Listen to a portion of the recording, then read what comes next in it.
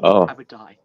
I would freaking die walking in But an be Italian woman. careful too, because the comments, like on like my Etsy, if you go in and look at one of my items, you're going to see comments down below that it's not that item, it's other items that have sold. Well, that makes no freaking sense, does Yeah, it? so the comments have nothing to do with the item that Well, you're I'm looking figuring if anybody said in a comment that they didn't get it in time for the party, at. Hi, Doug. that's not a great idea.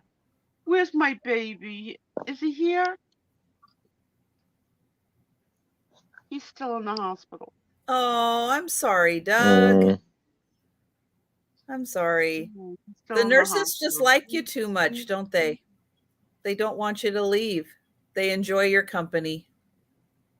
Oh, Kathy, we're not doing. We got a broken up family. There's going to be no place cards. It's going to be jump in the chair you want and grab the person you like to sit next to you. We can't even. We can't even do. We can't do. We can't do place cards. But thank you. Yes, I know Angie's really Hi, talented. Yeah, Peach Man. yeah. I hey, mean, Toots I already Man. have to say. So my two friends that were the two friends that were at the wedding, and they don't talk to each other because the one got COVID and the other said she did it on purpose. Remember? Oh, Oh, That she knew wow. she had COVID and came to the wedding knowingly and shared a room with her and put her at risk so that she couldn't attend a very important function that week because she had to isolate. So my two friends no longer speak since Nicole's September wedding next year, and they're both invited, and they don't want to speak to each other. So I can't have either friend sit next to me because that would show favor to a friend. So that's out. So I have to think theoretically, who is the right party to sit at the right hand of Sue Spezio? Aaron, I know you want to come to the party. You could. It's a 5 hour drive. You're welcome. If you like a cake Okay, pop, great. happy. Are you cranky? Doug, I wanted. I mean, Doug, when you come home, I want to know all about it. Like, was there a Nurse Ratchet? I mean, like, did you have to have, you know, I know you had to. I know you got to be on an IV for that length of time. There's no way. But did anybody come visit you that brought you like pudding? Pudding's so comforting when you're in the hospital. I don't know why. Pudding. I would bring you pudding every day and not diet. Screw that.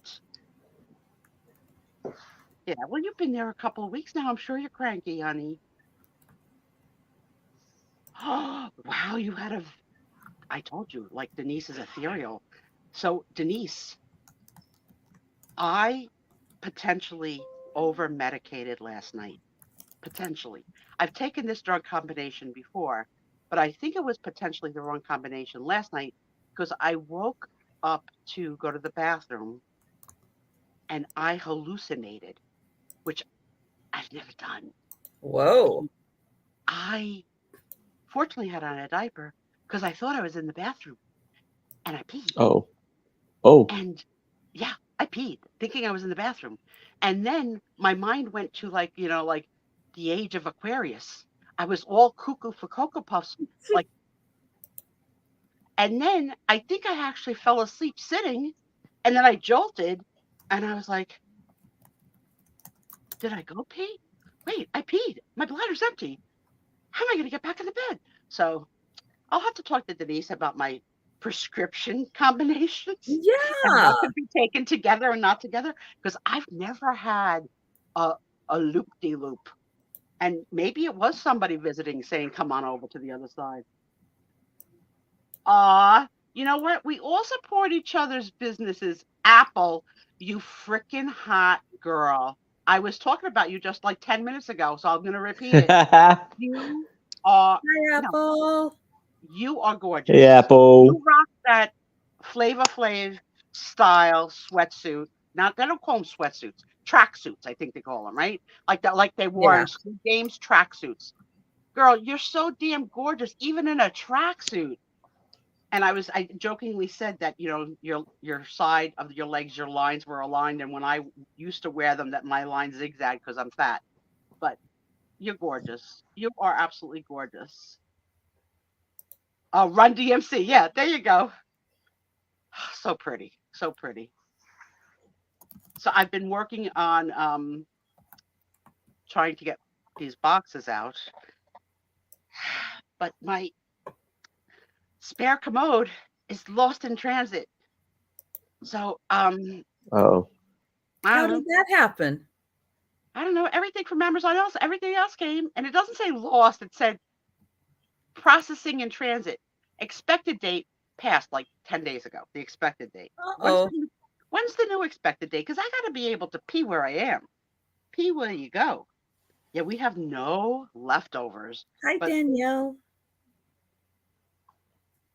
wow, I have a really bad delay. Bussa movers, Danielle? No, no. Danielle. I think she's you in my can't- chat. Yeah, you can't see Danielle. Why you gotta do that to me? Why you gotta confuse your Come on friends? over to Hello, Danielle. I'm Twister's. the Speezy Ocean. Because you're not watching in StreamYard. That way you can see both chats. You know, I'm tired of you lecturing and strict. It's like I feel like you put me in timeout every time. Yeah, the two peas in a pod. Yes. Hi, Simone. Hi, Delbert. Hi, Simi. I am obsessed with Apple, you know? Oh. I think she's one of the most beautiful women that we have. I mean, we're all beautiful in our own way, but Apple to me is striking. And Mike, don't tell me you're not upset because I've seen the gifts you've sent Apple. Okay, I've seen it. Yeah. You're guilty too. Okay, Apple is the heartbeat. I did go to Columbus. Hey, Delbert. I'm going to talk about Columbus. I'm going to show my haul on my portion of the show later on. Yeah. I've activated the snark. That's right. Yeah. And you know, sometimes she starts the night subtle like that. Like, you know, if you were watching on two channels, you actually wouldn't miss any of the comments, but no. I'm lucky I could freaking do this. Meanwhile, I wrote down the letters to get in wrong. So I kept on getting StreamYard error 404, whatever. So apparently StreamYard error 404 is you idiot. You didn't type in a StreamYard. You typed in something that's missing a number or a letter. Try again. Oh, so from Instagram, you can't just click on it and have it take you right to this?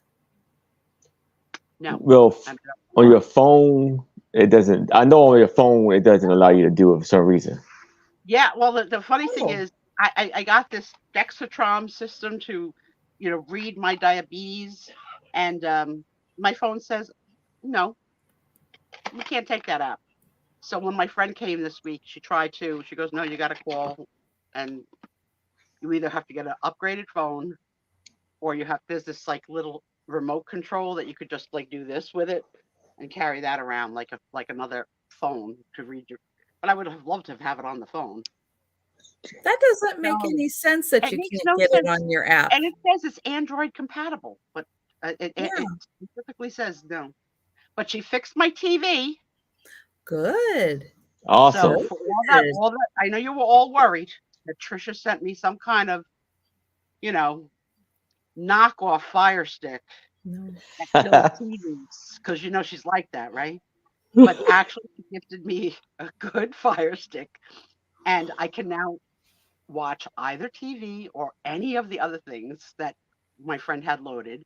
So when she came back this week, I gave her like, you know, what can you do to help me stuff, and that was the number one thing. You know how she fixed it?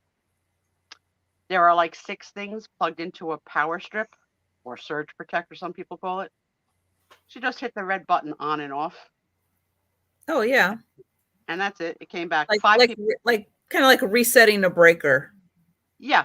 Unfortunately, no one else had tried that. Everybody else had unplugged the TV or Fire Stick and replugged, but nobody had ever not just from rebooted the power strip. So or even if you probably had unplugged the power strip and plugged it back in, but yeah, no. So months of no TV. Now look at me, I got everything back again. So she fixed that right away. Awesome. Yeah. Yeah. Yeah. You don't know. You don't know what. And now you know if it ever happens again. Easy fix. You got that right, sister. You got that right. What kind of stuff you guys selling tonight? You selling holiday or a little bit of everything? A little bit of everything. A little bit of everything. And you, Trish? Closet clean out. So I'm still in closet clean out mode. We're going through the Harry Potter closet. Everything's getting a one more chance. Oh, okay. And then you won't see it again at a live sale. All right. I love when you threaten us because take heed. Take heed. Well, it won't be I'll just be putting it on Etsy or eBay. It'll still be around. It'll still be available. You don't want to bore us with the same 15 things every week that we don't buy. I get it. If we don't buy it 3 times you're out. That's it. Kind of. Yeah. You know, I like that business model. I don't hate it. Speaking of business models, for those of you that might have open invoices with any resellers, please make sure to go in and catch up. I personally had a purchase today and I don't buy anymore, but Gina showed a Christmas troll, redhead. What? I couldn't read. I was like, Tom, I love her. I want her. I don't need her. Thank you, and of course, Bobby. Tom's like the most worst, like if you were on a diet or trying not to drink, like they'd be like, oh, go ahead, go. So my PayPal is the same. I only have one email. It's the same. That's all it is. That's all it is. I'll read it for you. It's Sandy N. Otto at Comcast, and here's the trick: it's at .net. True. And as Needs and Tricia like to say, they're the YouTube.net girls. They are cool. And those of us that are .com people, because they're the right. Aaron, how many times have you heard that? Right? We're the .net. I heard a couple. Got it. Anybody can be a .com. It takes special effort to be a .net. I pay attention. Or have we a .org? But your anniversary show. I'm going to ask this question. On a typical evening, how many T-shirts does Trisha wear to a show? So you can look now, because it's going to be a question on the February 2-year anniversary Lollapalooza, which we have no other ideas what we're doing except at least 100 questions. But that's right, Denise. At least Denise can't answer it because she for all the time. It's true. She sees me all the time. If I ever saw Trisha in only one T-shirt, I'd be like, "What's wrong, honey? What's the matter? Is menopause really?" I do in the summertime. Like if you go back to like July and August, I think I might only be wearing one. Well, I think you should start adding, like, for every, sold, put on a shirt, sold, put on a shirt. See how if it really gets cold, then I'll get out the long sleeve T-shirts to wear underneath. If it's really, really, really cold. Trisha has, I've been with her from just about the beginning, and this is her bread and butter. She really needs to sell and make an honest living. And she had the flu or flu-like symptoms one year.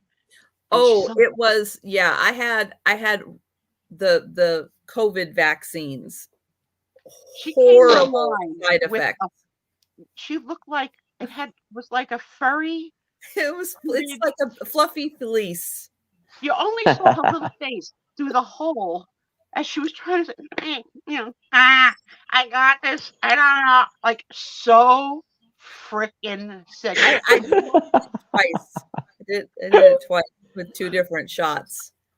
It was bad. It was really, really bad side effects. That she's got the show must go on mentality because she has to. And anybody who could get out of bed as sick as she was and pull off a sale. She sounded terrible. She looked hysterical. And she was like, do you think like anybody bought sympathy from me and bought my items I was selling? Because the answer is no. That was not a good sale. No. I did sell one thing for you for sympathy. Remember when you tried the attempt to craft and no one was buying your little Valentine's craft? And I said to the girl, I know. Not one of you has the empathy to buy it, because I didn't want to see that 3 times. Once. Oh, I brought that several times. was my first time. Several times. And nobody, people do not have a problem not buying from me. Echo. We got an echo. Janice Now, today. we did not get a notice when we went into StreamYard about an echo. And I even got an email from StreamYard. Oh, we've got it. We got it all taken care of, all fixed. And I went, yeah, right. Like, I believe you. It's a struggle to go through with the technical difficulties. We're trying. We're doing our darndest. And yeah, Maria, I know a lot of people that when the shots first came out, the first shot people were like, oh, and the second shot, because it was a higher dosage, and I had the Pfizer one, and it was horrible For those of you side that effect. didn't see it, I'm going to try and give you a visual image. Do you remember when Elliot wrapped ET in a blanket and he put ET in the front basket of the bicycle, and you just saw ET's face sticking out of the blanket? That's sort of what Trisha looked like. The show. Yeah, that does have a hoodie, but I didn't have the hoodie on, but it has just a really high neck. So you got a little peanut head, honey. It doesn't take much. It didn't take much, but it was, I mean, like, you got to be proud of somebody who will push through. And I hope that we all have healthy winter seasons, and no one catches anything. Yes, I hope so. So. Delbert, she was cute. She was cute. And if you didn't buy in that sale, then you're part of the problem, Delbert. You are part of the problem and not part of the solution. But I'm excited for the next few weeks. I love Christmas time. We're not decorated, but I am enjoying watching everyone's videos of what they've done in their own homes or outside, or their tours in their cars. There's been lots of Christmas movie watching on my end, old and new, and I love this time of year. And yesterday we sang. Well, I sang, because our radio station is all Christmas all the time now. Oh yeah. And dinner has arrived. Yay! Hi, Anitra. Hey, Anitra. All right. Well, Sue is getting dinner. We are going to go ahead and start the sale. So you guys know how it works. I recognize the names in here. We're still going to be doing everything OfferUp style, one item per round, because we don't count. What's the point of counting? Yeah. But we'll be putting the starts in the chat. You can watch on the screen to follow along on prices. If people put in offers, I'm going to highlight them. And yeah, that is pretty much it. Every time I hear Mariah, I scream inside. I still love that song. I don't care. Good scream, or is it a painful scream? Because it's kind of hard not to have anything on and not hear that song. I mean, YouTube commercials, TV commercials, everybody's playing that song. All right. If you haven't seen this commercial, if you have not seen this commercial this season, it's a must see. So Google, YouTube, whatever. It's this season's John Travolta Santa Claus commercial.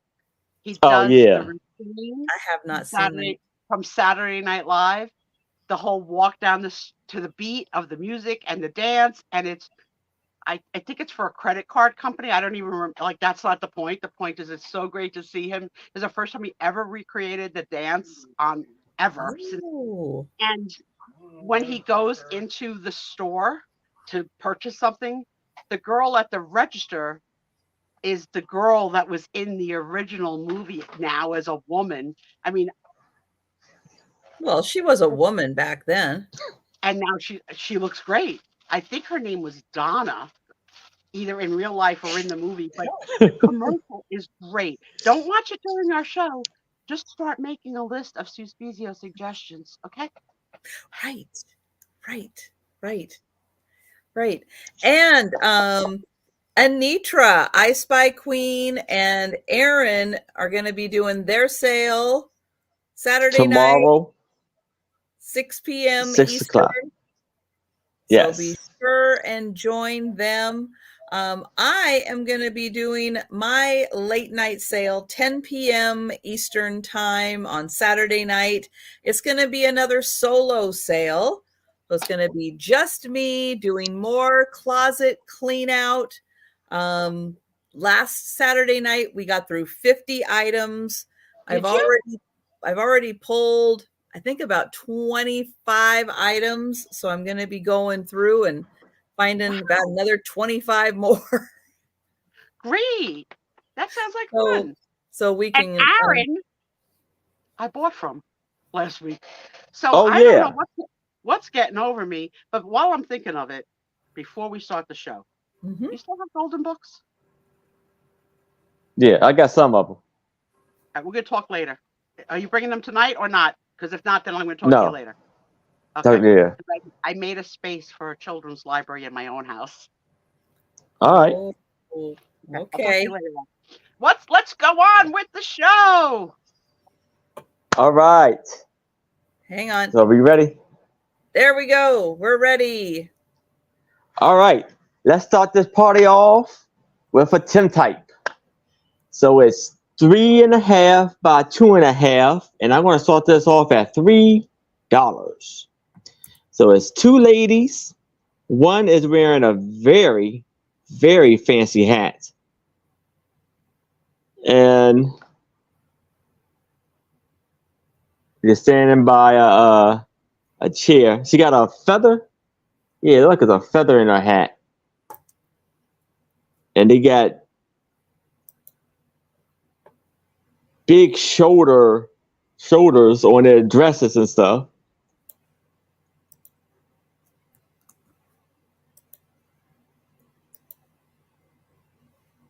And then, yeah, it looked like they got their with the girdle and all that, or just the around their waist. It looks really tight. And you see the lady with the nice, beautiful black dress, and the lady with the gray dress. Could be something else too, because it's black and white. But they're very beautiful. That they cinch their waists so tight. That's how it made the boom boom bustle in the back, because that was all their waist. Or the boom boom bustle was being something else. You know how they had that extended back like that. That fat had to go somewhere. No, there's a woman, and I watch her shorts, who dresses like this time period. And she showed her with the undergarments on, and to create that look. And then she showed it without the undergarments on. And so, no, they had a chest thing that they would wear, and like a waist cincher. It's like a sausage. It looked like a sausage thing that they would put around their waist so that the back would be fuller. So when it comes down, it hits the little sausage thing and it poofs out over their hips so that their hips are fuller. So their waist isn't, I mean, it was tight. It was tight, but it looked even smaller because they're wearing things if they needed to, if they didn't have the extra padding themselves. Yeah, I think that's a beautiful time period for clothing and stunning, but I am so glad I didn't live in that, because oh my goodness, nope. I see Mike in it. Thank you, Mike, for your like y'all keep saying, like trying to take that off had to be the biggest chore ever. Well, I think that the women of money had what they called dressers, or ladies in waiting that helped. They had people to dress and undress them. Absolutely. Yeah, they had people. The closest person that lives to me is Apple, so Apple's gonna maybe be my dresser. Apple, would you come put my socks on? A bum roll. That's what I'm saying. You have a bum roll. Oh, okay. So it was an actual thing, like a fake pregnancy belly, but a fake butt for the bum. Okay, got it. I thought that weight had to go somewhere. Hey, Jolita. Hey, Jolita. Jolita. Tom, you got the TV on, so you know. So we can start the countdown for Mike. We are going once.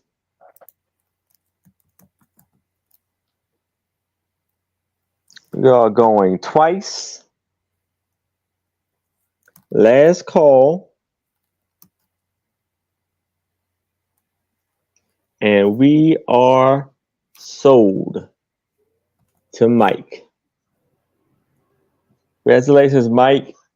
Nice Beautiful addition buy to your there. collection, Mike. I noticed that you do buy tintypes a lot. Nice get. Yes. Congrats. Okay. What you got, boss?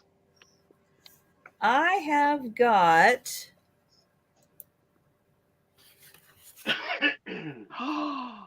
Ooh. Watercolor? You know, I can't tell if this is an original or if it is a print. I tend to Could be think a litho. Yeah, it could be. I think it is like a litho. I do think so. Because it's What just country does it evoke when you look at it? I see Paris. What do you see? well, I can tell you where it is.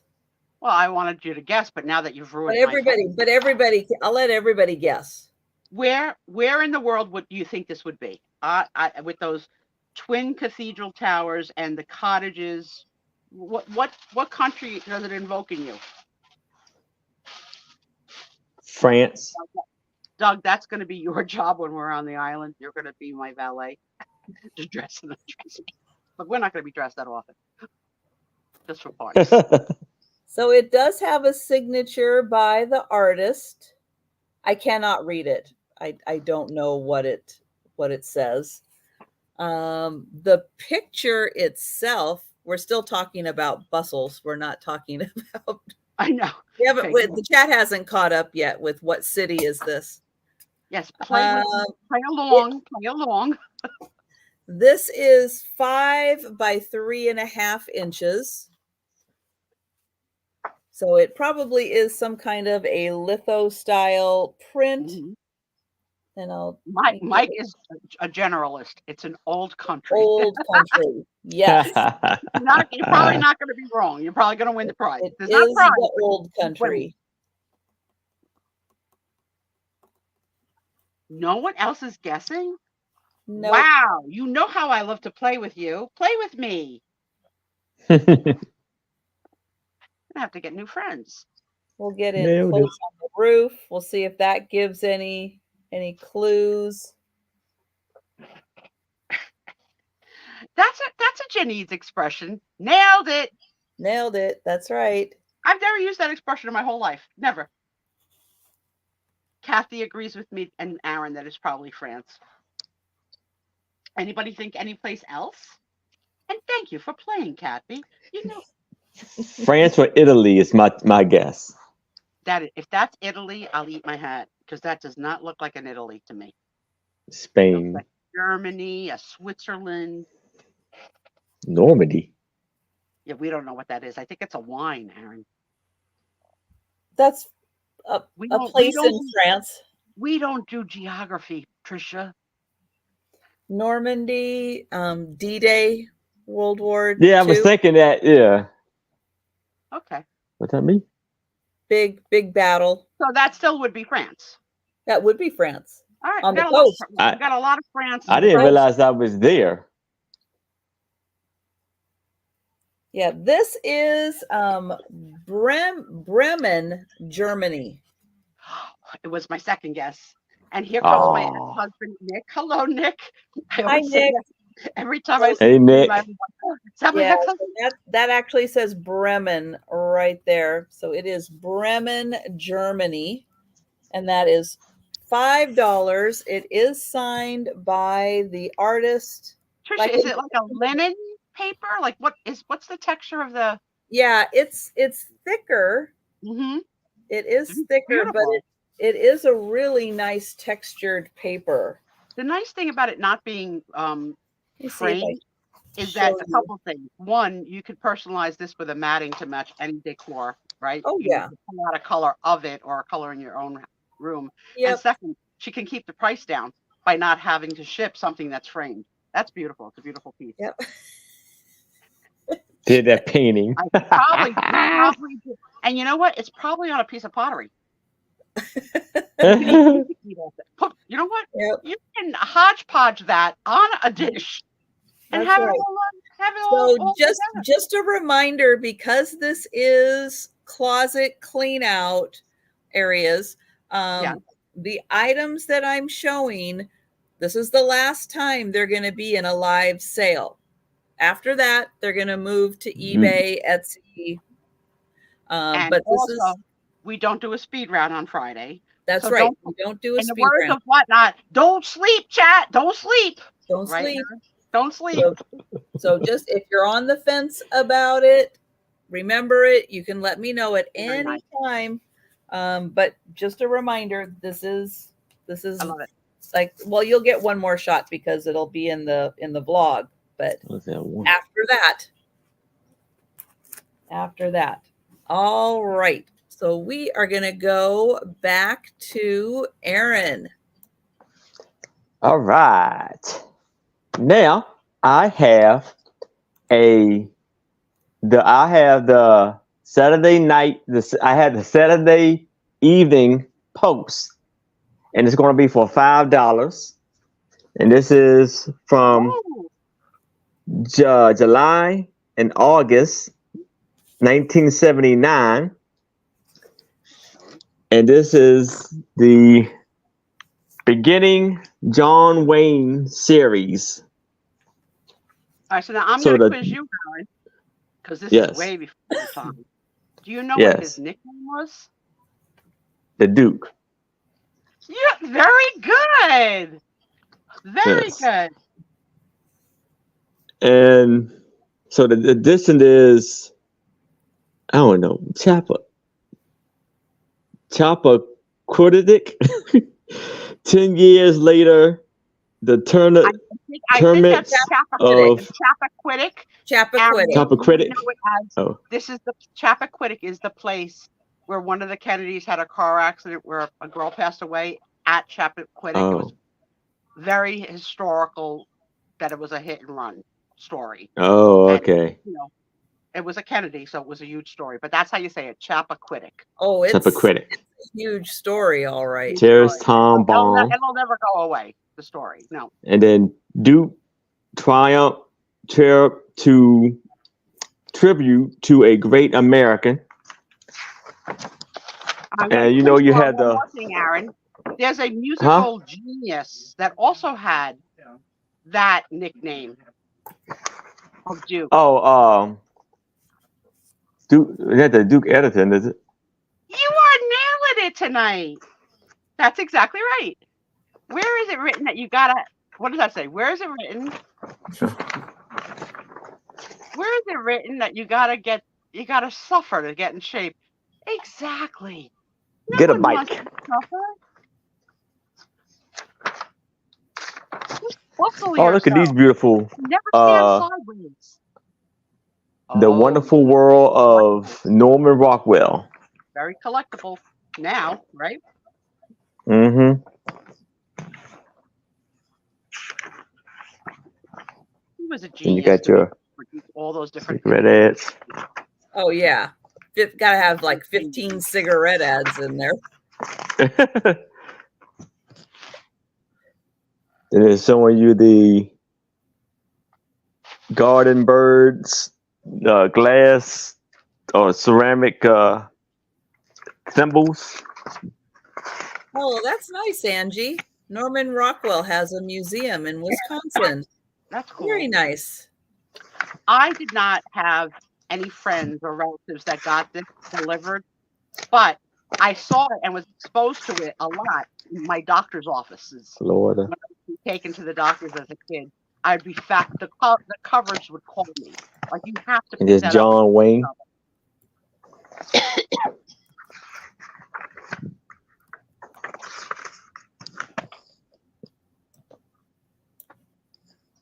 Do you feel lucky? Or no, that's Clint Eastwood. Are you asking me for later? I don't feel lucky, Tom. Well, it was him. Wait, do you feel? Ask yourself a question. Do you feel lucky, or do you, punk? No, that was Clint Eastwood, right? Probably something provocative, yeah. Postscripts. How were any of you exposed to Norman Rockwell Saturday Evening Post magazine? How did they enter into your lives? What a wonderful ads.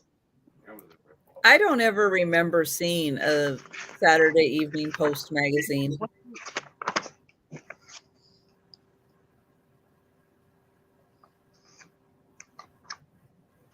Get a Terry RV.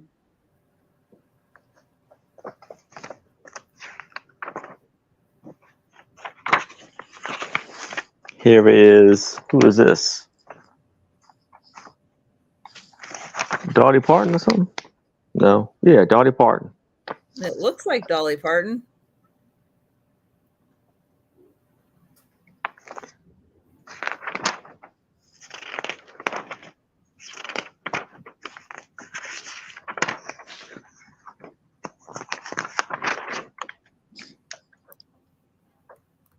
Signs of the time.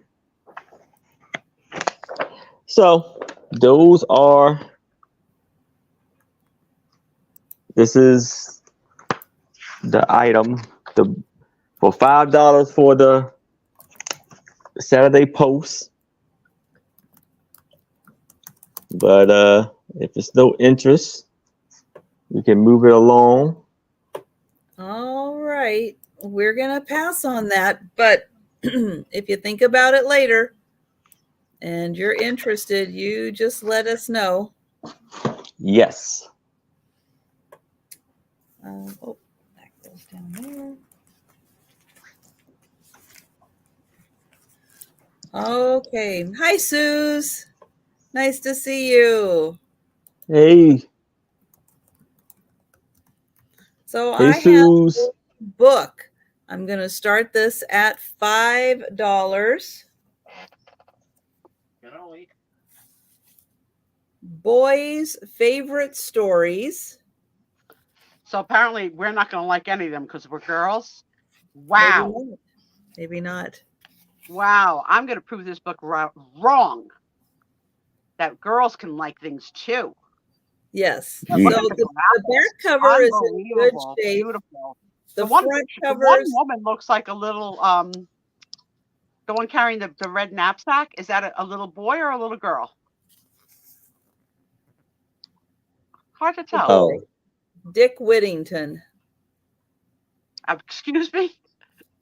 That's his name. The kid with the red sack? Dick Whittington and his cat. Okay. That was snarky. So it has Sinbad, Sinbad the Sailor, Dick Whittington and his cat, Aladdin or the Wonderful Lamp, and the Tin Soldier, the little tin Am soldier. I the only one that never heard the boy Dick Whittington before? I never heard him. This is my first introduction to Dick. I never. So we do have some mostly pencil, a little bit of crayon on the inside, made in USA. Make eye contact with me, Aaron. Make eye contact. He had to go off camera to laugh. Little more crayon right here. It is a beloved story. And then I think the rest of this is, I think it's crayon free. The rest of this, but you get all 4 stories. There's illustrations. I don't see a copyright date on here. Let me see if there's one in the back. No, little more pencil on the back. It's definitely got some age to it. Oh, look at that. The elephant's carrying Sinbad.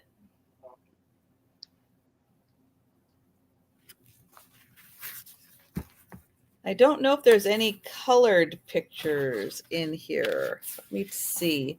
Pretty much every page has some kind of an illustration.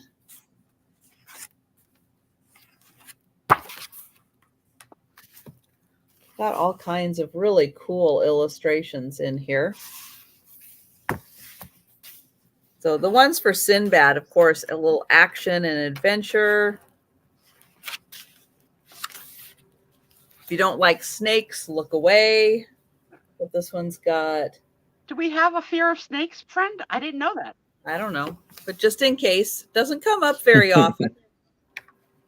I saw someone on a video find the shedding of a snake, like when they shed their entire length of skin. Yeah. I had never seen that, and I was a biology major. I would freak. You've never seen that? No, I don't live by snakes. What to say? Oh. Suzu's, I got to see them too. I love the twin show. I hate that I'm always working through it. Mike is in. Thank you, Mike. Yeah, Well, I love that interaction. Thank you, Mike. So here is Dick Whittington and his cat.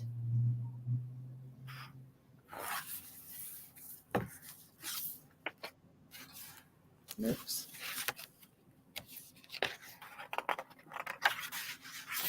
Let me get the page turned. Oh, there's the cat. There he is. There's the cat.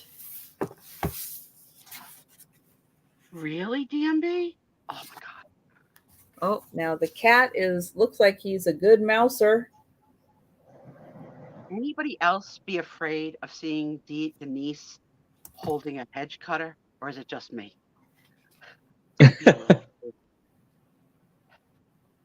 Be afraid. Denise is coming. Okay, that I would not enjoy, Denise. No, that's just wrong. Oh, well, apparently we're finding gold. You know what? We're breaking up. We're gonna break up. That's it. Don't send it to me. I'm afraid. Well, she loves you, Janice, because you say her name so excited. Like, you don't say, "Hey, Suspizio." You say, "Suze!" Like it's the best Susan in the world. We're all Susan. I don't. She doesn't get that excited for me. Hi, Suze. Or I don't. She doesn't say Suze. I don't know how she says it, but it's basically very exciting. We just say Suze because we can't say the other way. Yeah. Yeah, we don't even try. We just so do Suze. So excited to see her enter her room. But yeah, I unfortunately don't see a copyright on here, but it's got great stories and the graphics in here are fantastic. You are going to enjoy all of the really cool graphics in here. So we are going to count that down for Mike. So going once. Let me get that in there. Going once. Going twice. And sold to Mike. Thank you. Congratulations, Mike. Like on the future Suspizio show, if it exists. And we're gonna maybe all right. Maybe we're gonna call it None Your Business, because you keep telling me that I ask questions that are none of my business. So it's gonna be the Suspizio None Your Business show. I want to know why Suzu's name is Love in Circles. Here's what I imagine. She has remarried the same man twice. Therefore, love in circles. Love And then on the spectrum of the circle, love again. And I don't know what it means, but that's what I think it means. Pass to Aaron. All right. All right.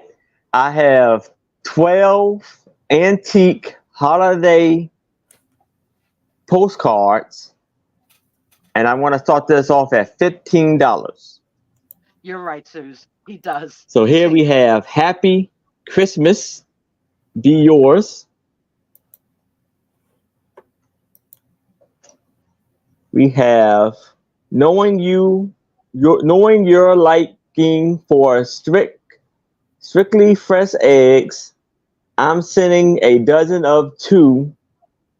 And then what a prize you will have when they're gone.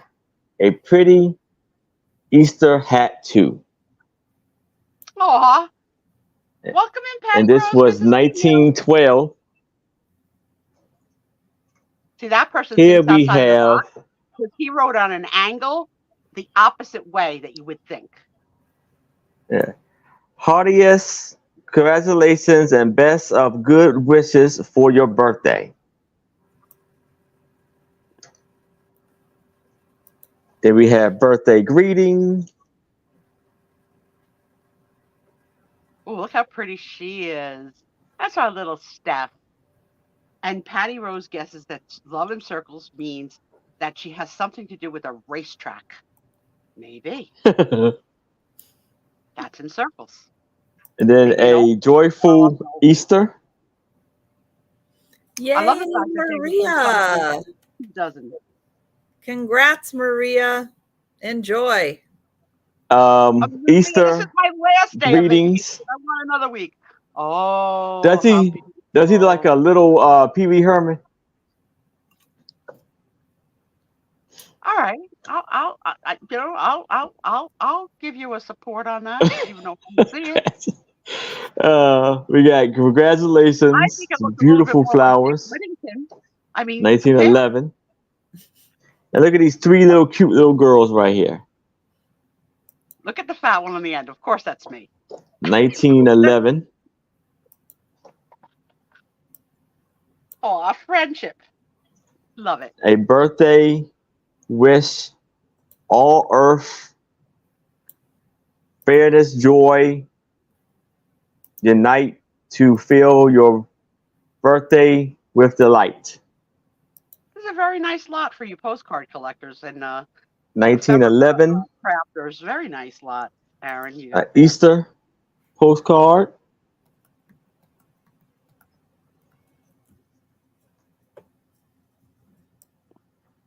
This one is 1911. Then we have a joyful Easter. And that's all 12 postcards for 15.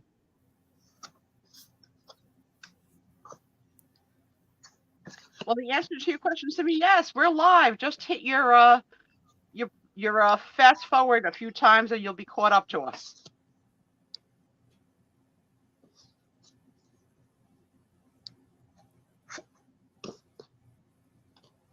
Oh, that's nice, Suze. We have the answer to the mystery, to the Nice. None Your Business Sue Spezio question. And Suze, you didn't have to answer, and I'm glad you did, so I'm going to read it out loud. The reason is her soulmate signed his letters with a heart inside a circle. He also carved me a large one that hangs by my bed. See, I know, you know that people don't pick their name just randomly out of a hat. That there's a deep meaning. Thank you for sharing it. And that's what my show is going to be like. Aaron kind of does, because it is his hat. Yeah. With his brooch hat, that kind of is his name. He did pull it out of a hat. Part 2. Thank you, Suze, for sharing that. That's lovely. Yes, Simi, I don't understand your question. We're live. We're live right now. This is live. Yeah, so if you hit pause when the nurses came in, we're still live. Just hit fast forward to catch up. You can look at your bar on the bottom of the screen. You'll see where you are. Move it all the way to the right, and you'll be current with us. Yeah, so I embrace the word fat. I didn't used to. I used to just call myself chubby, but I have decided that fat is okay to say. It's okay to say. So I'm fat. All right. So we're passing on the postcards, but if you would like All the right. postcards, Denise, if you would like the postcards, you just let us know. All right. That's a ball buster, Denise. Part 3 will be tomorrow at 6 p.m. That's true. Okay, so this is part of I'll say it's part of a page, because these pictures, they were actually pages in like an old magazine, but they were more like books. But these were fashion pages out of them. Now, on the bottom of this, there would have been a date, but the date has been cut off, and all we have is this part. So I don't This know. looks like, you know, the game Telephone. It looks like they're lined up to tell a secret. This, you know, the one in the back is going to say, you know, Unit is pregnant, and then the next one's going to say, did you hear Unit was pregnant? And then the next one's going to say, Unit had a baby, and then the next one's going to say, Unit left town with a baby. You know how Telephone does, so it gets like so screwed up at the end.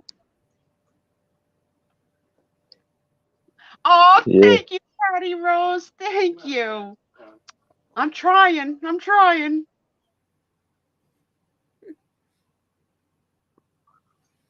So I'll get in closer so you can see the detail. It's beautiful. It's actually but really, I love the touches of color too.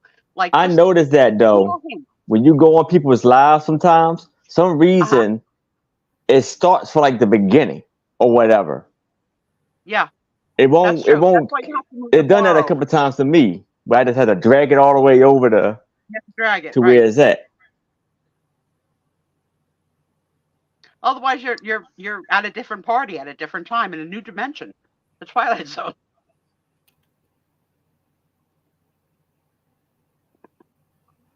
And they gave the honor of the full color to the first lady.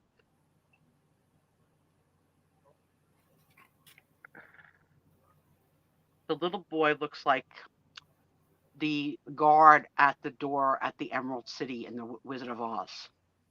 Anyway. Yes, exactly. An hour and 9 minutes ago. That's correct. Yep. So, oh gosh, I can't even remember the names of there's two main fashion magazines that came out. I think they came out twice a year to let all the women know what the fashions were for that year. They were thick books, pretty thick books. And then that gave them ideas, but yeah, from the shape of the skirts on this one and the poofiness, I'm thinking, yeah, I think one of them is Gaday's, and I don't know if this is from Gaday, but they were French magazines, and it looks like this is from like what, the 1870s. I know if Sarah Lee is here, she's really good at identifying fashions, but because the skirt bottoms are still pretty full, I'm thinking 1870s, and this is an actual page. So this page is from that time period. It's very cool. Yep. So that is $5 for that one. So we have two of our friends in the hospital tonight. Simi's in the hospital and Doug's in the hospital. And Doug says to us, hey, before we have any references to Seattle or Everett, here is tonight's fun fact. Did you know the famous song 30,000 Pounds of Bananas by Harry Chapin is about Scranton? I never heard of the song 30,000 Pounds of Bananas. How does it go? I've never heard of that song either. Me either. I guess it wasn't so famous, Doug. Well, okay, for your It was homework, very everyone, famous in Pennsylvania. homework number 2 after the John Travolta is to YouTube 30,000 pounds of bananas by Harry Chapin, so that next week we can tell Doug that we're on the same page and we understand. Otherwise, Doug is living on the island by himself, and what are we going to Well, talk about? He's gonna be playing songs you have no idea he's what the not. song is. No, he's not. I'm the president of the island. Okay, Okay. I am the president. I That will- is a lot of potassium, Apple. Yeah, that's a lot. So Sarah Lee's kind of on the same lines as me, that this is somewhere in the 1870s. Wow. So this Wow. page is 150 years old. So about 100 Wow. years old. Doug, is it this song? You put the lime in the coconut, you shake it all up. Is it that song? I don't think that's Harry Chapin. No. I don't know who Harry Chapin is. You know who Harry Chapin is? Yes. What would I know? More of a singer songwriter vibe than a party song. All right, that's your homework question. I have to write it down. Let me just. I'm giving out homework. I got to write it down. 30,000 pounds of banana. Yeah. Harry Chapin. By Harry Chapin. All right, Doug. I'm going to watch it after the show. You have my word.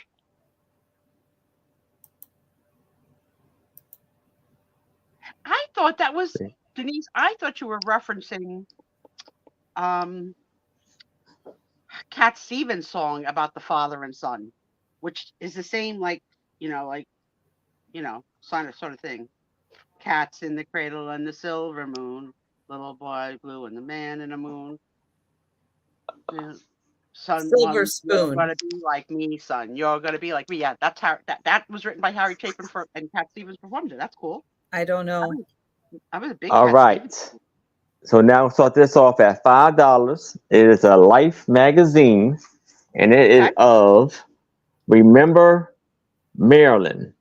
So it's Marilyn Monroe, and it says a photographic exhibit recalls the allure of a tragic star, and inside the tough prison, Walla Walla's radical reforms. That's us. That's us. Walla Walla, Washington. Yeah, they got a big prison down there. All right, so here's the question, Aaron. Because September 8th. That's why Denise wants it. She wants the story on Walla Walla, Washington. 1972. Aaron, let me ask you this question as a man, and I mean this with deep disrespect. Yes. When you picked up and looked at the magazine, did you look close enough to see if there was any nipple? Did you look? That's so what? Yes. Sue. Two or Sue? Are you yelling at me? Sue. The beat of the life. Oh, so real wow. So what is it? What's the names? Freegan and Roy. They weren't the only ones that got attacked by a tiger. Siegfried and Roy, yes. Siegfried and Roy. Yeah, they were not the only ones who ever got attacked by a tiger. That's for sure. Yep, very bad. And then they got Jan Kennedy playing tennis.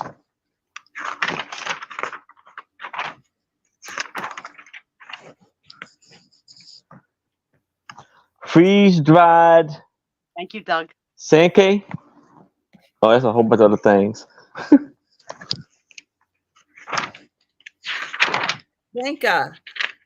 Sanka.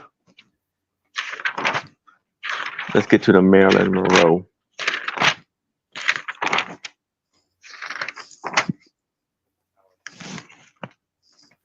This is the residence government Council will soon give an order to inmates. And something, there's a prison in eastern Iowa. A nurse and a guard were killed by an inmate with a hammer this year. Why did the inmate have a hammer? Don't know. Uppity shoe.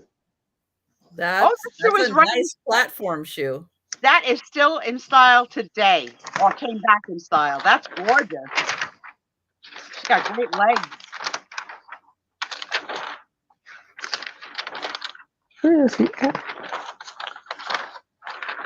Okay, you got it.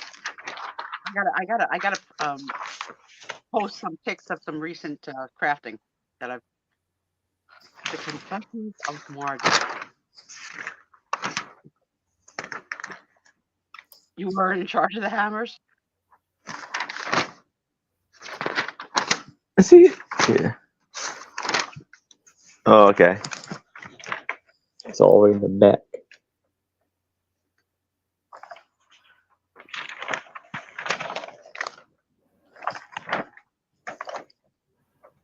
I can't say it this time, but I'm thinking it. What?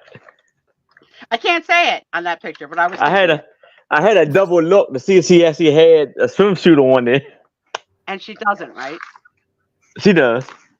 Oh, she It's does. like it's almost like it almost matches her flesh. Yeah, like flesh colored. Yeah. Oh, she's so provocative. So we can count this down to Denise. All right. So we are going once. We are going twice. Last call. And we are sold to Denise. Beautiful. Congratulations, Denise.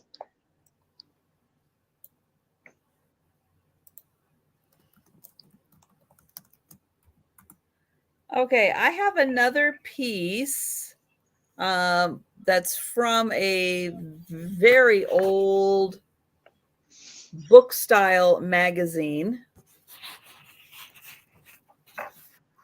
So if somebody just decided to tear that part of the page out, and it's called Returning from Market.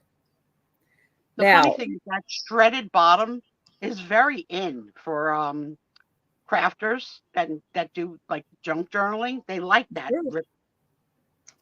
True. Now, if this is the way you had to get to the market, how often would you be going to the market? Very as little as possible. And how easy now is it just to get in your car and go to the market? We now have it delivered. In fact, every Saturday night, Tom puts it in order. Look at even the dogs looking at him like, what the? You got to walk through that to get to the market? Oh, no. The other thing is, when you are living in that time period, who's the first one to try to see the water's not too deep for a horse to go through? You know what I mean? Like, who's taking that time test? Like, you go. You see how deep it is.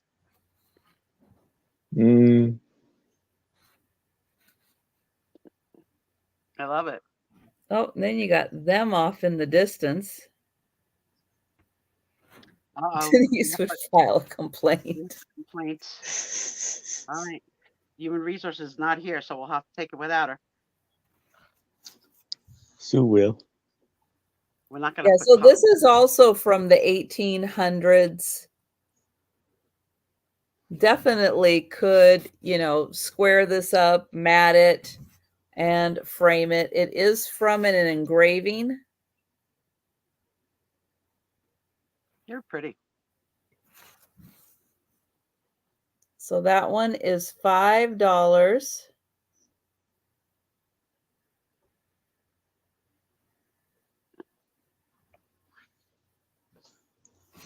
Got a bird cage on her head. She probably went to go pick up chickens. Maybe. Is there Right? anything Like in a there? cage. Yeah, because you're gonna want them fresh. You're gonna take the chicken back and do what you need to do to have chicken back at home. No, there. Wow. Wonder if there's eggs. There's like something in there, I or don't just know. light spots. No, Cool. can't quite tell. Very cool. All right, we are gonna pass on that.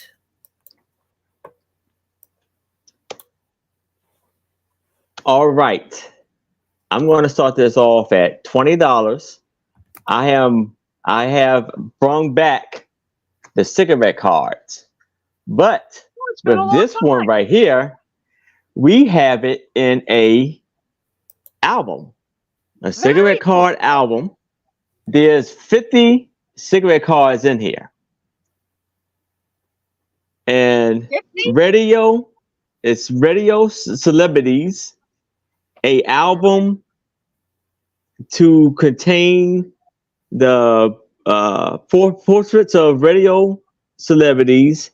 They're being issued with Willis cigarettes, and the price was a penny back Can you then. imagine? This was like 1930s to 1940s.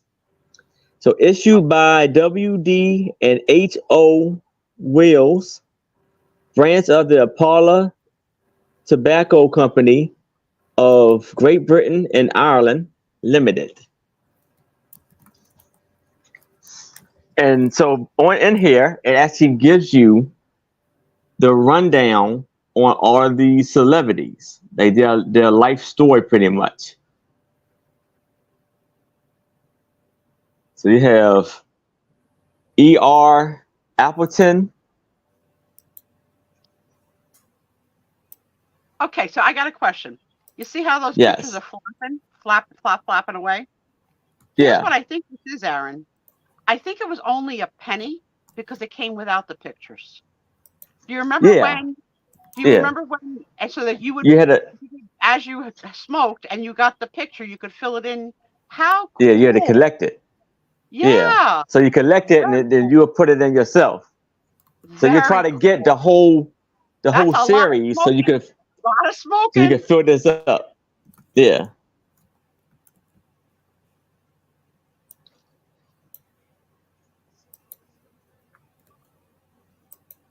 Aw.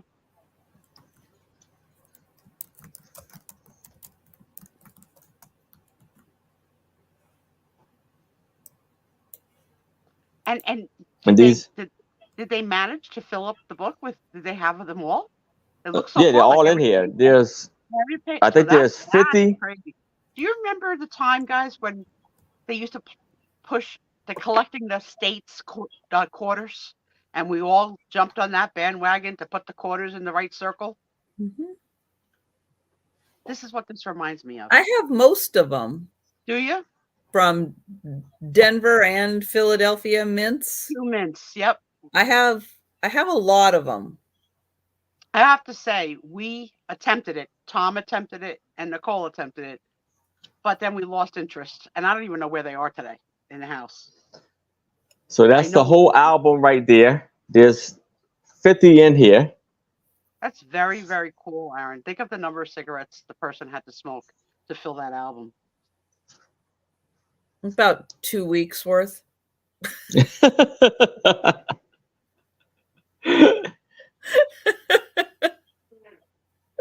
maybe a month. A lot of 50 packs of cigarettes, right? Because you only probably got one picture in a pack. Yeah. Aw.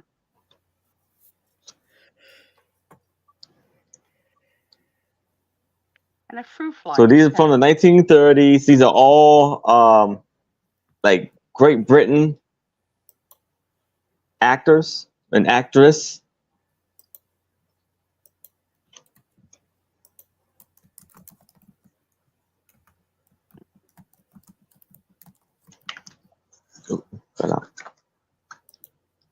So if it's no interest in this, I can move it to the side. All right, I have a question for the crowd while Trisha's gonna show the next item. It's inspired by the question that someone said. You wonder why we're a generation that collects because we're encouraged to. So my question to the crowd is, $20, Mike. what Did it pop up there? did you grow up like your parents or aunts and uncles? What were they collecting that you saw people collecting? 20. It's $20 if you're interested in it, Mike.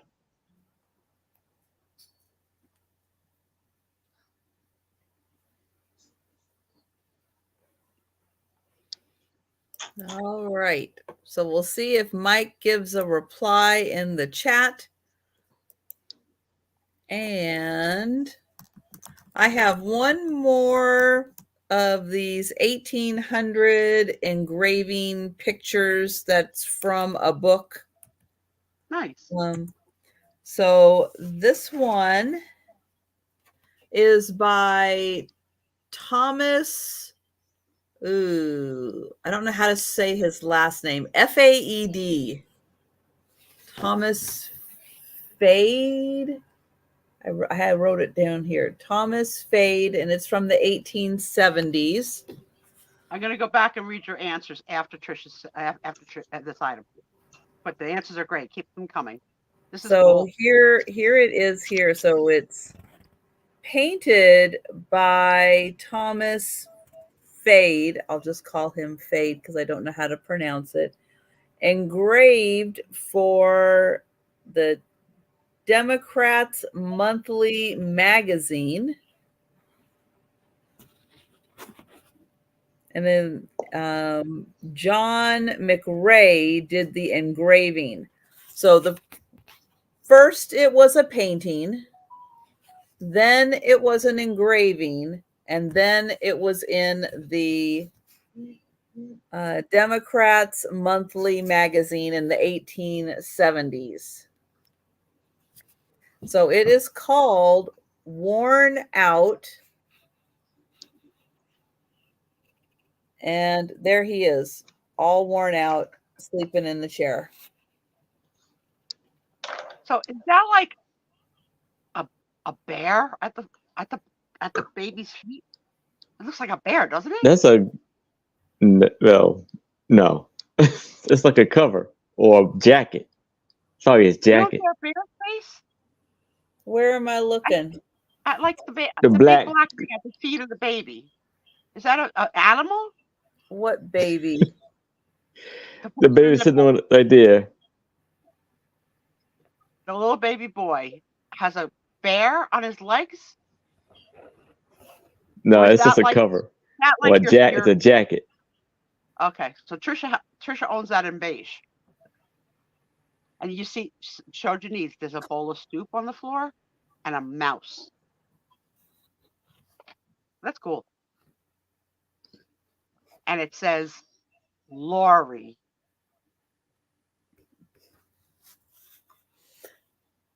Oh, I think on the bag. I think it's right there. Mm-hmm. I think that says Lori. Maybe. You know, you Right have to there. buy it. You have to buy it to know for sure. But I love these visions of a moment in time. The old man sleeps in a chair so that the child could have the one bed in the house, you know? Yep. And there's a vase with a flower. There's a violin. There's a little alcove where the bed is. They've got some clothes hanging Yeah, on the line. Cool. Yeah. on the line. To get to that line, you probably had to stand on the bed so high. There's a Look at that. teapot, Trisha. There's a teapot. There's a little chest. I don't know what that is. There's a bear. You know, I don't go do good on these quizzes of what you see first. I don't know if it's bad. I see a bear. Anyone see a bear beside me? And that looks like a little candle burning right there. There's really a lot of detail in this picture if you stop. Yes, to look. there is. There is a lot of detail. Nipples. Look what you started. I think it was a fair question because I think men Now, would pick it up and look. this one is a full page, and that one is just, oops, I didn't highlight it. Sorry. And these guys didn't tell me I didn't highlight it. Snarky. My fault. I'm sorry though. I'm busy. I'm working the room. That's my Yeah. job. I did that job a couple of weeks ago, watching the chat for the bidding. Okay. Gotcha. So there you go. $5 for that one. All right. All right, Aaron, before you sell yours, Yes. let's Yes. look and see what our friends said that their Okay. Hang on. families collected. Let's see. Hang on. Scroll down. Let's see. I know one said fishing laurels, floaters. Oh, here we go. Okay, I think this is the first answer. Denise says her dad collected anything that didn't move. So I would have been in his collection. And there's O2. Susan said green stamps. Oh yeah, I remember that. Yes, the green stamps. And I don't know if you saw this, Aaron, but there was an offer from Mike on your tobacco card. You want to talk to him privately later? You can do that. And Denise said, your mom liked teapots and girly stuff. Well, that's cool. Let's see. And Susan's grandmother collected old bottles. And Angie's grandma collected Cabbage Patch dolls.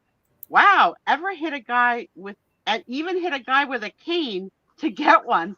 Those things never made her rich, but she was very possessive of them. Okay.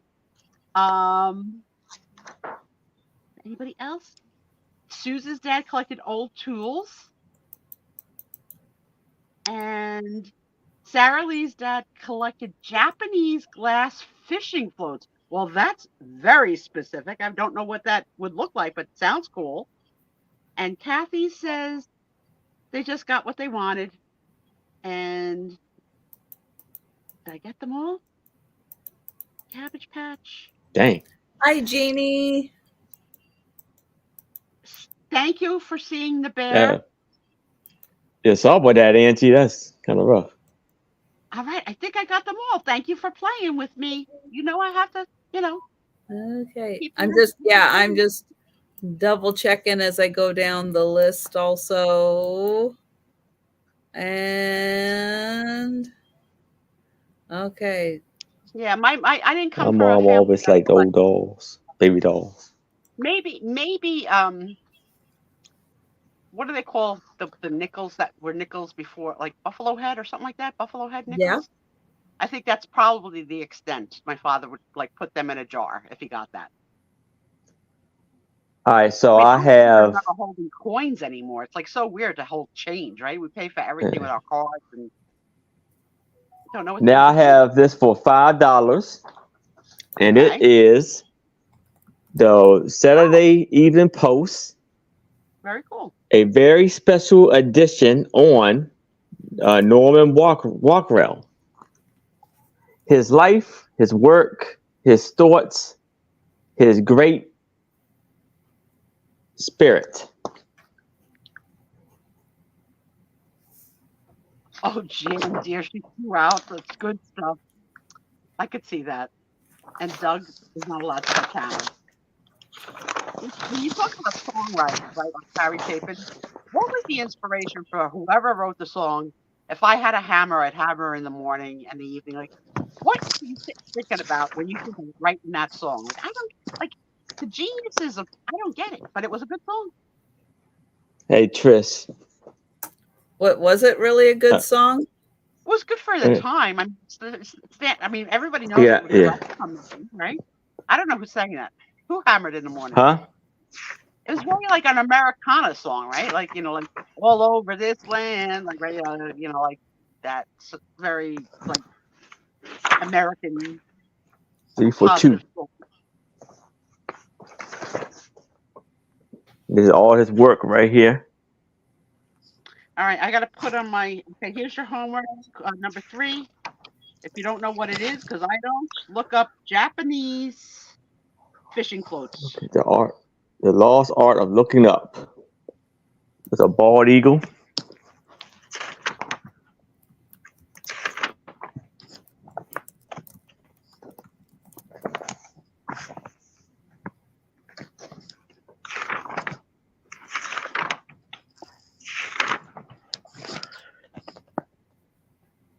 Beautiful flowers.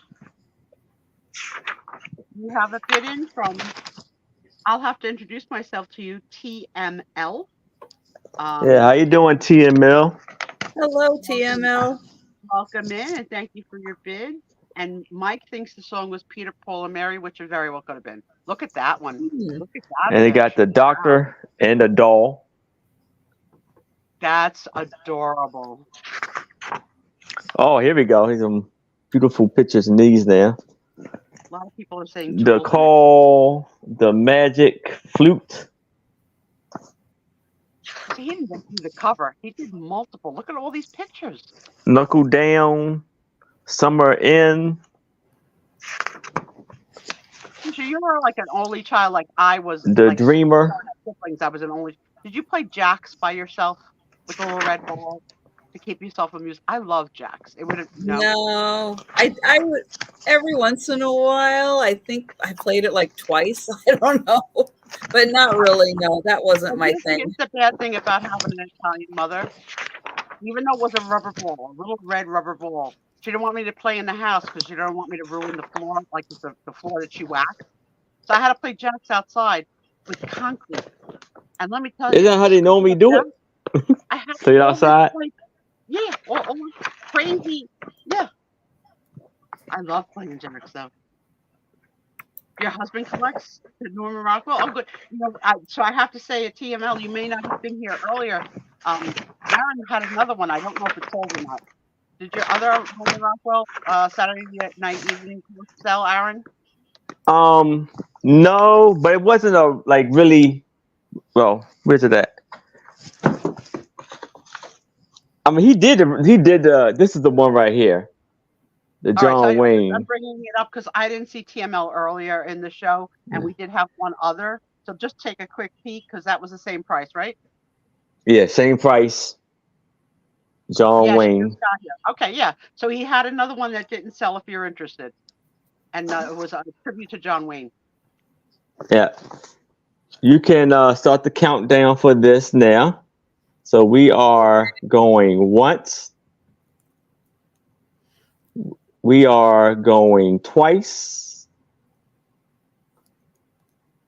Last call. And we are sold to TML. Congratulations, TML. And this here is still available. Let me know if you would like the John Wayne Saturday Live. Thank you. Not Saturday Night Live. That's a whole different genre. Oh, Saturday evening post. Yeah. I am paying attention. I am paying attention.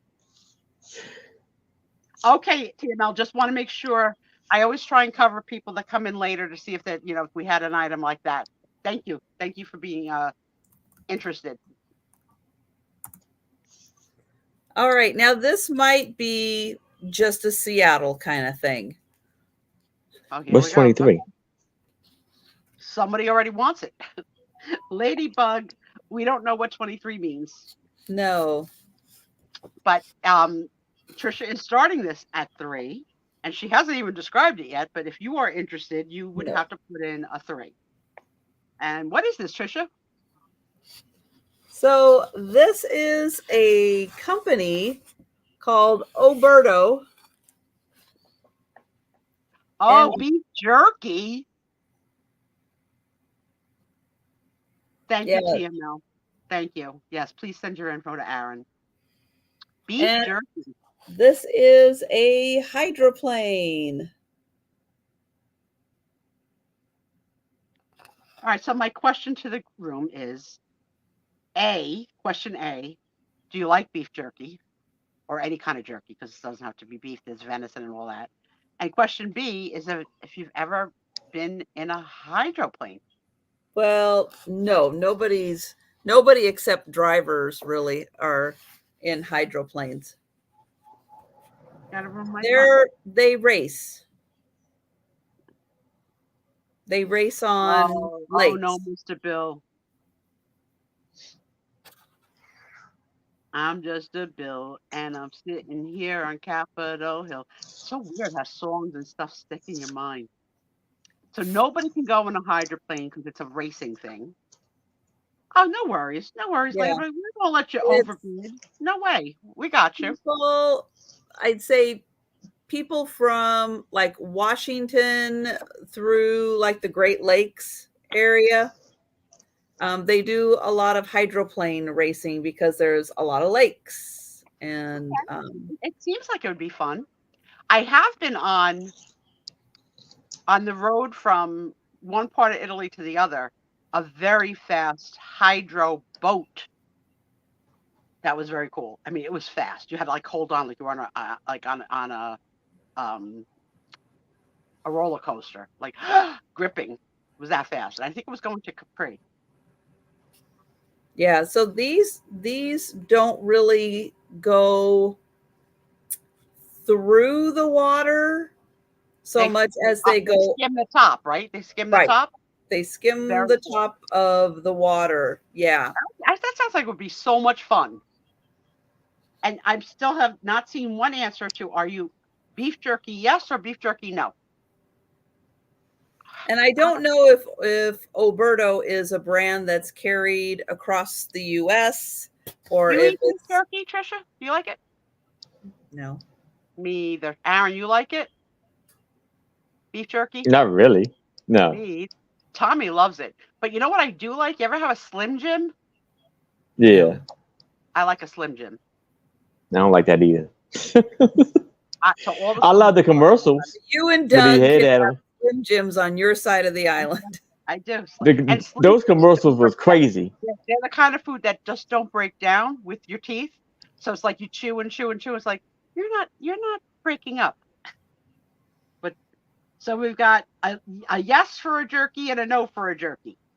No, my grandfather was a hunter, and so he would always come back with a deer, and he would make deer jerky. And I had no interest in jerky for my entire life. There's a county fair that we used to frequent once a year, and there was an entire jerky like stand. Sexy. All different meats, jerkified, if that's the right word, made into jerky, and just, you know, and I know Tom always stopped there and I just never ate it. Yeah, I know they make it out of everything. I did try it. I mean, absolutely, you can make it out, and there's flavored and like big flavors. Well, you know, my sister is one of those apocalypse where we're ready to go, and she wants us to stock up on, you know, things. I'm sure jerky is on her list. Probably. Yeah, I would think. You know, one of the I know it's a very convenient, high protein, doesn't need refrigeration kind of snack. So it doesn't expire. Yeah. Yeah. So it's, you know, it's real easy that way. But yeah, I never before they even knew what to call it, right? Because probably when they would slaughter animals then they would just dry it and dry them. Right. Yeah, and then it would probably stay all winter. So yeah. Yes. Yeah, it made sense. Mm-hmm. Yep. So this one, it has the truck that would carry the hydro, and Kathy knows because she's up in that area with a lake. So yeah, they do these kinds of races on lakes, but yeah, it's just a little promotional poster. All right, so that's $3. 1 hour and 45 minutes in, and we've got the first reference to Buc-ee's. Thank you, Cindy. So yes, I think I saw a video of Janine's in the jerky section, which was She was in the really- fudge section. yeah. I don't all the remember the sections in jerky buckets, but, section. like, the jerky section was like, are you kidding me? Like, I no. But then again, that makes sense. Road Yeah. trip, jerky. I get it. Absolutely. But Where's I'll Jolita? stick to the fudge bar. We'll have to ask Jolita when she comes in if jerky is always in the car. Buc-ee's Right? does- She- oh, she they've got some great She did jerky. the Okay. video. I couldn't believe it was like a wall of jerky. You got your Well, chicken. is it all? Well, I mean, I know they do beef, they do turkey, Well, also they flavor them like, the you know, flavors. right. But what kind of exotic jerkies do they have, Jen? Ooh, I hate to think of it. Alligator jerky. That would be exotic. I'm not Maybe. eating elk. Maybe. They probably have elk. I'm sure elk. I won't Maybe. even try. I'm a food snob. I won't try things. All right. So now I have a Life magazine, and it's going to start this off at $5. So we have the special double edition, the Bible. And this was 2-in-1, issue 50 cents. Moses by Rembrandt. Rembrandt. Hold the cover still so I can see it. Aaron, let me see it again. So Just the cover. Still. Oh, holding up the very cool. That's the 10 Commandments. Very cool. I couldn't make it out when you first did it. Very cool. Rembrandt. I never saw that image before.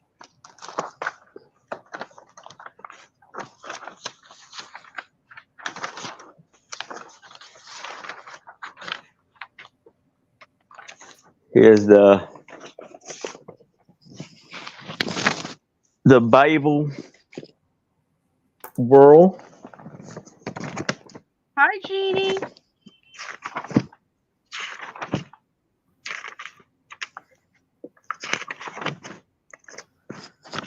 The creation. I look at all of the carvings on the wall.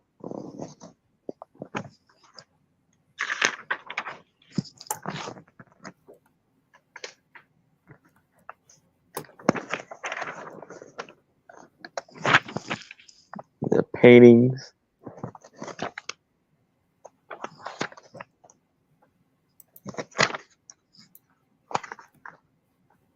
Yeah, I accidentally ate something that I didn't like, that I liked, and I was upset that I ate it and liked it. It was frog. Really? I went back for seconds. Yeah. So it was good though, right? It was good, but once I learned what it was, my mind couldn't wrap itself around it. It was upsetting to me that I ate it and liked it. Loving all the lovely, the light is in that beautiful picture with the lady. art. All these beautiful art pictures from Yeah. Living Stories. Very nice.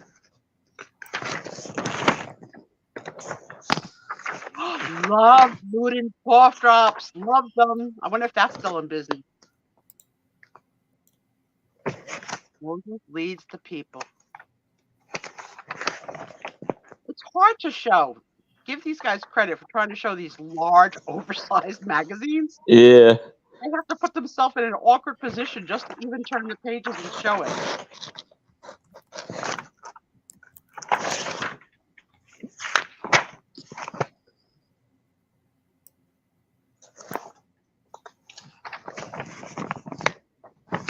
They do make it with cherry flavor. I like the other flavor. I think it's honey something.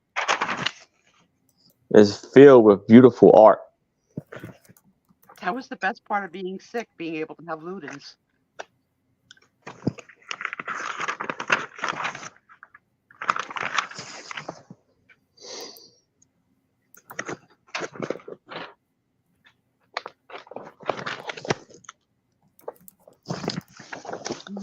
We are looking at, these are all art from like the Bible or this religious art and carvings and stuff.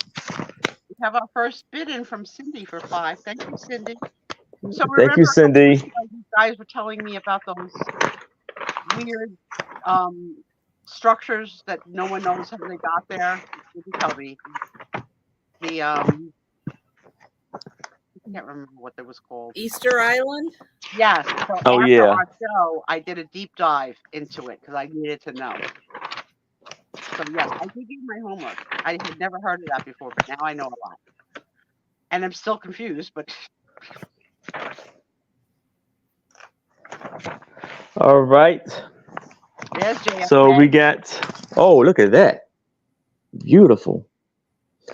So there we got Cindy is in at 5. I can start a countdown for Cindy. So we are going once.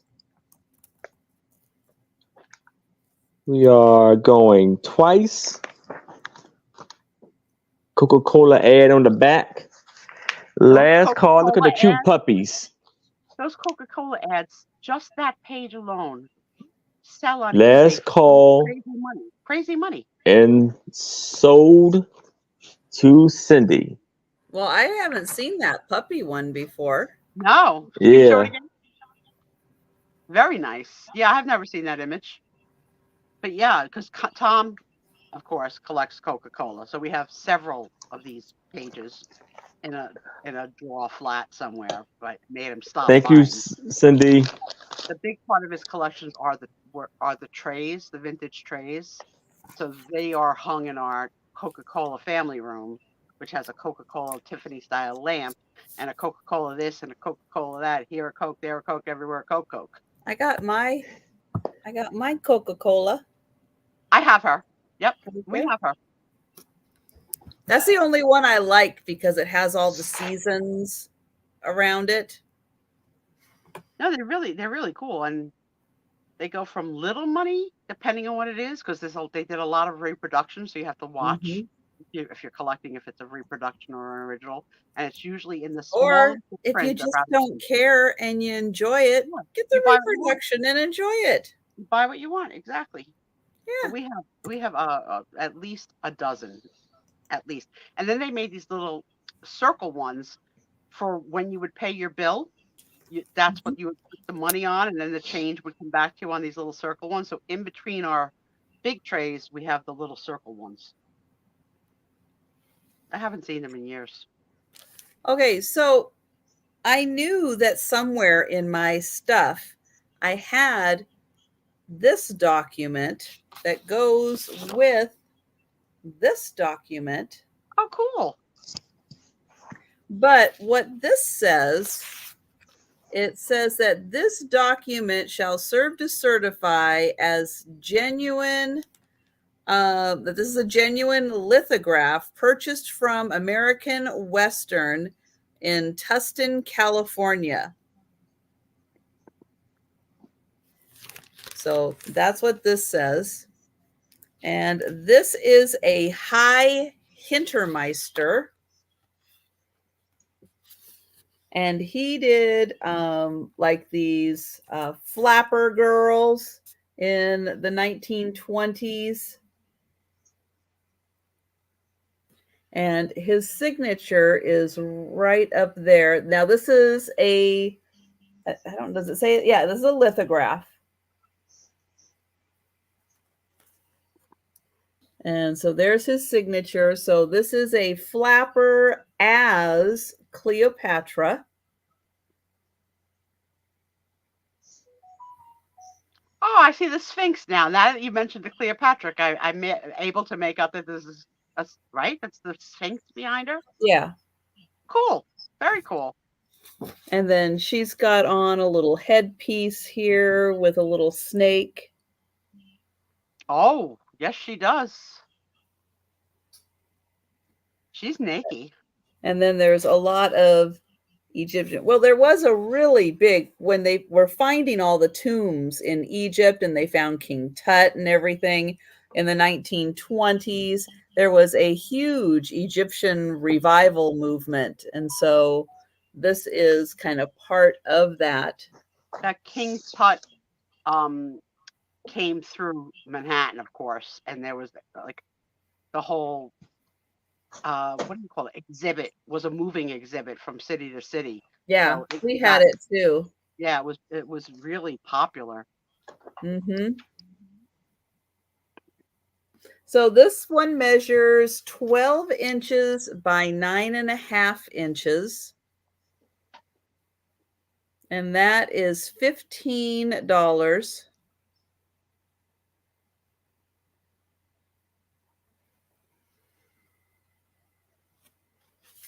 And I'll show her face one more time because I think, there we go. I think she is really cool looking.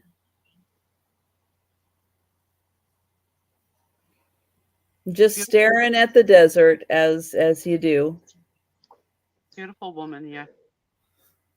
So that one does come with this certificate saying that it is a lithograph.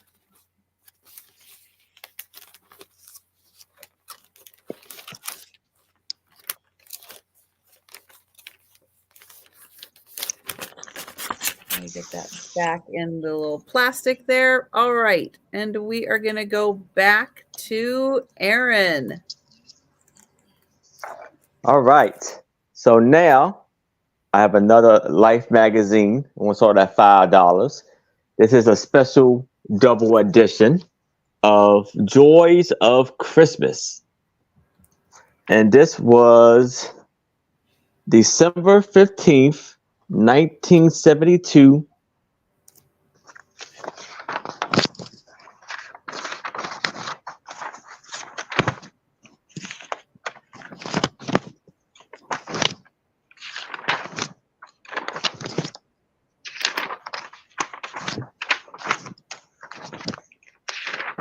Oh, I'm sure the jewelry was beautiful and very ornate. Yeah. Yes, Sarah Lee, that lithograph was very pretty. And great price when it comes to the certificate of authenticity. You don't want to find that. She found it in her little rabbit hole. Put them back together where they belong. This is Bethlehem in the land of Judah.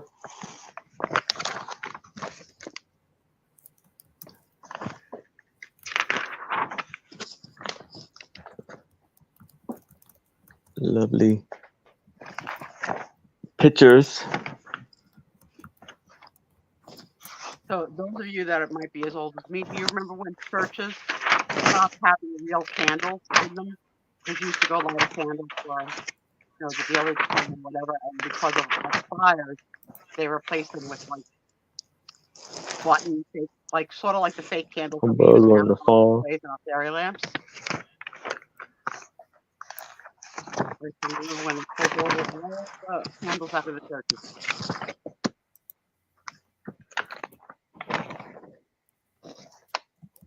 See them opening the gifts.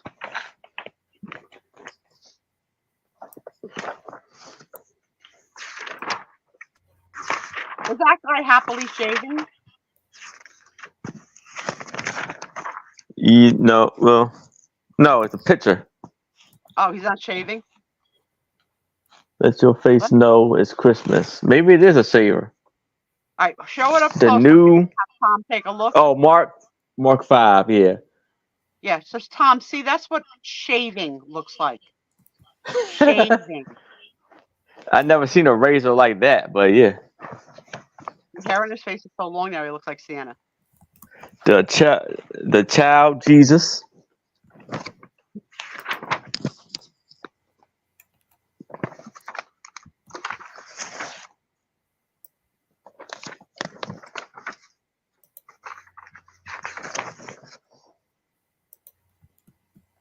Doing unto others.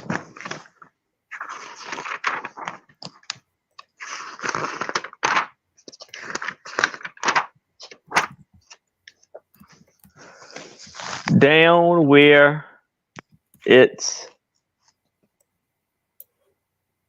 Navidad.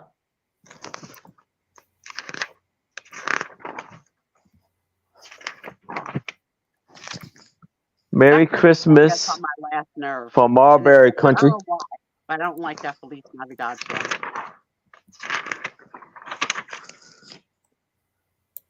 Never did. And I love Christmas songs, but I don't like that one. Mastermind to play at play.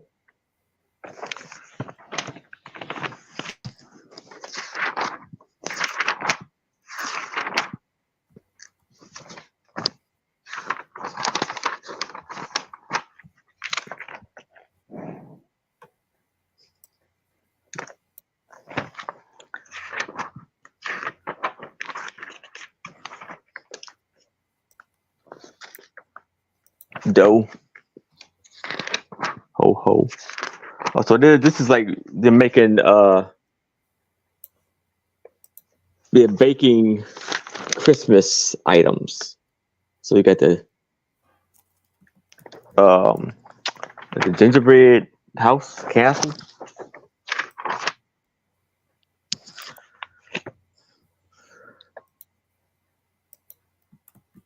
Where Santa asked me for a date, I knew it was time to stop. So this is where she would go sit on Santa's lap. So it's like it was 12, 13, 14, 15, 16, 17, 18, 19, and 20. Okay, I was wondering when I heard that it wasn't quite computing. So Talk about a spooky looking doll. Yeah, Doll Hey. Dream. I hope they show more. Ooh. oh no. Go back to the older couple holding the doll. Oh, Get, yeah. get a shot of that doll. Look at that. Ooh. That's what Tom's beard looks like. Not quite that long. but Wow, look at this stuff. My friend Barb saw him yesterday and said, "Hi, Santa." And he said, "You put her up for that." And I didn't. Oh, Raggedy Ann.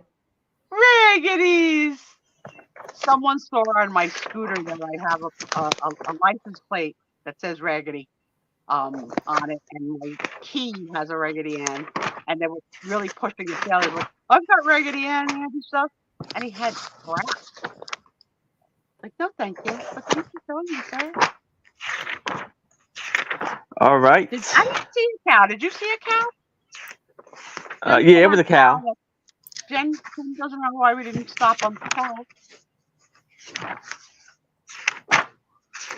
The cow was right there. Where's the cow? Oh my goodness. I didn't see the cow. See? There's something wrong with me, Trisha. You need glasses. No, I mean, maybe because you guys go too fast on a photo. Maybe that's what it is. It's not my fault. And then on the back, Thank you, Janice. I did not see the cow. Parliament. I would love for you to show the front cover again and just hold it still. So Yes. is that like a baby in someone's arms? Because I see arms and like the hand of like a priest ready to anoint the baby or something. That's what it I think it's like baby Jesus. It's like a wood. I think it's baby Jesus, and it's like a statue or whatever of Madonna.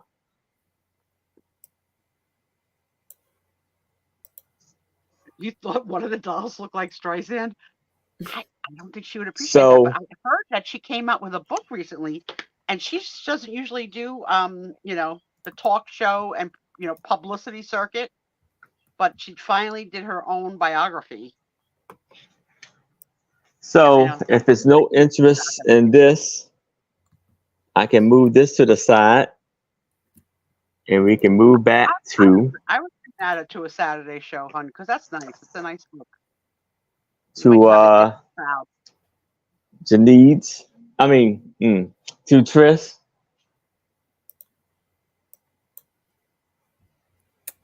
Yeah, they're together so much you can't tell them apart now. She's like the third twin. What do you got, girlfriend? I got more Washington. I was waiting. I was really missing Washington. Of course.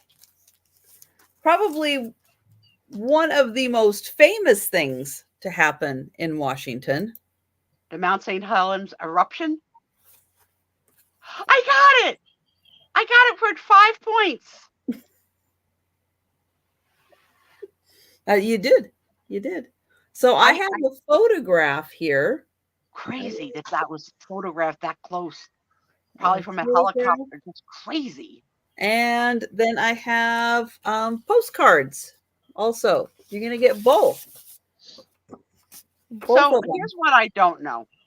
I know it erupted, but I don't know, did it cause a lot of damage to homes and family? It did. And what was the year? Any idea on the year? 1980. That's when it, so it happened in our lifetime. Okay. Yep. So that's what it looked like before. So it had a peak, and it looked like a snow-capped peak, right? Mm-hmm. Okay. And that's Spirit Lake. Pretty. And after it blew, there was no more Spirit Lake. It was gone. Really? Gone. Because it filled with all the ashes and stuff of the. So Spirit Lake is no longer there. Now that's fascinating. Although it might be making a comeback. I don't know. But yeah, and then here is the path of the ash. So that's where Mount St. Helens is. And the ash went like wow. This. Holy cannoli, Tony. Wow. Obviously we're New Jersey's in that, but I don't remember the news about the ash flow, but that's amazing. Yeah. So how long did it blow for? Not long. I don't know. Like, was it a day, week, month? Like an hour or two. It was like boom, boom, boom, boom. Denise remembers the ash cloud. Let's see. I don't remember it. 1980. I was old too. I was already in college. So yeah, it doesn't say how long the eruption lasted, but it's got all these pictures. So that's it. It's not lava that erupted. Oh, it was lava. Yeah. It is lava. Okay. Oh yeah, it came. If the top blew, and it went boom, and it was. Does your boyfriend Ryan have any predictions? What? Does your boyfriend have any predictions on whether it's going to blow again in our lifetime? Well, they have seismic meters there, and you never know. You never know. You never know. The whole Cascade mountain range is basically active volcanoes. All active. I can't believe it sucked up a lake. Yeah. That's crazy.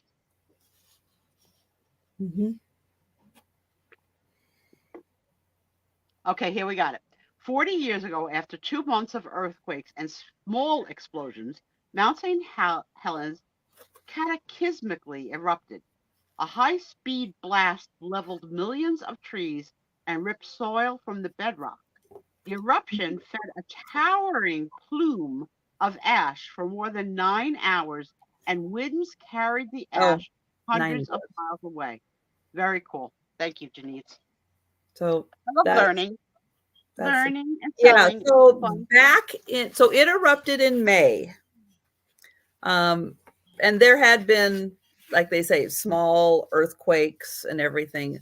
But I remember 2 months beforehand, there was an earthquake. And where we lived, we had sliding glass doors. And one of our neighbors, their sliding glass door broke. It shattered. And the sound that it made was like a big pop, and it almost felt like, it felt like it was vibrating or something. It was a really loud pop when the door broke. And that's kind of what the earthquake was that shook 2 months before it erupted. It was just like a loud boom, and things just kind of shook. But yeah, nobody really like expected that it was gonna go. Yeah. So Robbie is saying that sometimes on our show, and I agree, sometimes on our show, we're not aware of like the full impact of what we're seeing, and we're interested. So she said she was interested by something you said once, and she went into Google and was like lost in interest for 4 hours before she came up here. That's what happened to me with the Easter Island. I was like, tell me more, tell me more. So I'm There we sure, go, I Jen. know It was this had to be national news. the deadliest volcanic eruption in U.S. history. It's very dramatic. But I yeah, imagine that the Washington television local stations were this 24, like, you know, all of this all the time while it was going on. There's footage of one guy in particular that just happened to be there on that day, and he was very close. And if you look for footage, like video footage of the eruption, you'll find his footage. But he was there, like covered in the, I mean, he thought he was going to die. He did not think he was going to make it out of the area. In the top 10 lists of the most horrible ways to die. That's got to be. Yes, Mount Rainier is probably 3 to 4 times as large as Mount St. Helens. What state is that in? Washington. Washington. Yeah, Mount Rainier is. Aaron, you can see it. I can see it. I can go out my street. Mount Rainier is probably 300 miles away or something. So there's estimates. But I can go one day. Is that what you're telling me? I can go out my street and I can get a view of Mount Rainier, and it looks so close that you can like reach out and touch it, and it's like 300 miles away. It is insanely huge. And if Mount Rainier ever blows, there's a good chance Seattle is going to get some damage if there's debris that comes out. Now, we're not going to get the mudslides or anything like that from it. It's far enough away. But if it goes kapoo and stuff flies off of it, there's a good chance it's going to hit Seattle, just because it's close enough, and it's probably going to project things. So, but this is a really, really cool collection. So $10 for the Mount St. Helens. Yeah, there's also Mount Baker, which is to the north. It is kind of in a more of a cluster of mountains. Mount Rainier is all kind of by itself. It's so big, and it's just kind of by itself. Mount Baker is tucked in more with other mountains, but that one also is going to it's going to blow one day. But yeah, there are so many mountains. I mean, it's a mountain range. It's solid, and there are so many volcanoes just waiting to go. But right, so Denise would like to know if you have a plan, and if you're going to go in your Harry Potter closet. And she also, I mean, if none of you have ever seen, there was a time when Janice was live that I think she thought there was a fire, right? And right. So yeah. Right. So she thought she smelled there was a fire. She stayed on cam, and we watched her say to her family, "This is not a drill, right? Move to the appropriate, like whatever the heck she said." It was the weirdest. Like it was. So yeah, Denise has a plan, and the family knew the plan. I don't remember what it was that like. What was it, Janice, that happened that night? But yeah, watching someone execute a plan in a potential disaster, she's ready. So she wants to make sure you're ready. Are you going to go in the little closet? Right? They say to go between doorways and stuff are safe. Well, the archways are safer. Being inside is definitely safer than outside. If there's an earthquake, if you're ever in an earthquake, and I know earthquakes happen all over the place, and especially in areas where you don't think, and all of a sudden you have an earthquake, do not go outside. That is maybe your first instinct is to flee and go outside. Do not do that, because parts of houses or buildings can collapse and they can fall. Trees can fall. So you do not want to be outside, because trees can fall on power lines. Power lines can go down. You don't want to. Being inside is actually a whole lot safer. But yes, doorways, because of the structure of them, are a little more sturdier in your house. So I did not get to see you run, Janice. It's true. Why was she running? Right at the beginning of the Wednesday sale. What happened that she needed to run? The countdown, we were counting it down for the start, and she had to get Aspen his food bowl. And so she thought, oh, I've got a whole 30 seconds. I can do this. But no, she was still at the door when we went live, and she went. I love it. I still love when she announced at the top of the hallway, this is not a drill. Yes, that is true. Roads can crack and sink also. Yeah. And so can yards. So yeah, you don't, having a foundation under your house keeps you a little safer. So yeah. And I know that there's a whole bunch of areas just besides the West Coast and stuff that get earthquakes. So just we had one. What was it? 2012 or something? No, it was earlier than that. 2012, I believe, something like that. 2010. But now I have a Life magazine for $5, and it is the 50-year edition, anniversary edition. Darn it! You got this, Aaron. You got it. Yeah. And you can try and stand because the magazine is too darn big. Yeah. So here, hold on. You know what? Give me a second. You take all the time you want.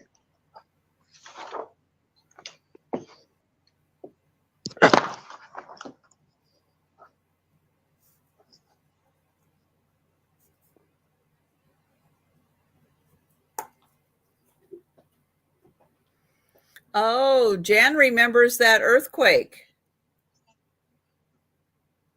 I told you guys the story of years ago. I went to lunch with two coworkers, and we were sitting in an Italian restaurant. The chairs were wood, and I felt a ripple feeling in my crotch, and it scared the heck out of me because it was like so strange, like almost like a jolt in my crotch. And I was with two very young millennials, and I said, who were studying the menu to decide what they were going to get. They never felt it. And I said, did you guys just feel that? And I said, something just happened. And then I could feel it in my feet, right? And then I could see a table, 2 tables away when they're starting to feel it. So my millennials went right to Twitter, and within seconds, it was all over that the earthquake had come through Jersey. But that's how I felt, like a small electrical ripple in my bottom. All right, so here is the book, the cover, and the first page actually is an advertisement for this Plymouth Sundance. So they got an old school car right here, very beautiful. Hi, Kathy. And this is going to be for $5. Sweetie. So this is the fall 1986 edition. So Sit. Sit.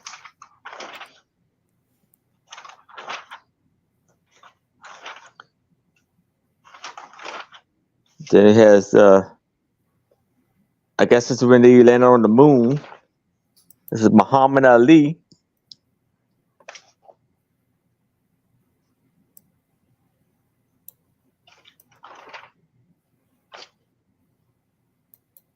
To see strange things. I don't know what that is. Someone trying to wake them up. This must be the Vietnam War.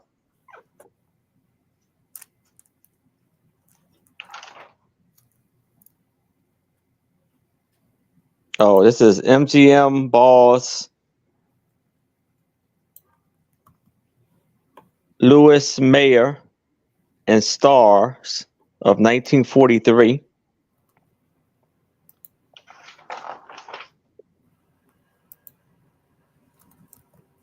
What is this? Is the building of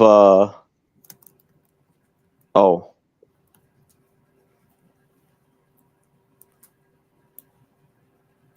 His painted. The hell did he just say? His painting towers and discoveries to see things 1,000 miles away. Temple relocated to the high ground along the Nile.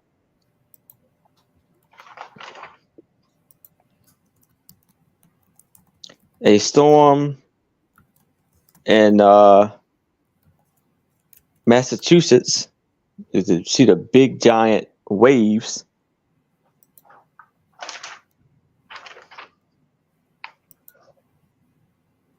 This is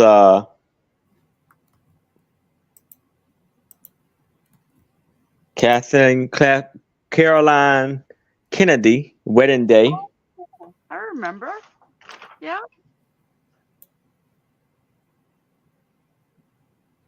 I wonder if that marriage lasted. I bet you did.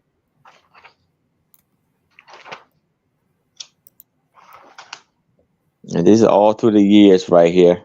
So it's like the 1930s to the 1946 on that page. Yeah, 1940s, 47 to 1956. 57 to 66. 67 to 71. 72 to 76. Is that Bacardi? 77, yep, I to love Bacardi. 81. They are still married? I had a feeling. I always wondered if they have 82 to 86. if Kennedy's son, John, had passed away in the airplane accident with his wife. The first edition. I wonder, because he was such a playboy before, if that marriage, if that accident hadn't happened, they'd still be married, or if they would have divorced.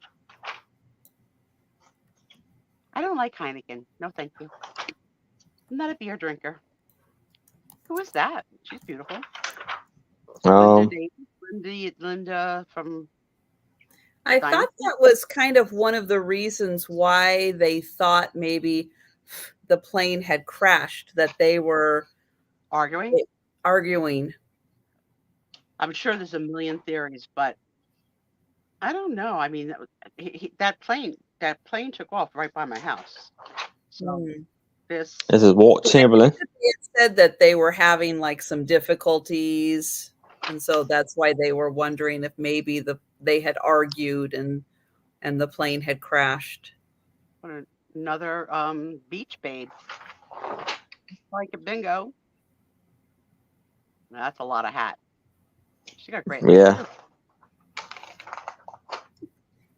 You know, they brought back the show that we grew up with, Name That Tune. I can name that tune and how many notes. Mm. I watched about a half an hour of the recent one.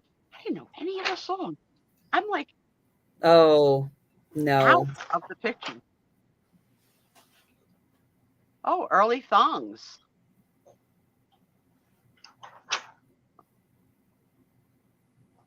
She's scary. Mm-hmm. Ooh, Kahlua and cream. Yum. I want Kahlua in my coffee. Peterborough, yeah, right by me. If you know the map, it's right by me. We drive past it all the time.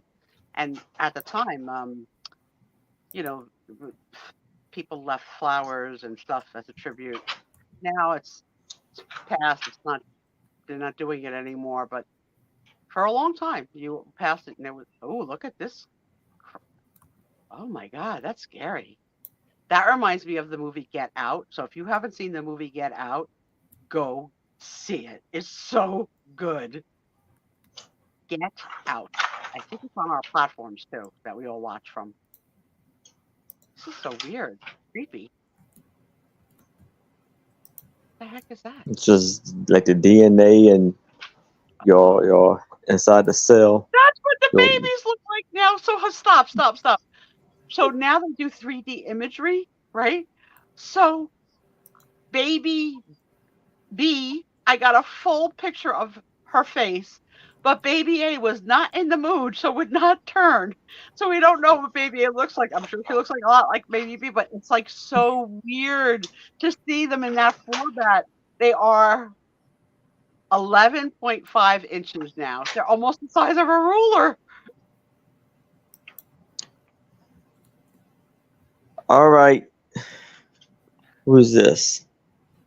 That was Marilyn. Oh, okay. This is Peas in a pod. Disneyland. Is that a coincidence? I think not. I was just talking about peas in a pod. Yeah. Auto spell.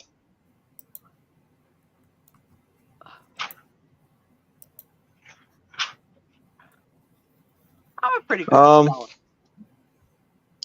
All right. If there's no interest in this, I can move it to the side. It's a nice We can move it along. So as you can see, this book is pretty thick. I still got tons of pages to go. So, like I said, this is how thick the book is, the magazine. Yeah. That is a great deal for $5. Yes. It's a very thick book. Oh, look at little Shirley Temple on the top left. Oh, yeah. I mean, Shirley Temple fans, Shirley Temple movies. Yes. Yes, I still enjoy watching her. Her movies, they cause me so much joy. She's such a little talent, but I've read her story, and they were rough on her. They were rough on her to produce. All right. Well, So now I see. Making like 6 movies a year. Yeah. I mean, she had a busy schedule. She had no playtime. No. On the set was her playtime. She didn't stay with her parents. She was given to like a couple to do whatever it is they did. But one of the things I found interesting, those curls were done with bobby pins.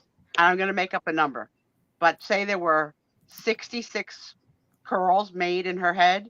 It was done exactly the same way every night. So that the hair would always be that mop of curls.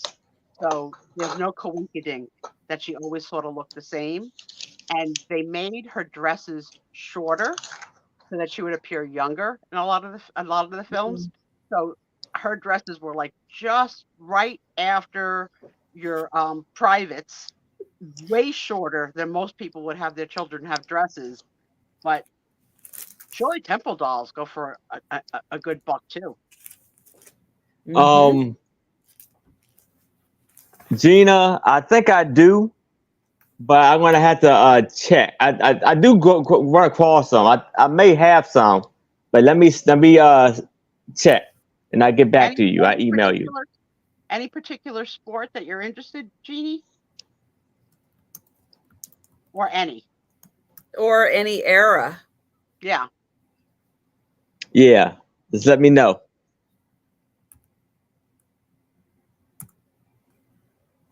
Yes. Yes. Yes. She couldn't Oh, I sing. know. That's right. For as much as I love Shirley Temple, I am so glad she was not in The Wizard of Oz.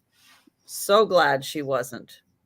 You ever get these things on your phone when you're playing with your phone, like take a quiz, your knowledge on something?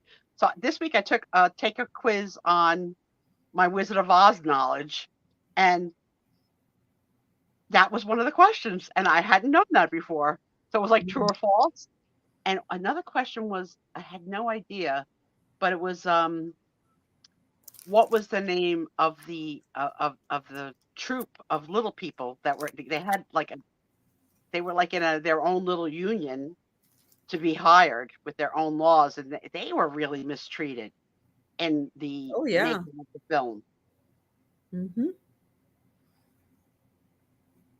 I think I just saw that the last one passed, the last surviving Yeah, one. I think that was a few years ago. Yeah, so I don't think there are any surviving No, anymore. no, but that's almost 100 Yeah, years. 80. yeah, yeah. It's like 90. Yeah, Okay, well, it's almost he 80 lived, years, he but lived still, beyond expectations, right? yeah. I mean, I could stop, drop, and watch that over and over and over again, and almost talk along with it, like I've learned the dialogue. Ooh, what do you have there, pretty? What's this? So A this big one? is pattern paper. Okay. So if you are, I mean, not just any kind of pattern, but I mean, if you're a crafter and you like having, I have thick, this is heavy pattern paper. I have 2 sections of this, and they're pretty big. So I'll show you. They fold out like this. So they're really big. I've got 2 of those, and this is pretty good, thicker cardstock. And then I've got some of the thinner, like the tracing kind of paper. So you can make your own whatever you want. But you're going to get the thin and you're going to get the 2 big ones, $5 That's cool. for a You remember crafter. being getting the tracing paper as a kid that you could trace like your coloring book and redraw like a pic? You didn't do that? Mm-mm. I think I'm much older than you. Anybody else ever have that? Kathy, You're not that much older than me. I'm 64.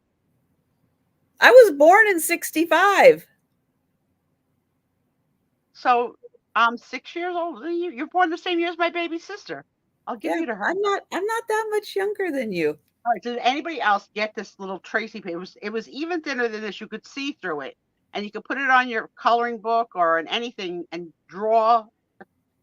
I mean, I didn't live in this crazy world by myself, right? Anyone have tracing paper? That was a New Jersey thing. Jan, Onion no. paper, yeah. Yeah. Thank you.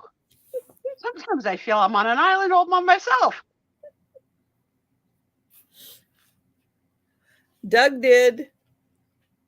Thank you. I think Doug's just saying that because you guys are on the same side of the island. We are in love. Okay.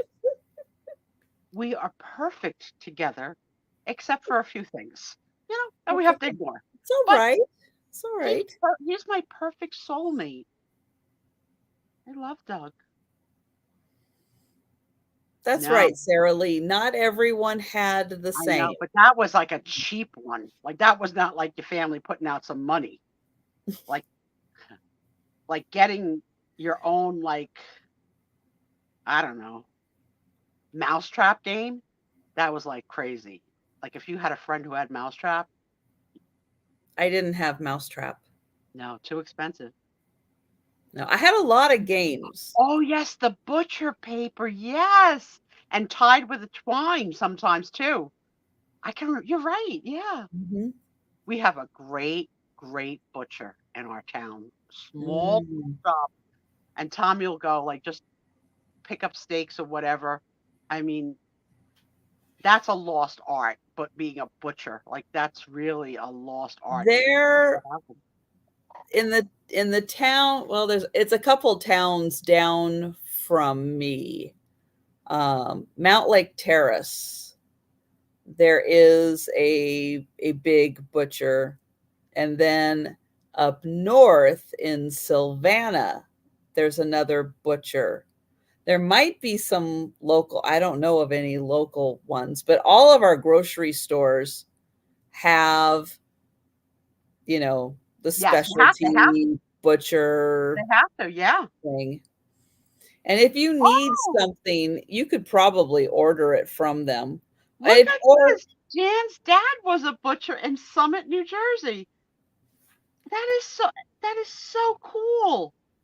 My aunt was a butcher's helper for a lot of years. So she wasn't titled a butcher, but she did a lot of like the stuff that she was allowed to do. I think that you have to be a butcher to do certain things. You just can't say, "Oh, I'm going to walk in and be a butcher." You have to be trained. oh no, yeah, you do have to train because there you can get E. coli everywhere if you don't know what you're doing. Yeah, Absolutely. it is a specialty.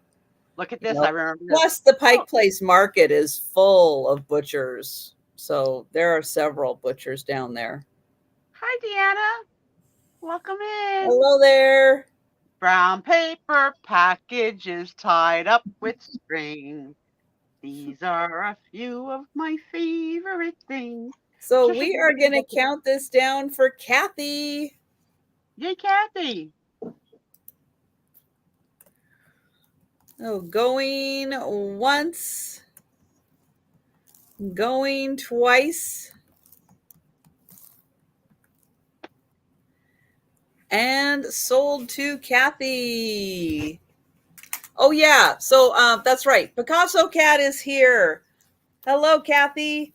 So I wanted to remind everyone because I keep forgetting, and I got to keep writing it down.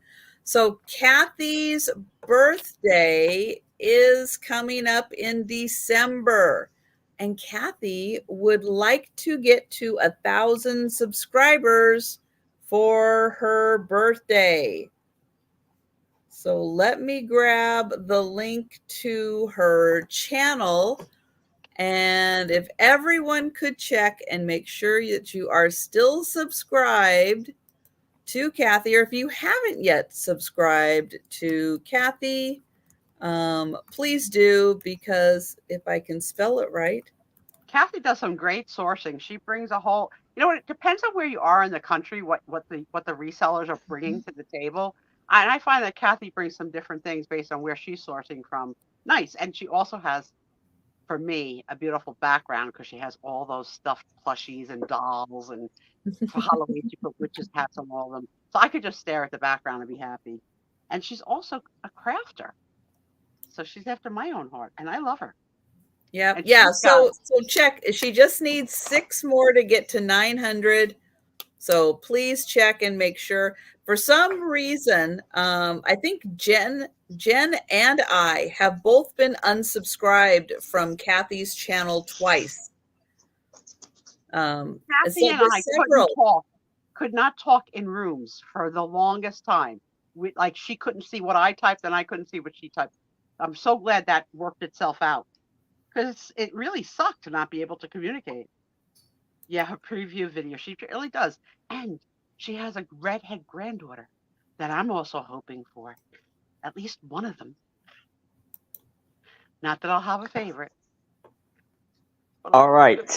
Let a redhead So come out. now I have a Life magazine for $5, and it says special double edition, the 60s decade turmoil and change. Welcome in, Kay. So the 60s for me, I'm only born in 59. So I only know this historically from like not a first-hand review of the 60s. The first film is Porky the Pig.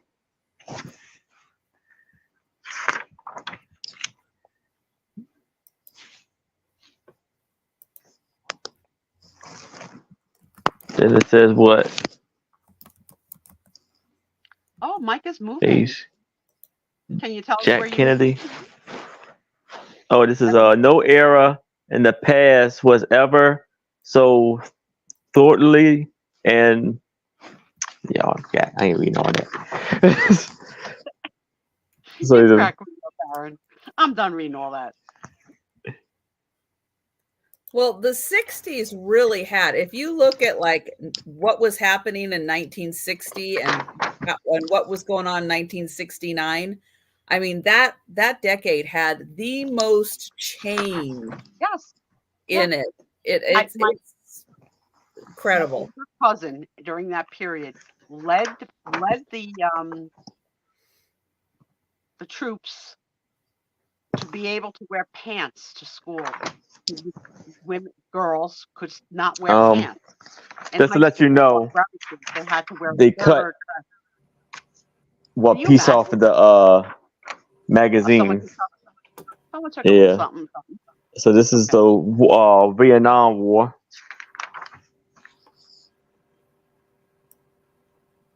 Aw. Yes, pantsuits. Exactly.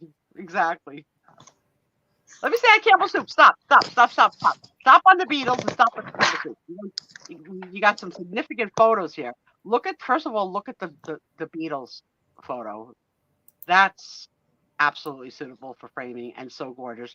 And then who's the image in the Campbell Soup can? Anybody know who that is? What? That's weird.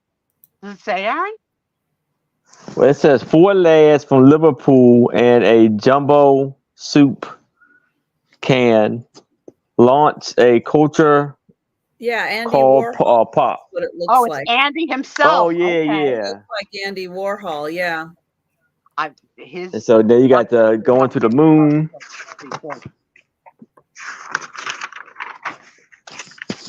Oh, it does look like Dexter. JFK. It did.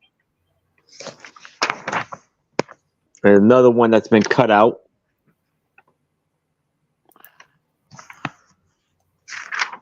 Somebody was probably doing a book report, Aaron. That's what it looks like. They needed to put some paste stuff on a poster board. And this Woodstock. Oh yeah, I think so.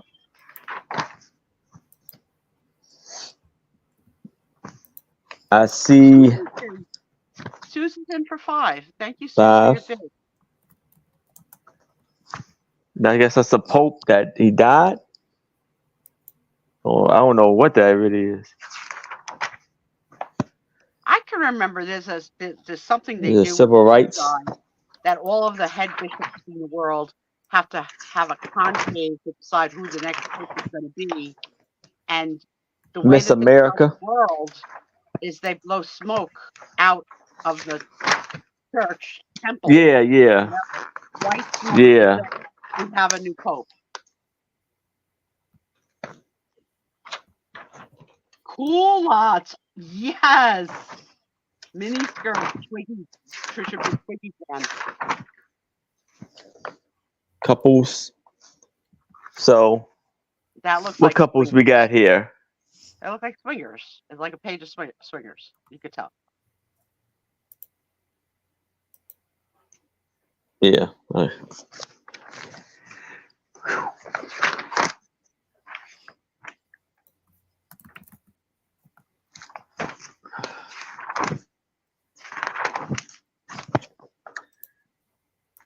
So I see Susan is in at 5. So I can start the countdown for Susan. So we are going once. We are going twice.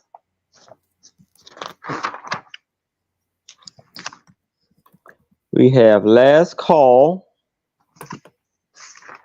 And we are sold to Suzu.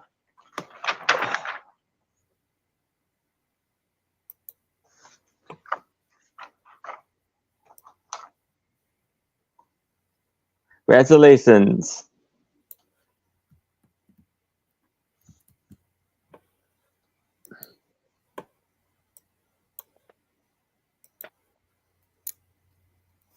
Okay, so I have a painting on wood. This is from Mexico. It's stamped on the back that it is from Mexico. It is a piece of wood, like Oh, literally. very cool. And at the top, we've got a suede hook for hanging.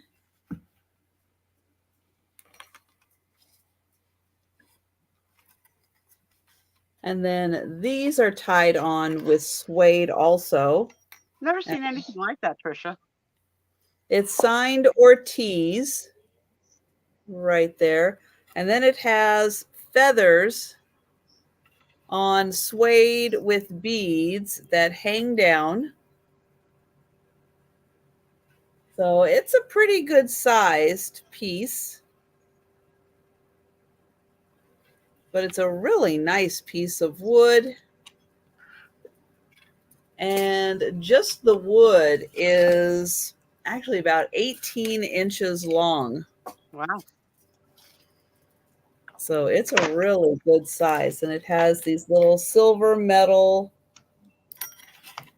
like little pieces here that the feathers, beads and feathers are attached to.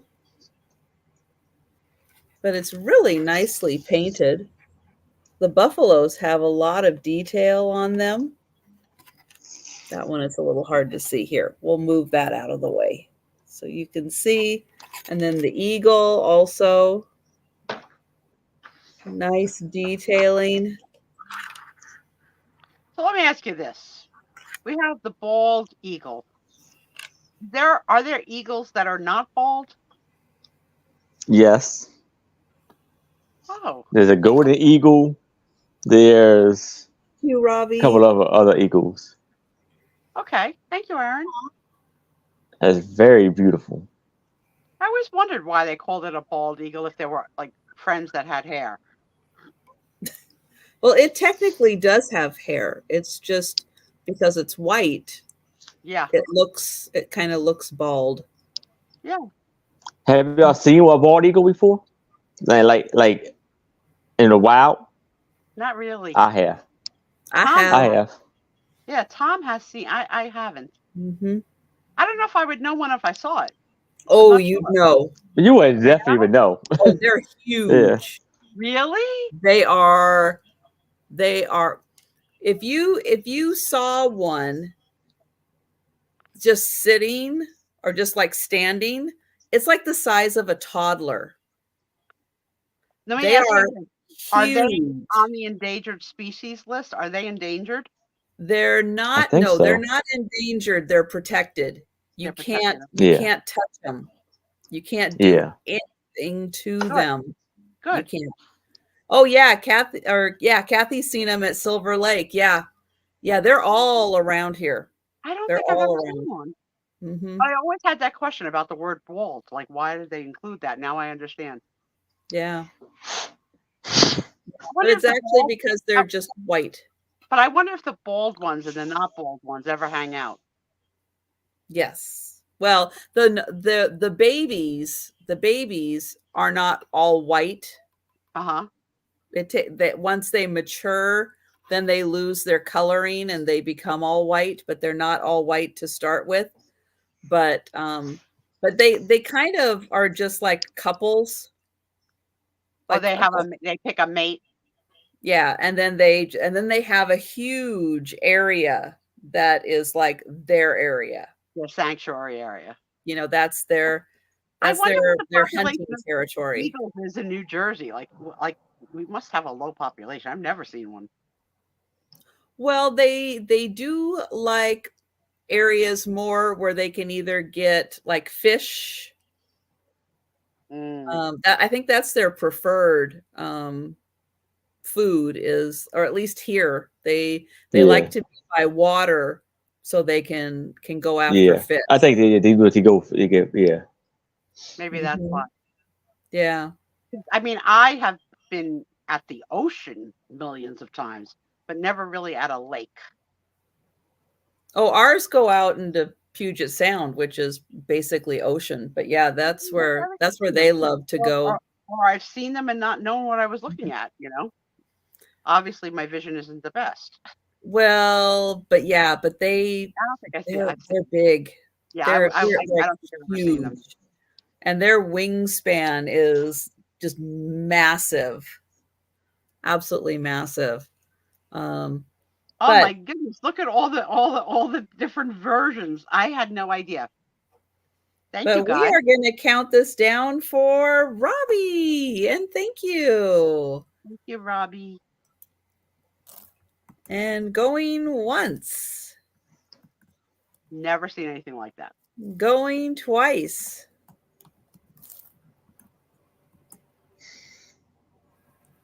And sold to Robbie. Thank you, Robbie. Congrats. Yeah, Great. their nests are huge too. Congratulations. Yeah, good point. Yeah, they are massive. Like a condominium? Like Charlie. No, just like, well, because, okay, think of how much space two toddlers sitting next to each other take up. I'm thinking about it a lot now. But yeah, that's how big their nests have to be, because it's like there's two of them plus the whole family. So yeah, they got to be big. Where ours use like dryer lint and twigs, and they're using branches to make a nest. Mm-hmm. But what's nice is the fact that they are protected. I mean, yes, accidents do happen to them, unfortunately, but nothing is supposed to ever happen to them. They're just supposed to be able to live their lives because they are the chosen one for America. So here's the Google question. What year was the bald eagle named the national symbol or bird of the United States of America? I don't know Probably exactly the beginning of it. Year, but it was 1776 was involved. Yeah, I know Benjamin Franklin wanted the turkey because he was a big fan of the turkey, and everybody went no. No. All right, so let's go do my Googlers. What year was the bald eagle installed as the national bird of the United States of America? All right. So now I have a Life magazine from the 70s. A bird could be 2,000 pounds in weight? What bird is that? A 2,000. I don't know if I don't think an eagle's that big. The world, no, because yeah. I don't even know if a pterodactyl is that big. That's a whale. The world's within our body. Oh, the nest. Oh, the nest. Thank you, Kathy. Thank you. So for it'd the be $5 Squeezing into the 70s. I'm an active 70s. You got the automobiles.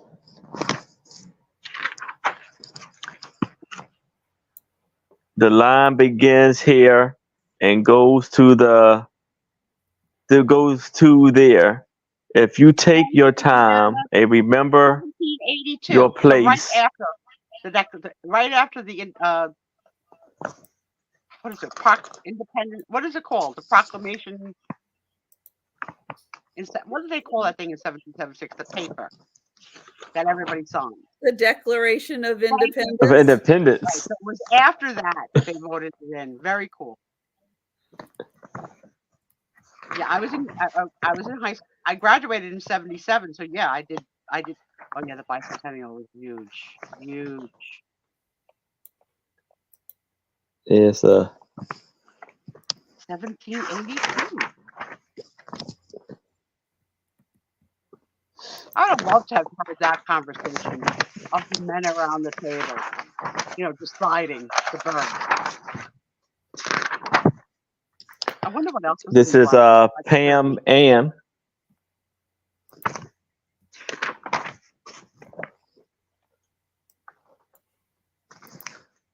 Win the elephant of your dream.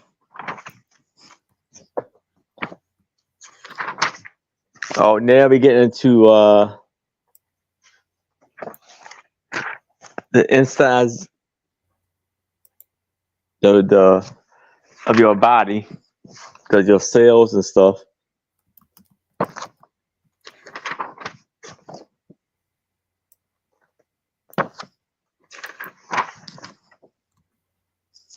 If y'all don't want to see this, if it gross you out, let me know. I bypass all of this. Well, there might be other things in the magazine that are a little more interesting. Yeah. I know Ms. Biology down here is probably understanding all that stuff.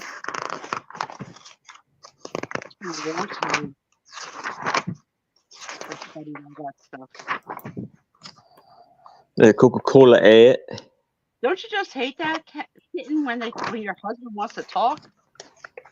Interrupt the show? Tommy's watching. He's watching on the TV, on the Fire Stick TV, in the recliner.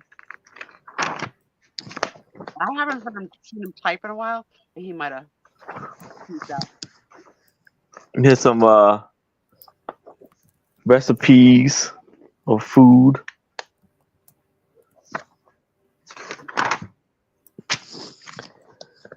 Who am I anyway? Oh, there you go, Streisand. Streisand sighting. Someone brought her name up earlier.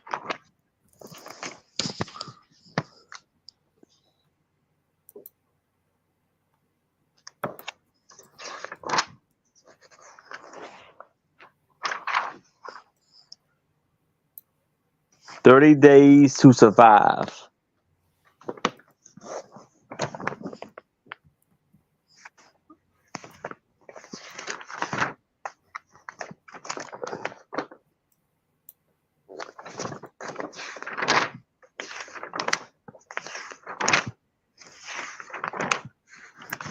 Yeah, that's about it.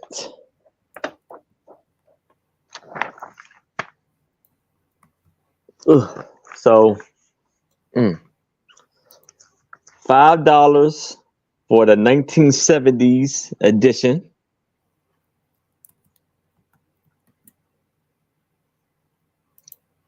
And if it's no interest in this, I can move this to the side and we can move it along.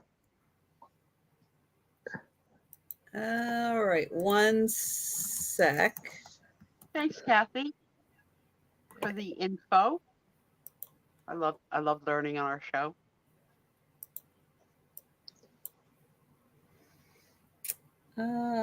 Okay, I have a frame this time. Put your own picture in here.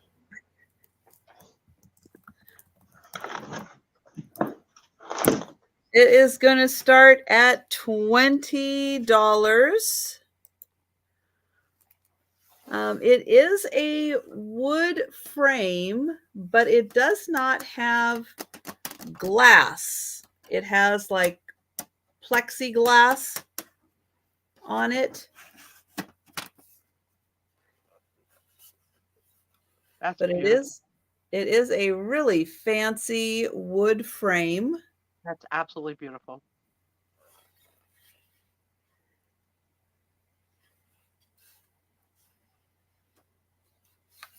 It does have ever so slightly little bits of wear on it, but it is really cool design.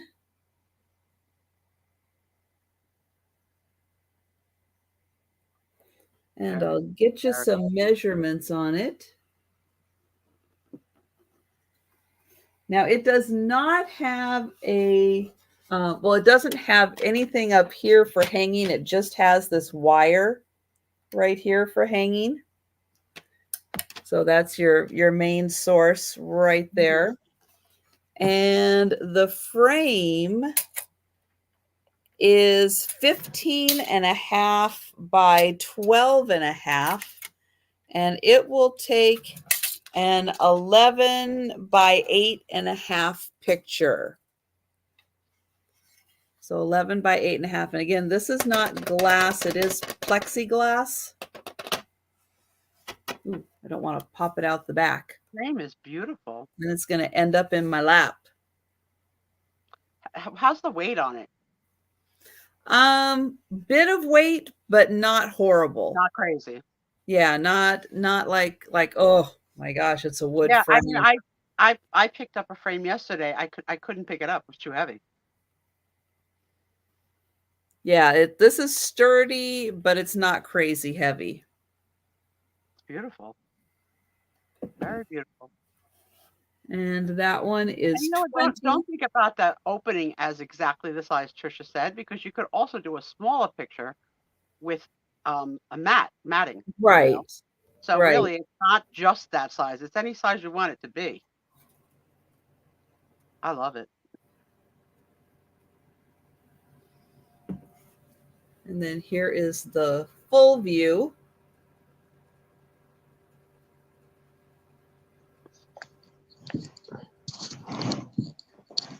I could see someone framing a piece of needlepoint in that, not just a photo or whatever. It would be nice as a needlepoint frame. Very true. That would be nice. Oh, we're getting an echo again. All right, I'll be back. He's so cute. Darn echo. Well, while he's refreshing, I don't know. I don't have anything after that. Well, you do 9 shows a week. You must be really worn out of talking. You know what I mean? Like, what can you say? Let me ask you, what'd you have for dinner tonight, Trisha? I had leftovers. Of Thanksgiving. leftovers. Yeah, Thanksgiving. So I had pork loin roast. That's good. I love pork loin. Did you do any of the cooking? No. Okay. And I had peas, and I had an apple and raisin salad. That sounds good. I like that. Yeah, but I have not had my pumpkin pie yet. And now it's getting to be too late. I can't do pumpkin too late, too close to sleeping, because it aggravates my acid reflux. Oh, like my dad has an acid reflux. Yeah. He can't do any like tomatoes, anything like that. No, tomatoes, sauce and stuff. Peppers, onions. I don't like onions anyway, but they will aggravate it also. So, but pumpkin does too. If I have it too close to when I go to bed. Yeah. So it's 7 o'clock by you now, right? 7 o'clock. Yeah. So are you done eating for the day, or will you have a little something later when we go off the air? No, I'm probably done. I ate at 3 o'clock today. And then, yeah, I won't eat again till I have breakfast. Okay. Mm-hmm. All right, let's get Aaron back up here. All right. So now I have a Life magazine special edition, Off to the Moon. So you got Neil Armstrong, first man to walk there, and the crew that made it happen. The Lloyd grip on $5. Okay. On the titles, Tides, So Long to the Old Lore, And a message from Charles Lindbergh. And this was July 4th, 1969.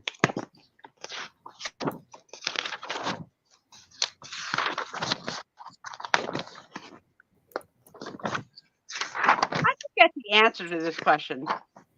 Did they ever find the Lindbergh baby, or he was never found? Anybody remember? I don't remember. Wow, that's a good question. I think didn't they find him, but he had been dead for a while. Oh, they found his body. I know. Let's see. I don't remember. We'll have A the wounded soldier on that. Okay, we gotta go to the our research department. That's our friend.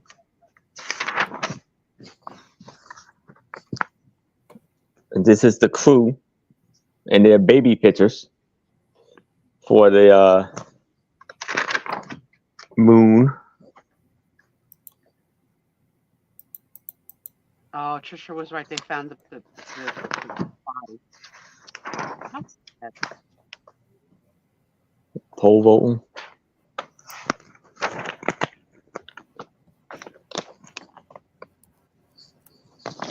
Roller coaster. Looks like. Huh? That looks like a roller coaster. Yeah, I think it was a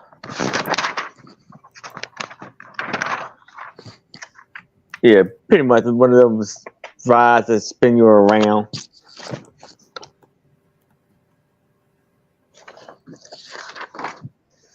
Oh, here's the so it says profile of the Apollo 11 mission. So you had the moon and the Earth.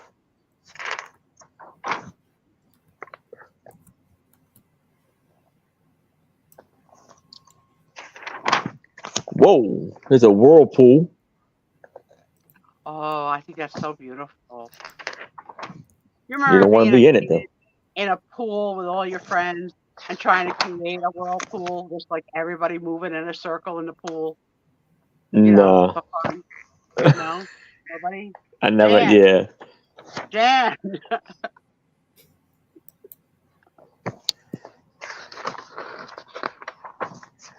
Jan. No, Sarah Lee found it. May 12, 1982, by accident, the body was found badly decomposed.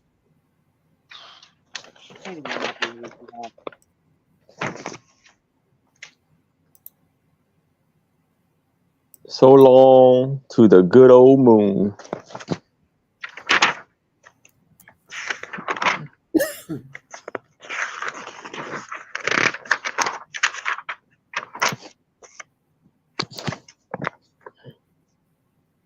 All right, so since you're all in it, did they ever find the culprits?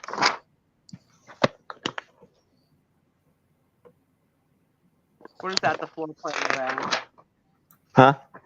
Oh, it's This is, I guess, it's the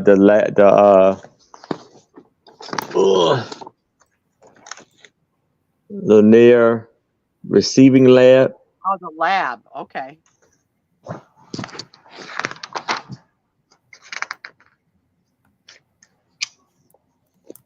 That's spelled different. It wasn't. You see it? Cats up. Oh, no. In some parts of the country, it is called that. Oh, really? Uh-huh. Well, cats, I thought that there actually was a difference between catsup and ketchup. All right, we have to go to the research department. Yeah. And it's a Coca-Cola ad on the back. With which ingredient or what type of tomato or something we gotta know. So research department, we gotta know what is the difference between catsup and ketchup. I always thought they were the same and just called different in the country. So like manufacturers made it different. I didn't know that it could be different. supposedly a carpenter working on the property, but he said it wasn't him.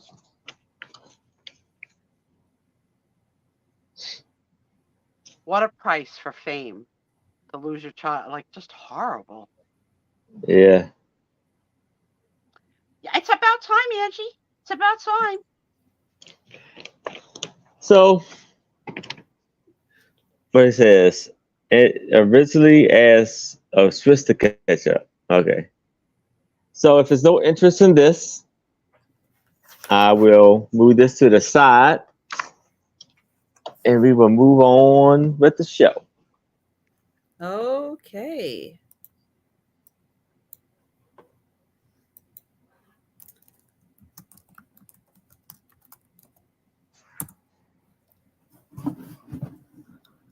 All right, so I have got a barn. Oh yeah, I would love getting paid twice my rate. I love Hickory Farm summer sausage so much. Tom, write that on the list. Hickory Farm summer sausage. And also, Tom, there's a bagel if you want it. So this is a box that opens. It does not smell or anything. I know it does have like a little bit of staining. That's not like a staining. There's no smell or anything to there. And then this is the little part that goes right in here that keeps it shut. And you can use that for storage. You guys like Hickory Farms products? I think they're so good. Their mustards and I just think they're so. And they usually have a kiosk in our mall at the holiday time, but otherwise we have to order it online. And sometimes Walmart has. Yeah, our grocery stores usually carry it. Yeah, at Christmas time, Hickory Farms gift packs, and I have sent Tom on missions the day after Christmas because they're 50% off to see if there's any left. I love it. I love that sausage. So the box is 15 by 10 by 9. So 15 by 10 by 9. It is a super cute Hickory Farms barn. That was probably a tremendous gift that they gave to someone filled with goodies. So cool. Yep, and then you can just pull that and then it opens right up.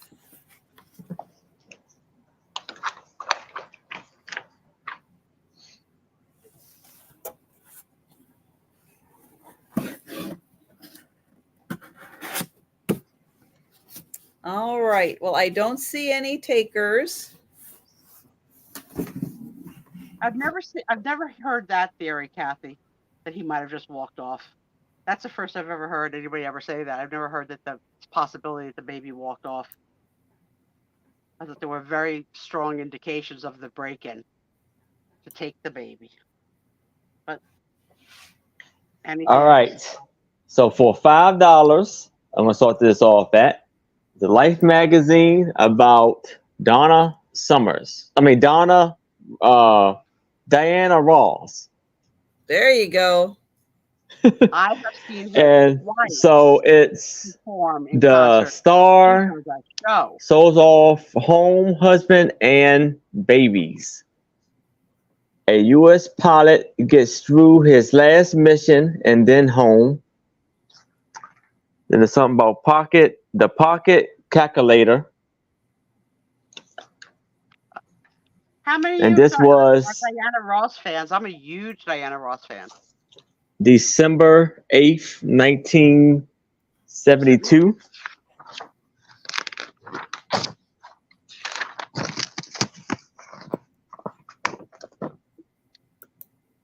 The Beat of Life. Yes. Look at that huge snowy mountain. Kathy likes Diana.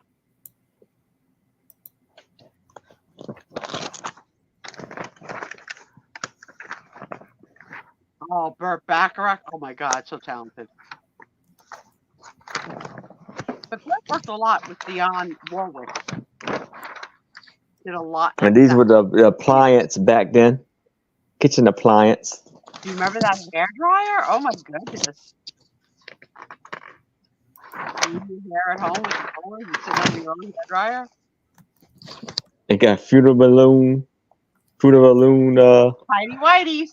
under tidy whities.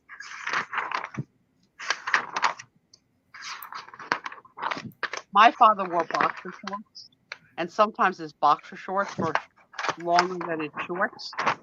So it was really, and you know, really a scene. The underwear would be out below his shorts, and then he would have on socks and sandals. He was a Rebel in a Bloody Union.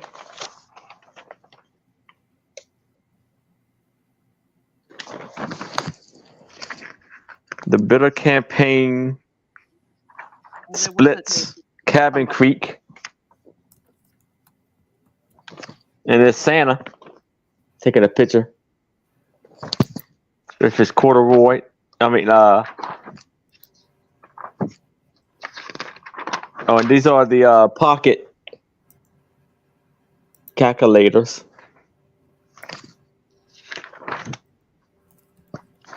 Janet fights the Battle of Straight Creek Tunnel.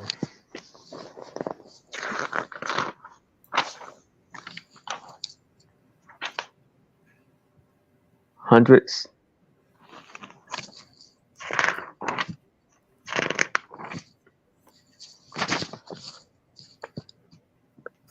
It says, I sure as hell don't want to be the last one shot down.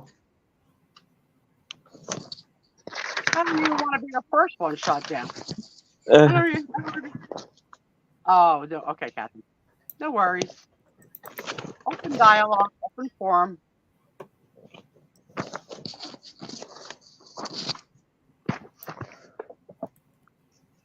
Who is this? First Lord of the Stage,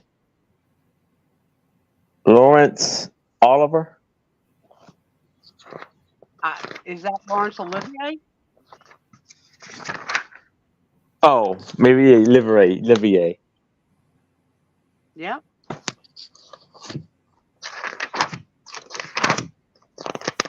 Did you ever see Dream Girls? Yes. Huh? I don't remember it, but I know I saw it.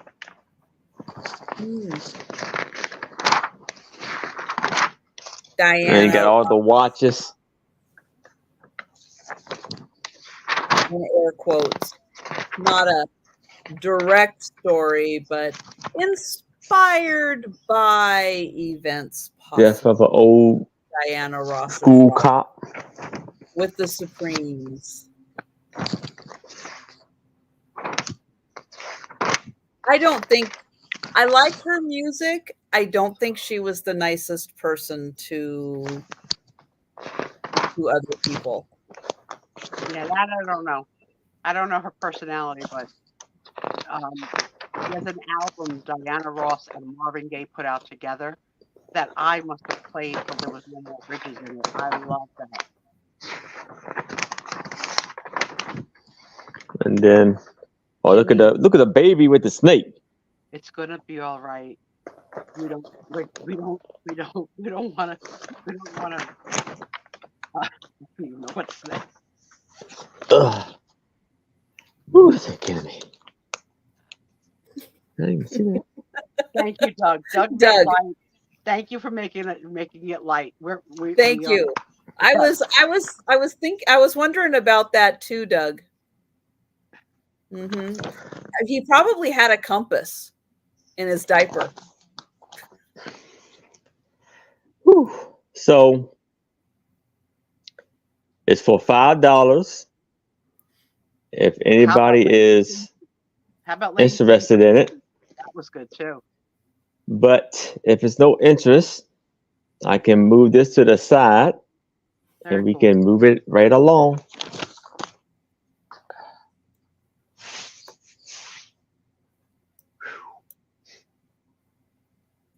I know they put a lot of articles in those magazines. It's really amazing when you go through the old ones, how much content they put in there. And I mean, you know, the ones month after month, week after week. I mean, they were really cranking out. It wasn't just celebrity photos filling the magazine. I mean, it was content that they were putting in there.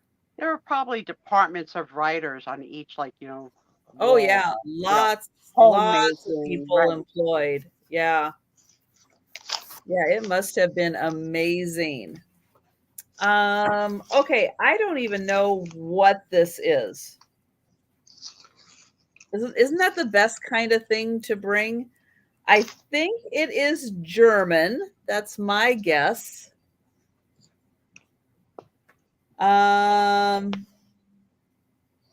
German cities, maybe medieval German cities. How about that? Let's go with that. I'll show you what I mean here. So I have several of these. And so you get like the name of the town here. You get the little layout of the town, which has kind of a medieval kind of vibe to it. Definitely. And then you get like, I think like what everything is, although I don't really see necessarily anything labeled, but it might be. But yeah, it kind of goes through, but it is all in German. But there's that one, and here is the next one.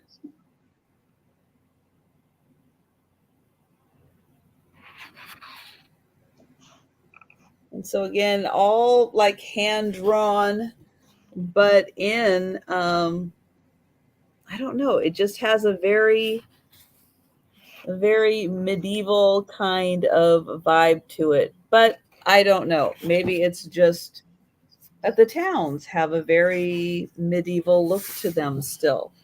I'm thinking Game of Thrones with all the different like 7 places, you know. Yeah, we're going to do this for a $10 start. Oh, yeah. I always liked Angelica from Rugrats because of her most favorite saying, if you have to ask, you'll never know. And I absolutely love that. It always cracks me up. Well, that was her way of making the babies be quiet and not ask her so many questions, because she was one of the older kids and she didn't like Rugrats. I don't have any reference to that. Yeah. Angelica was great. If you have to ask, you'll never know. That's a great line. It came on. It was a cartoon that came on Nickelodeon in the 90s. Yeah, the Pickles. I like Pickles. And they were like babies that they could talk in the and they were just like a group of babies who was just the best of buds, the best friends and stuff like that. Yeah. I think that the fathers were brothers or something like that. And so then all their kids hung out together, and then there was a neighbor and a dog. One of them was named right? One of them was named what? Right. No. Oh, right. No. I think his name, was he was the brother of Russell Wright. So let me see, how many are there here? 1, 2, 3, 4, 5, 6, 7, 8, 9, 10. I think there's 11 of these. Hi, Sam. Welcome in, Mommy. I can't believe you've taken a moment to join us. How's everything? So let And me announce congratulations, Sam. Sam is one of my Congratulations. millennials I've been mentoring for 3 years and is just wonderful. And she just gave birth on Halloween to a bouncing 10-pound, 9-ounce baby girl. And she named her Frankie. And she's absolutely adorable. With each couple of days, her face is changing more and more. And we miss her. She's not due to come back to work till May. And because she was born on Halloween, they brought a costume for her to the hospital. And they put her in her costume, which was a hand knitted mermaid, brand new infant newborn in a mermaid costume. And all the nurses on the floor came to see. It was the cutest thing. And they are just having this love fest right now. And I love you and I miss you so much. I'm so glad that you came tonight. She must be taking a little snooze. She should be asleep, right? Hey, if the baby's asleep and she's got 5 minutes, hey, take a breather. Sam predicted it. She said she's going to be big. I feel like she's going to be big, and she was big. Beautiful, beautiful little girl. Beautiful girl. And we miss you at work. I've been off all week. I have to go back Monday, and you'll be proud of me. I didn't work this week while I was off. I did not work. I did not even look. I don't want to know. Don't want to know. The king.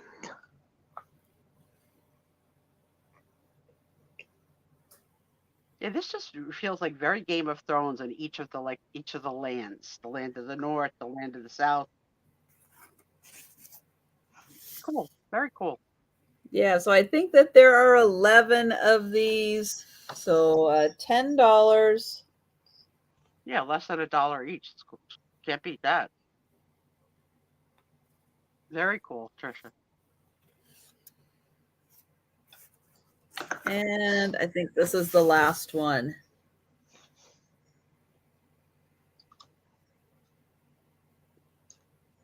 And if you know German or want to spend some time translating, there's on the back of each one is the whole thing about the city. So there they are, all 11 of those, and they are $10.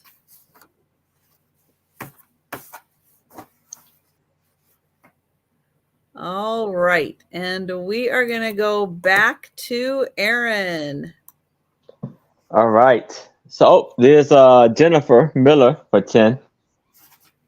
Oh, I didn't see that. Oh, there it is. It just popped in. Hi, Jennifer. I know StreamYard is being a little slower tonight than the other stuff. I didn't see it either. Yeah, now I see it. Yep. All right. Well, thank you, Jennifer. So, all right. I'll just put it in here just for my record so we know where the stop is. Going once, going twice. Sold to Jennifer. Thank you. Congratulations, Jennifer. Now I have $5 start Life magazine, and this is on Pat Nixon. So Richard Nixon's wife, the first lady. Yeah, the first lady. Well, you came She's at ease in the White House and means to stay. Oh, okay. That didn't quite work out. That didn't work out right, huh? Like she's gonna sell me Mary Kay. I'm sorry. The young start was $5. Yes. Okay. The young boss of the Reapers and the bitter world street game. Then it says the first lady in a private sitting room of the White House, August 25th, 1972.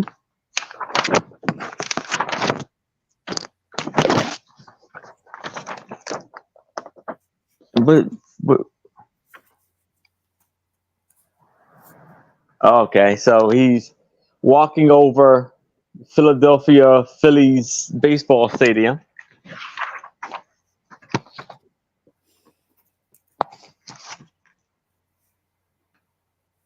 I watched it too, guys, the Game of Thrones, the whole series. I have to tell you, I used to talk to someone the next day. Between the two of us to try and figure it out because it was really hard. It's a hard show. Look at the It helped if you had snake. read the books. The book, probably. It's different, but it did help. Well, up to a certain point, and then the book stopped. But I think for me, the problem was the length of time between seasons and trying to remember what had happened. Even, the recap would give you the recap, but really trying to understand what happened. But I couldn't keep straight the names and the lands and the lords and who was compadre with who, And this she is. Oh, she kicked her shoes off. Nice.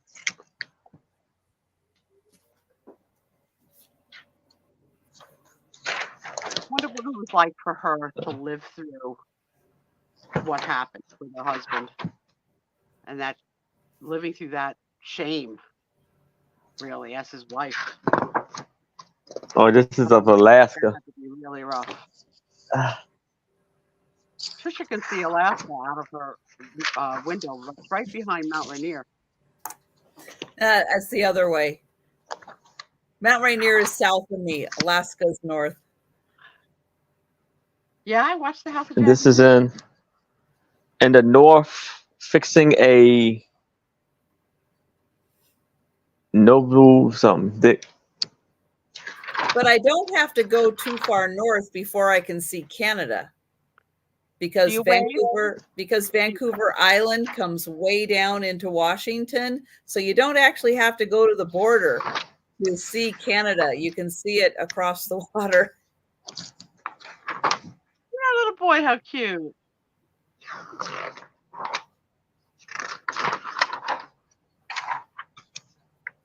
Yeah, that show was hard. It was like, I felt like, you remember in high school when you would read a book and you would go by, I think they called it Crypt Notes? Oh, this is the Street Game. Explain the book. They were yellow. Anybody remember that? Like, you would buy this thing to help you to understand the book you were reading. Crypt Notes, I think they were called.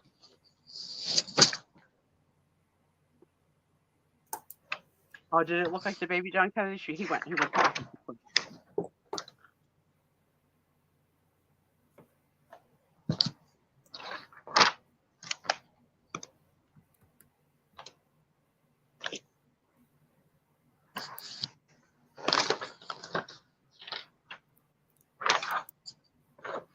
I will be right back.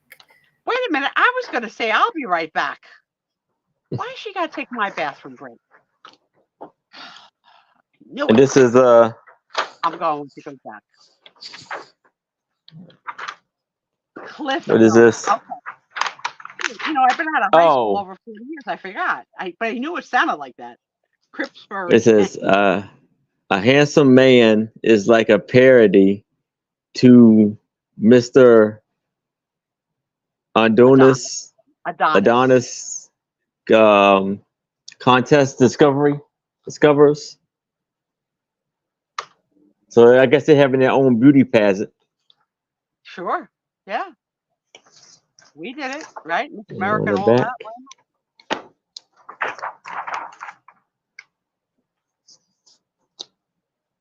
Yeah. So for $5 for this lovely all of these Life edition, magazines, you are guaranteed to see cigarette ads, because that was big, probably, and alcohol ads in every edition that you showed so far. Yes.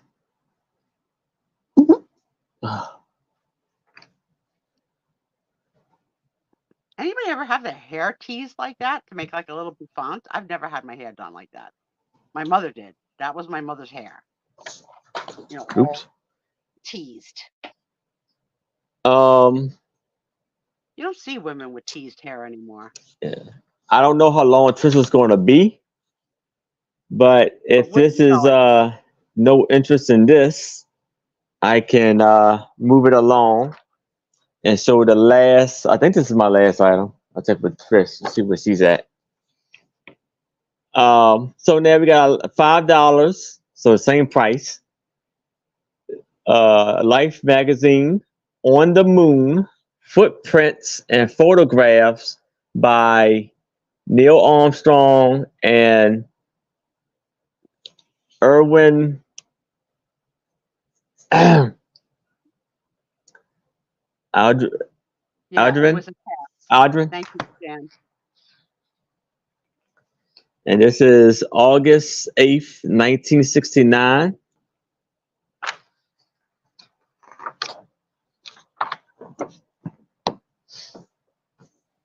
Okay. All right. So I had it right. This is a traveler's No, check. for the cheat. Okay, I gotcha. Will any of you admit to cheating in high school? Did any of you? I mean, I can admit I cheated. Not all the time, but sometimes I cheated. It says it's ugly, but it gets you there. Volkswagen.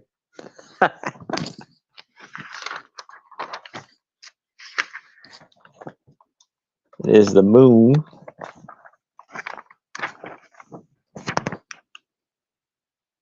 It's like a painting.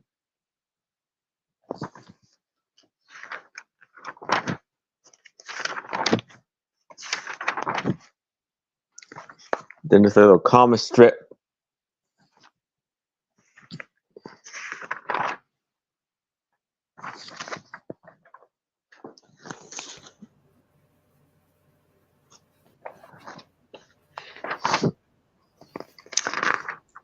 Oh, and Trish, I started my second item because I didn't know how long you would be.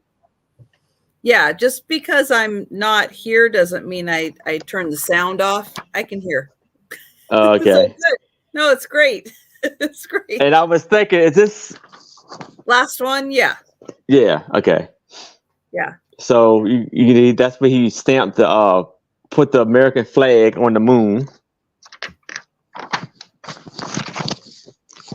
I knew it. I'm gonna step away for the restroom. I'll be right back. Okay. Oh, Pug's mom. It's in that 5. And look at that. It's a full picture of him It's a centerfold. on the moon. Yeah. Then you got all 3 of them taking a picture.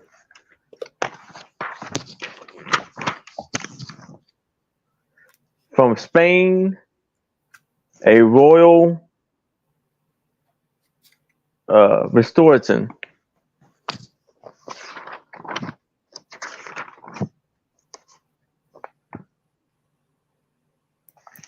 We got Crest, toothpaste. Wow, look how beautiful that is. Look at the tiger rug.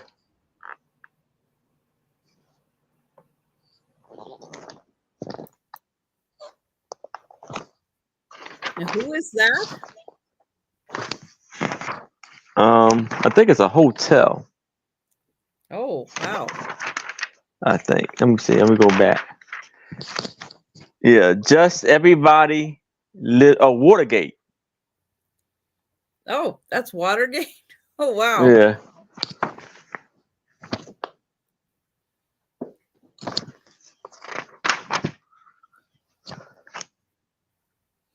I'm eating.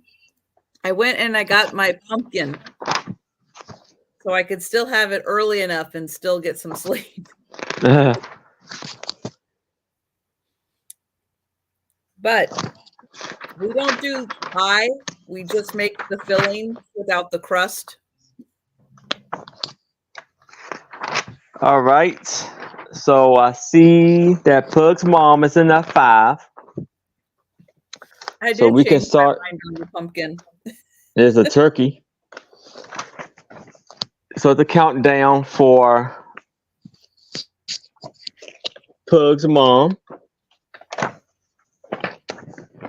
So we are going once, going twice. Last call. And we are sold to Pug's mom. Congratulations.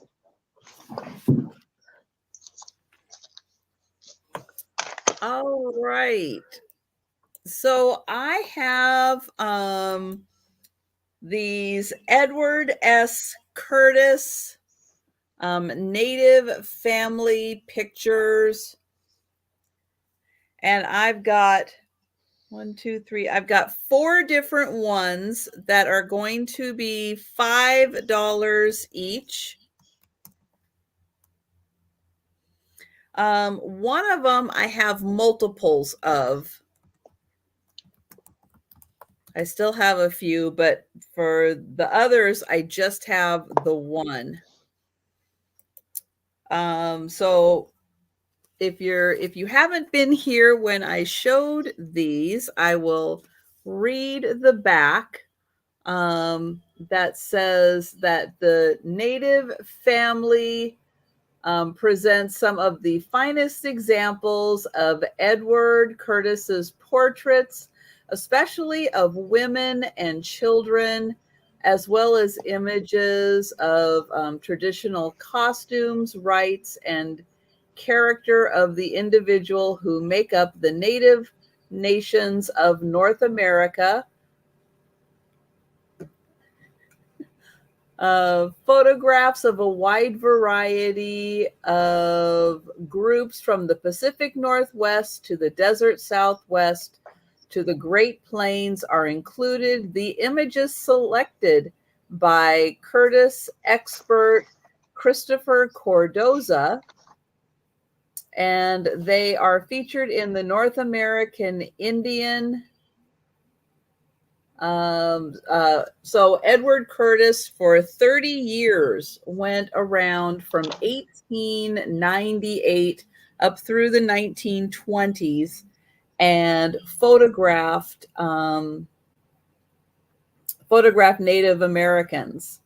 And on the back of each one is a little card that says, kind of what it is and when the photo was taken. So this was taken in 1908. And it is matted. It's ready to be framed. The mat is a 5x7. And I'll get in close so you can see.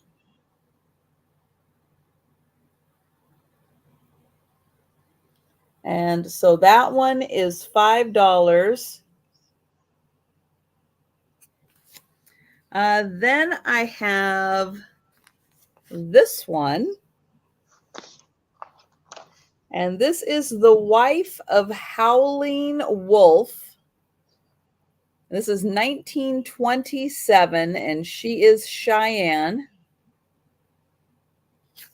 So 1927, it's amazing when we think about fashions from the 1920s. And this was going on in, other parts of the country. It's amazing. So right back there, we've got wife of Howling Wolf, Cheyenne, 1927. Then this is the one that I do have a couple of them. And this is a play teepee. And this is 1926.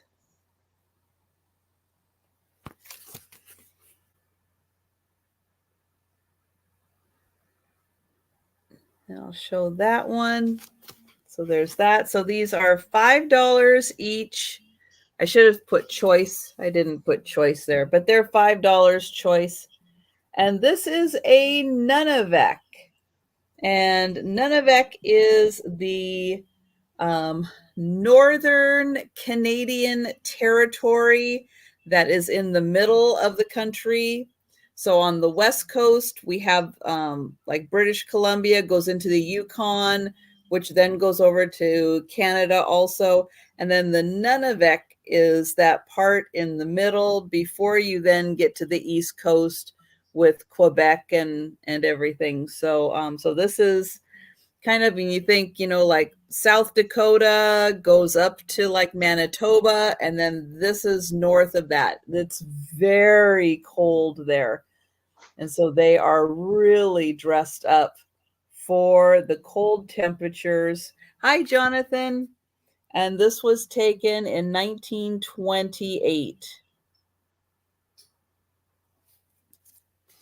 So your choice of those, and they are $5 each. And then I have one more, but this one is really special, and I do have a feeling from my not so great knowledge, but just from what I observe from this, I have a feeling that this is a chief's son. And this one is going to start at $10. It doesn't say it on the back, but he just has too much adornment on him. And to me, he is a chief's son just because of the amount of accessories he is wearing that I don't think anyone else would have this much, again, like adornment on their clothing if it wasn't the chief's son. But this is a flathead, and that was taken in 1910. And that one is $10 because that one is really special. It's pretty amazing. So those are kind of the last of my Edward Curtis pictures. Ooh. Bless you, Bless I'm you. back. Oh, Back just in time to bless you. it made And me I sneeze. also can hear while I'm away. I have the magic power to be able to hear as well. It's not just Trisha that can hear when she's away. Really? Wow. Yeah. I know what's going on. That's awesome. Who came in while I was gone? Hi, Jonathan. Welcome. Whew. All right. So I was behind on getting my comments updated. So I have all my comments updated, but I have to set up all of the boards to be able to run the race. I haven't done that yet. So I'm going to work on that while we talk about, I don't know what. All How right. about Squid Game? Who's watching Squid Game? The new competition.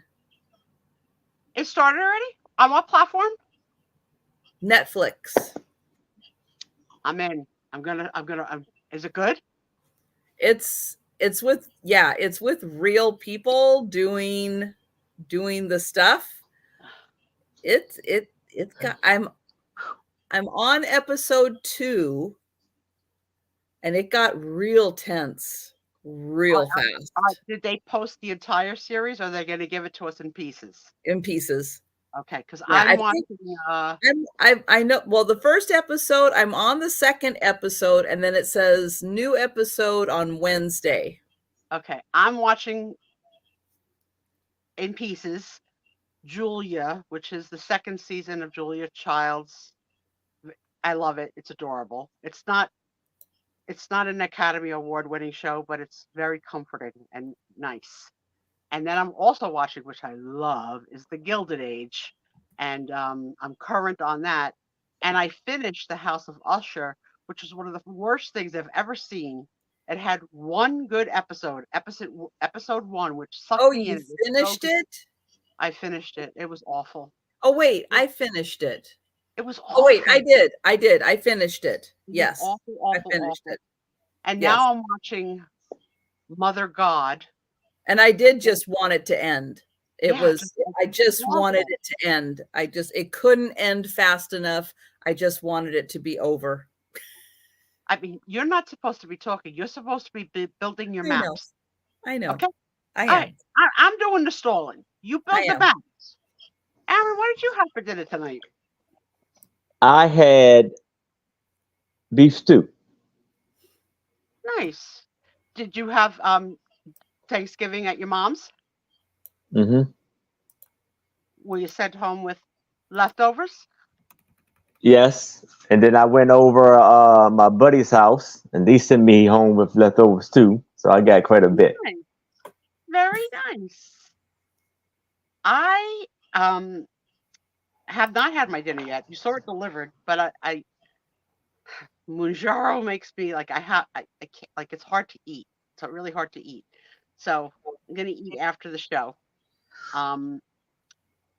My twin babies are doing really well. They had their fetal cardio exam and their hearts are good. And she came in late. They are the 11.5 inches now, and they describe these sites describe them as foods. So they describe them as eggplants, the size of eggplants. But I think I never saw an 11.5 inch eggplant. That's a pretty big eggplant. But Nicola's doing really well.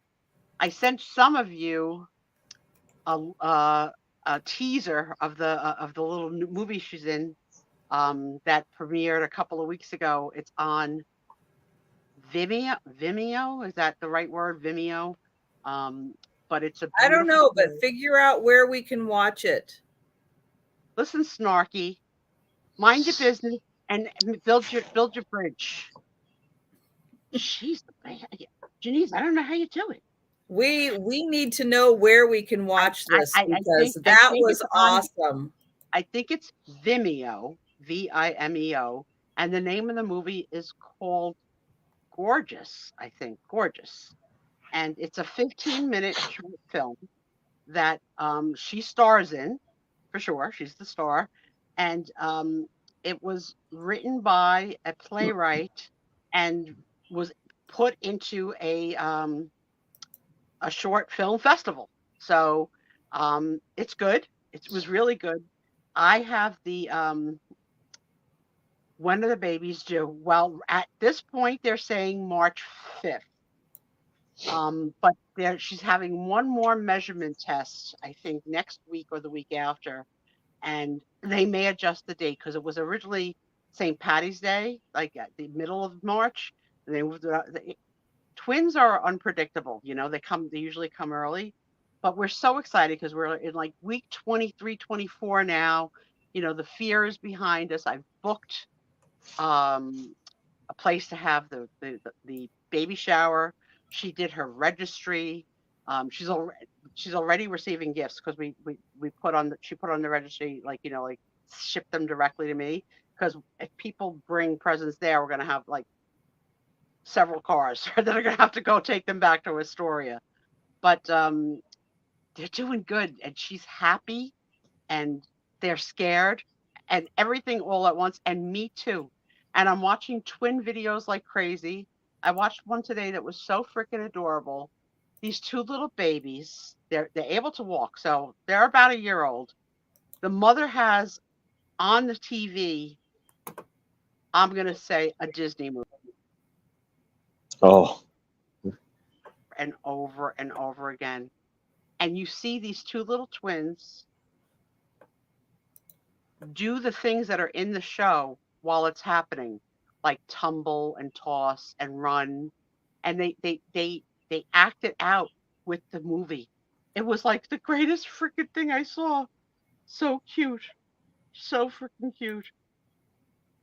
And then my friend Apple sent me a link to a children's book, which I'm not going to be buying for my children. I think the name of the book is D Has Big Balls. And it's about a squirrel. And it is purposefully written as a tongue-in-cheek joke for parents for but no, like, no, I'm not going to be reading that to my grandchildren.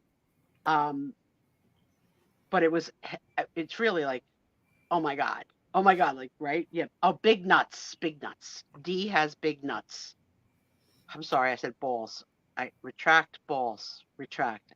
So, Aaron, for the record, we can't say balls. We can't say nipples. What was the other word that you can't say? We can't say penis. Balls, nipples, and penis are banned until 11 p.m. At 11 p.m., then we can say those 3 words, but not before. All right. But yes, this whole book is tongue-in-cheek. Oops. About the nuts. Are you done? Yes. Yes. They are called. I can't. I subscribe to We them. should have had that Sarah for Lee is referring to Thanksgiving. the twins, who the videos that their parents are doing are food introductions. So It not should be every day, Jen but and almost every day they Christine. introduce a new food to the twins. Why are you laughing? Why is she laughing? She's not listening to me. It should be You have no Jen and sound. Christine. You're not. You're muted. Oh, okay. I guess it's because I hit still the muted. button. Aaron, Can't hear am me? I muted? Somebody type. What's happening? Can you hear me? I can hear. What the heck is Can happening? you hear us? Someone tell me what's happening in the room, because I only hear myself. I see Trisha's mouth moving. Okay, Aaron's not need helping. to refresh. I don't then. know. I can't hear them. I Did you hear them? Do I have to I'm go out and talking. in? Yeah. Refresh. Aaron's Yeah. giving me hand signals like he wants me to steal first base. I don't run. Someone type out. in the room what is going on and what I need to do. Refresh. Oh, thank you. Refresh. Holy cannoli. All right. I'll be right back. How did that happen on my watch? Okay. I'll be back. What I was trying to say that she couldn't hear is Jen and Christine could have made a twins tasting food video at Thanksgiving. Yes. And give y'all a heads up for next week. Fingers crossed. I think I'm gonna have a lot of amazing things to bring next week. So look out for that. Well, very good. That'll be great. Yeah, I am not advertising like some estate sales and stuff that I've popped into, because I'm trying to do this closet clean out first. And then once I get through that, I'm kind of starting to organize some stuff, and then I'll start doing some hauls, and you can see some of the items then that I'll be bringing. Okay, let's see. Let's test it. Testing. Can you hear me? I hear you. What were you doing? Because you were laughing hysterical. Aaron was crying. The chat wasn't helping me. God.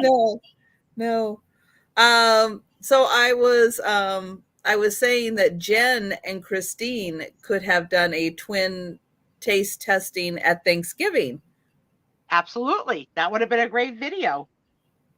These little girls, though, it's interesting because one talks more than the other, but the introductions of the food are really interesting, and like how the parents will coach them to try.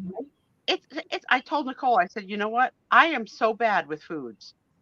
I literally won't try anything, that I think that she should do that with her children, do introductions of foods very young and start their palates and stuff.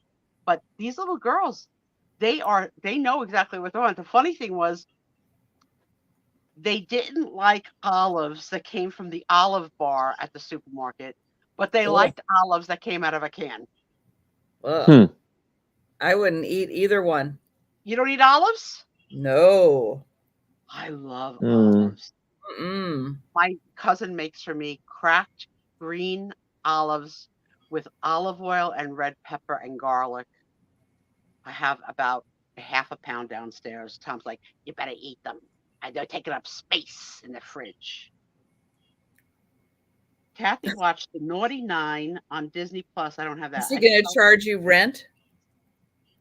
Right? The big thing that my husband gets annoyed with is if I don't finish a meal and I take it home and then I don't eat it. I'm sick and tired. You bring it home. And eat anyway. You should just throw it out. I was like, I think I'm going to eat it, but I'm telling you, since I'm on these medicines, this is what I had to eat today: a bagel with cream cheese. That's all. That's all I had all day, and coffee. And there is a Wow. sandwich waiting for me that I will eat when we go off the air. But I'm not hungry. Like, it's hard to eat when you're not hungry. And I don't know what Trisha's talking about, that they have a pumpkin pie with no crust, because I think that's just pumpkin pudding. Yeah. Are you trying to get pretty it in? much. You don't have. What's the word I taught you for heartburn in Italian? You remember? Mm-mm. Oh, Agita. did you tell him that? Agita. Yeah, good Oz. Yeah. All They have right, fried so eggs. I've got the members drawing. This is the member appreciation drawing, and I need a number. And then we're going to shuffle everybody. I'll tell you, last week's race could not have been more perfect with Doug and Jen. It was like the coinky dink of all time. I don't think you could reproduce it if you tried. No, if I had any control. Sarah Lee has given the number 2. All right, we are going to shuffle twice. There's 1. There is 2. And 1.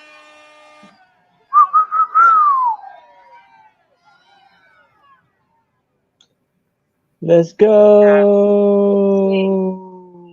Leslie's in the front, but that, usually is not a good sign in this game. Front runners usually get tired.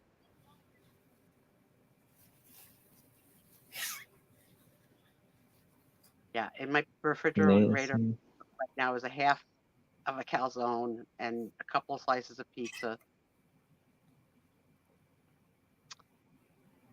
Yep, he's not happy with me, but that's okay. There Susie. goes Tommy. Nope. Go Tommy. Go Tommy. Come on. Aaron is. Oh, we got like a list of 4 right in the front. Yeah. Doug wearing a. Let's go. Let's go. Doug is wearing a snorkel. All close up. I know they are really bunched up to this time. Yeah. Can be a photo finish. It really is. Denise has got the slight lead at this moment. Slight. You almost had. You should have had Denise with the nurse's mask on and stuff. Here it comes. Who's coming in front?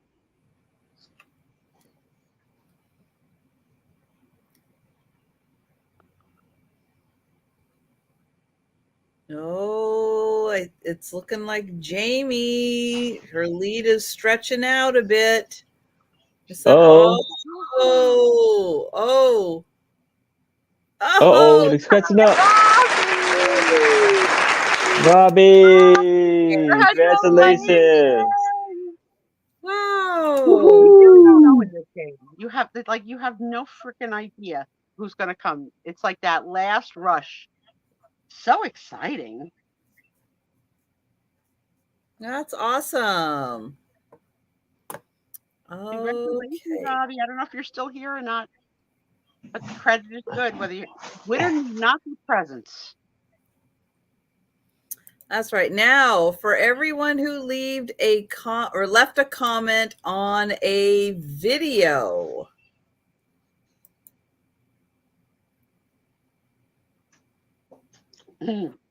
Maybe.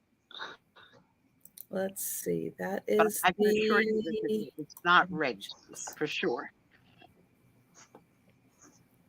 Okay, so I need a number.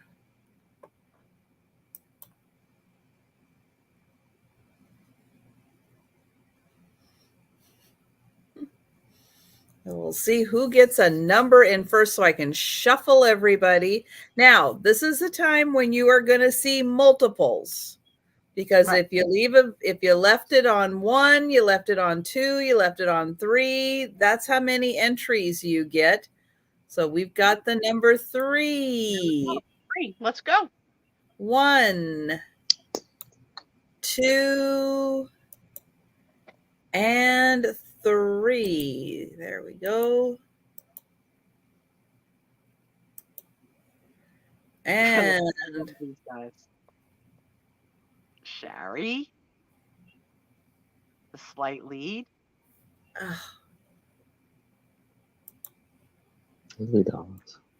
Oops. Tracy coming out. The I was last 10 trying to seconds. hide that ad. Yeah. And Tracy won twice. Oh, there last we week. go. Uh-oh. Oops. Uh-oh. Hang on. Hang on. Sorry. Uh-oh. Sorry. Jamie. Congrats, Jamie. Yay. Sorry, I'll get it in Congratulations. a better position for the next one. Sorry about that. It's okay.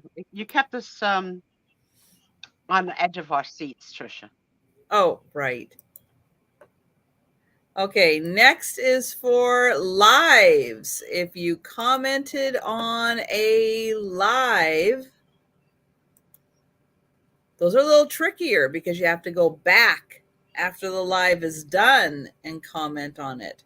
All right, so somebody put in a number for shuffling.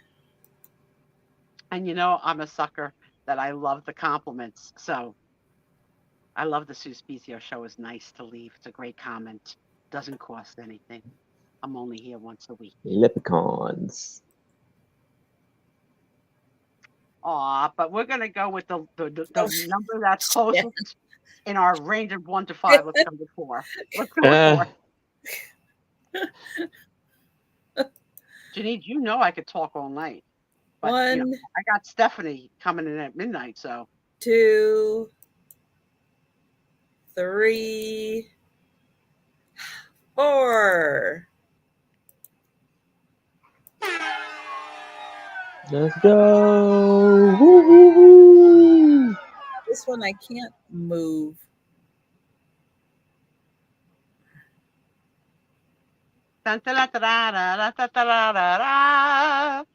Nancy Kell. Nancy, come on, Nancy.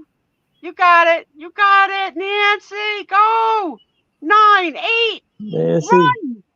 Wow. Run. Whoa, I thought she was going to be Who's going to take it? Oh, For the swipe. Sherry. Sherry, congratulations.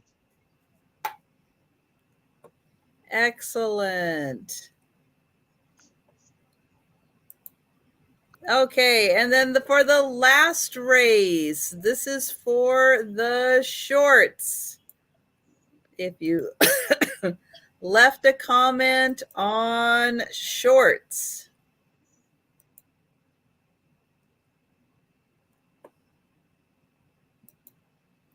Okay, so for shuffling, we need a number.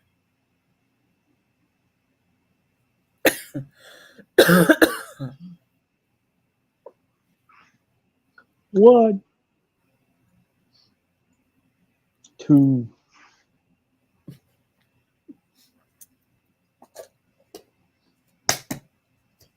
Okay, a 2 it is.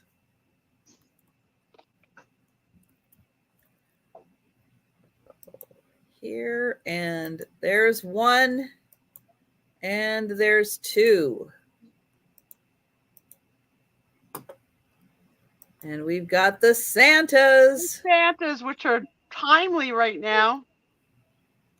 All the Christmas songs are playing. Who's going to get it? Who's going to win?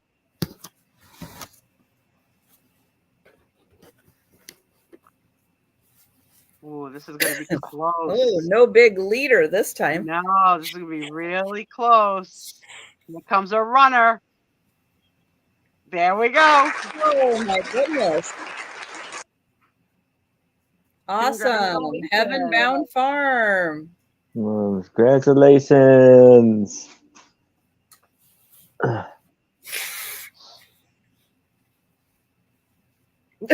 Sorry, Denise.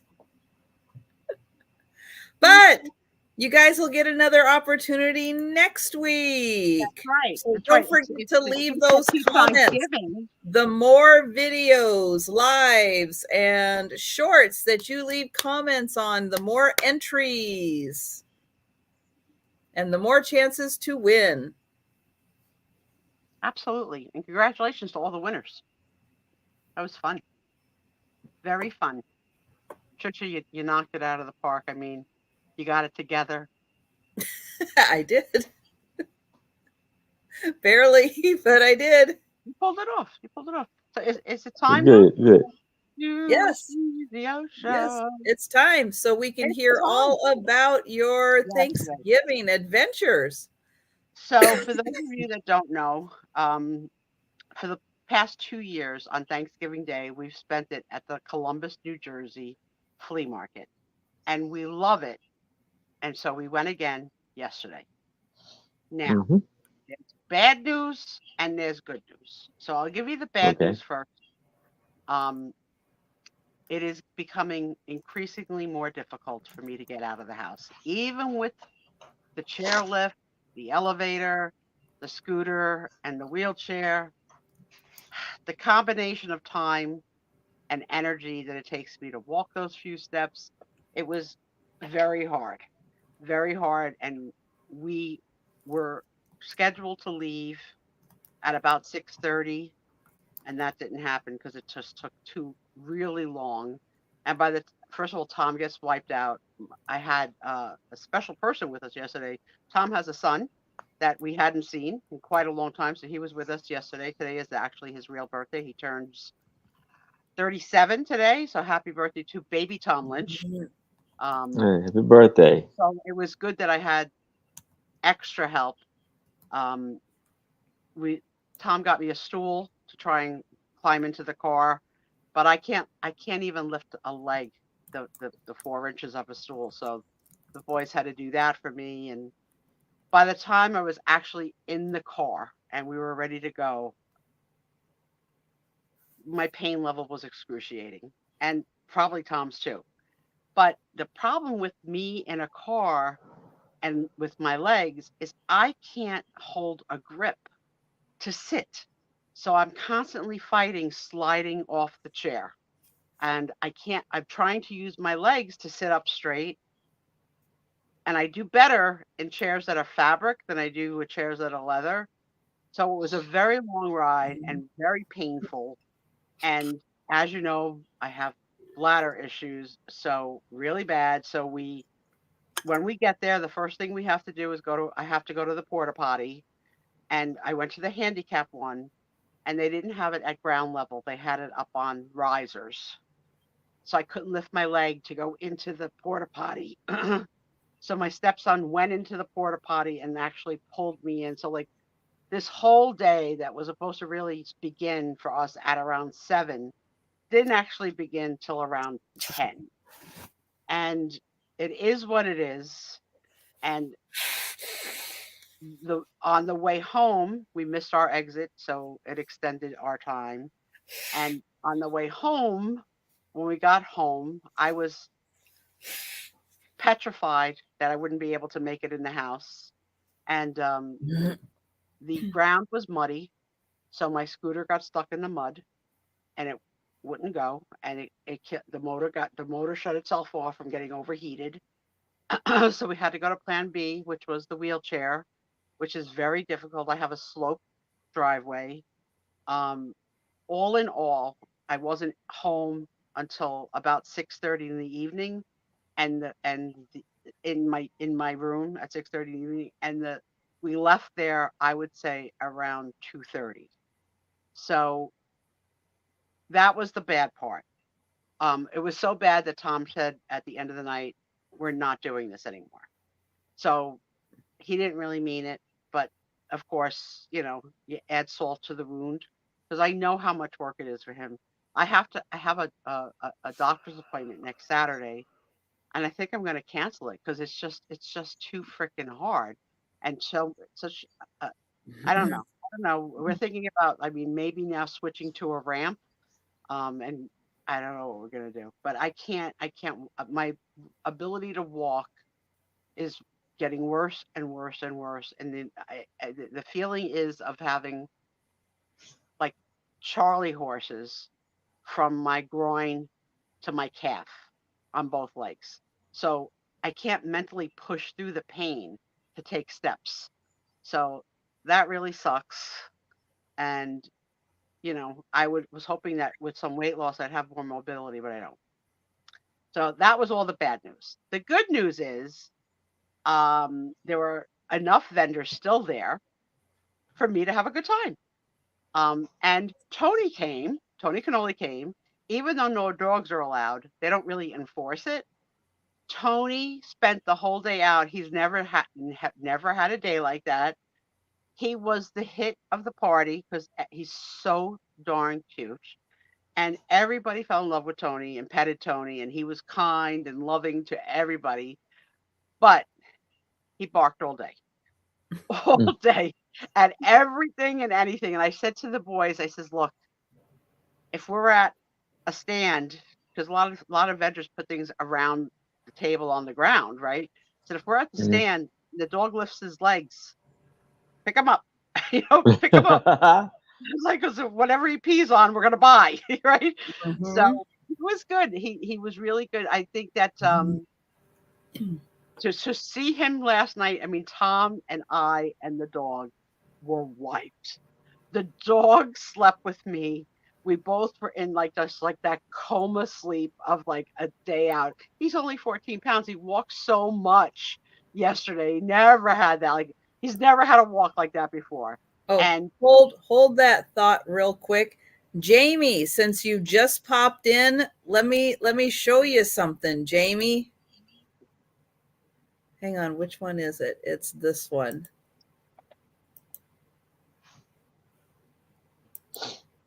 There, look at that, Jamie.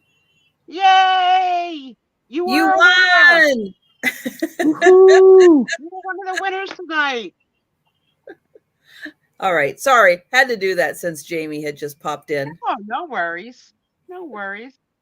So my friend Barb from work came and she was there first. And she went to the Amish market first, which she said was mobbed because they are both, they do meals and butcher and ice cream and caramel apples. I mean, like it's the Amish section of the flea market is an indoor section. And she was in there for an hour, like waiting for us. And then she got so overheated with bodies that she came outside to sit on a bench. We had pretty good weather. It was in the high 40s and hit about 50. So a couple of sweaters, a scarf, and a hat were fine. I forgot gloves. But I brought a pair of socks that Tom bought me, but I forgot. I didn't have Tom put the socks on me because it was already so much of a production in the morning. So these are the socks. Santa. So because I forgot gloves, I walked around the first couple of hours with these on my hand because my hands were freezing. So they came in handy. So they became mittens. They became mittens instead. And Tom, I did not spend any time at all with Tom, Tony, and his son because they were literally exhausted from getting me out of the house. That they sort of just hung around on picnic benches and didn't do much. Tom bought nuts from the nut guy.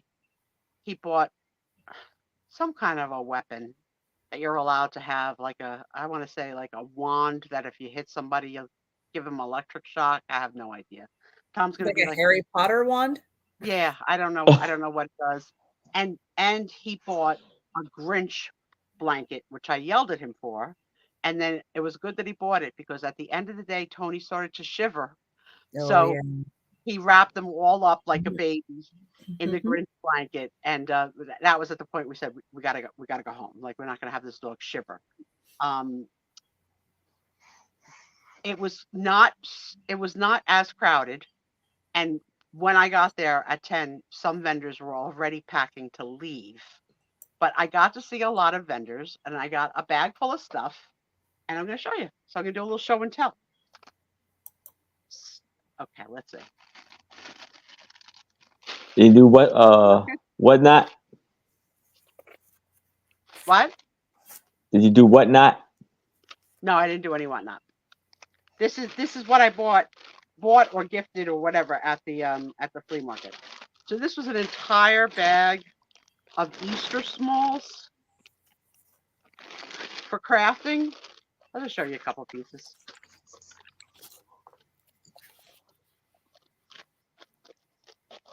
If I can get any out of the bag. Take out. All right, see ya. Have a good night, Jan. Good night, sweetheart. Good night, Jan. So like little smalls like this guy. That's cute. Yeah. So this is just like if I do an Easter, I think I'm going to do an Easter wreath for myself. So it's a whole bag full for like $3. I was like, okay, I could do that. Put that away.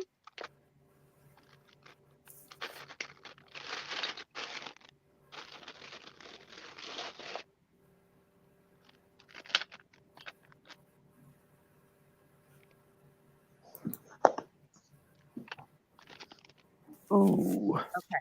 So there was a guy that was giving stuff away for free.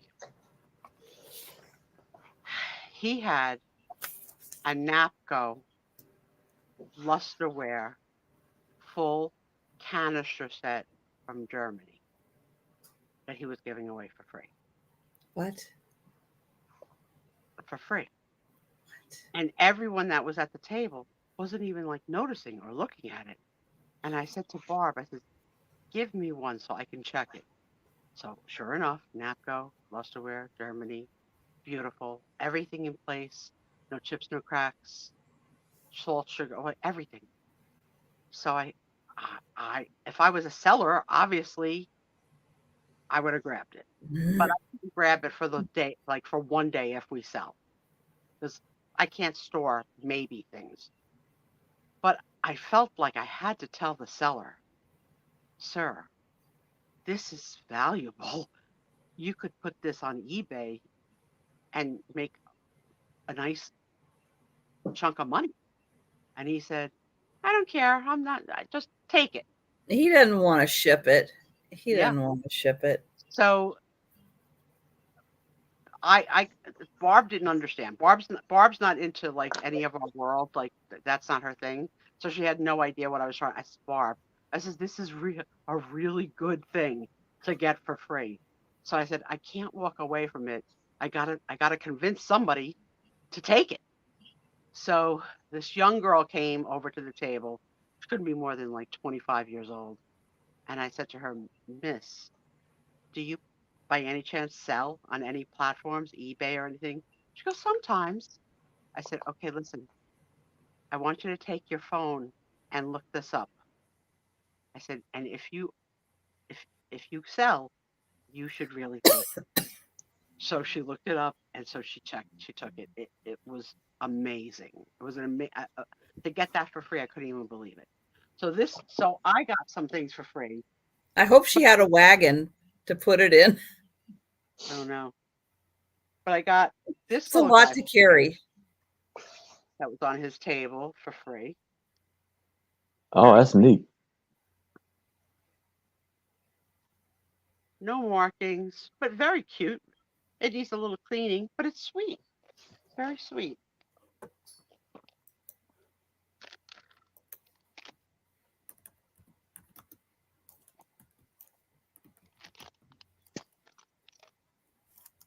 She was free.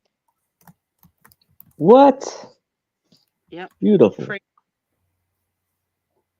Little Nell, it says on the bottom. and she's perfect. She's absolutely perfect. There's nothing wrong with her.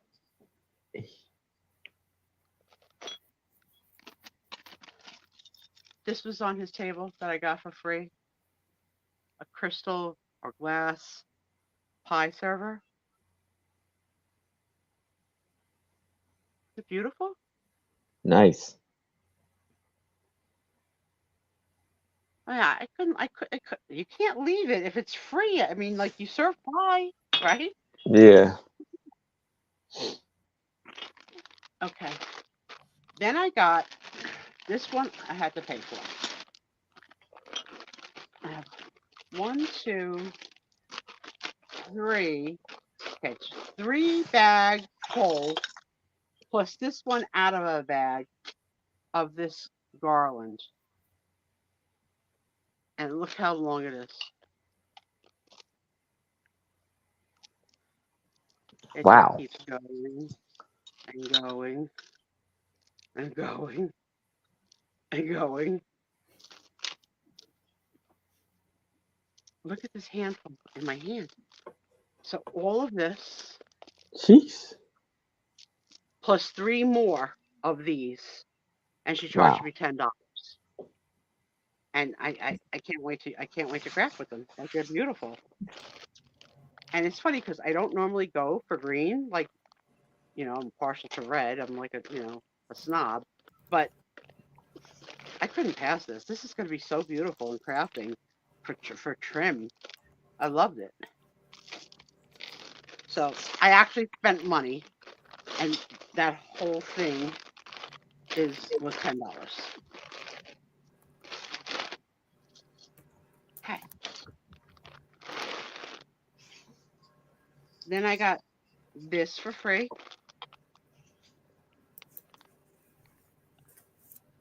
A hinged box. Oh, that's nice on the inside Beautiful. too. Yeah. Beautiful.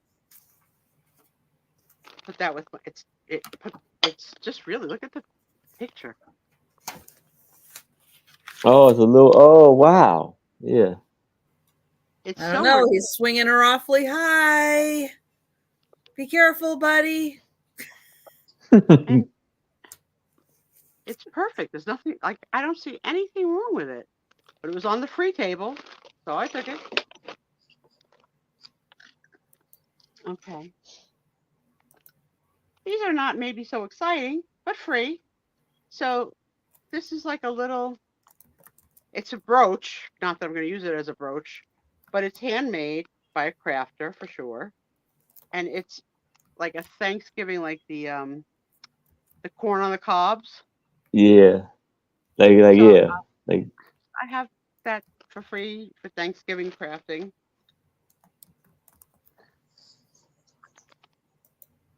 This gold little box with a lid, and in it are pearls. wow. Little tiny one. Little tiny ones, yeah. So it came like this, and that was what was inside, and I got that for free. And then Hi, Randy. these 2 ornaments, Hey, Randy. one with green and one with gold, for free.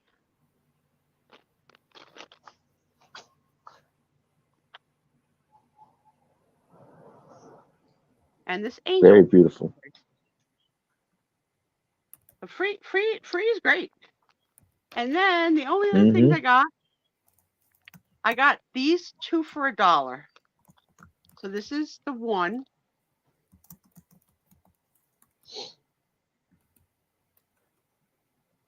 And wait till you see this. This is the other. 50 cents. Uh, So all Miss I spent Claus. yesterday was $10.50. And I scoured. It just was not anything I really wanted or needed or what I was looking for. But I enjoyed the heck out of it. Let me put this away. I enjoyed the heck out of it so much because what, but I hope that I'll still be mobile enough to go again next year. I really do. And I hope that we can figure out how to get me in and out of the house and in and out of a car easier and faster. But was it worth it? Yes. I spent the rest of the night in at the bed, and I was in bed all day today. I needed to rest I had to elevate my legs. But I feel really good. I feel really good right now, like really good. Um, I've had a good nap and a good rest. I'm gonna have a good dinner when we're done. Um, and you know, let's go back to our game, shall we? This was the question that we left on last week that is so darn hard. I don't think we'll get past this one question. The question is, Mm. what were some of the turning points in your life? Turning points in your life. That question haunts me at bedtime at night when you rethink I woulda, shoulda, coulda, Mm-hmm. right? Right? What were some of the turning points? So I know a major turning point in my life was at age 16. I had been with one boyfriend, my first boyfriend, for 4 years. So maybe I was 17. 4 years. And like he dumped me. And I met another kid who I was only dating for like 3 weeks. And it was 3 weeks of wonderful, like just such a different relationship. And the first boyfriend then come back and wanted me back. So I had to decide David or Mark, the long time guy or the new guy. And my turning point was I think I picked wrong. I picked the new guy. I picked the new guy and I think I picked wrong. What happened with the old guy? We still remained friends. He moved on to another girl that also had my hair was long and straight and like brushed my butt, like that kind of a look. He moved on to a brunette with that same kind of a look. And I think they stayed together for a year until we went to college. And he passed away a couple of years ago. Hmm. Um, so I would have been, if that relationship would have worked out, I would have been a widow for sure. But I think that was a major turning point in my life was David or Mark. Like, what do I do? And I think I chose wrong for sure. Let's see what some people are saying. Oh, Nella's from Little House on the Prairie. Oh, cool. I thought her name was Nellie, You're right. not Nell. I thought it was Nellie. Kathy says marriage, kids, and divorce. Cindy B says divorcing my first husband after 20 years. Yeah, well, I would say for sure divorce was a turning point for me. Absolutely. Having a child and raising her by myself, turning point. Um, Hmm. Lots of therapy, so lots of self-exploration, right? To I don't know, there's so many things. But that is I think that is my number one, choosing between those two boys. It was the best thing you did for yourself, right? Yeah, because you're remarried and you're happy now, right? Sarah Lee ran away at 14. Where'd you go? And how long were you gone?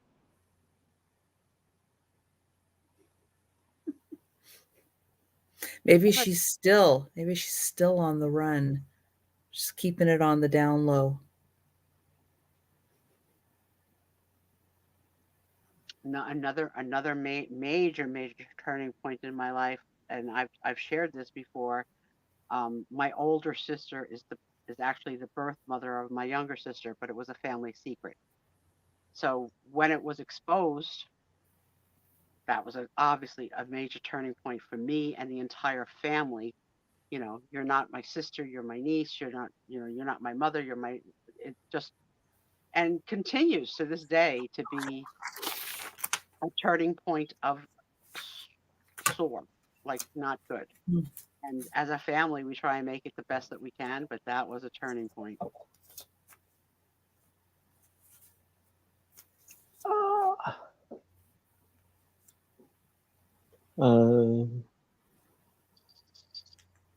Turning point, making the wrong decision what to major in college.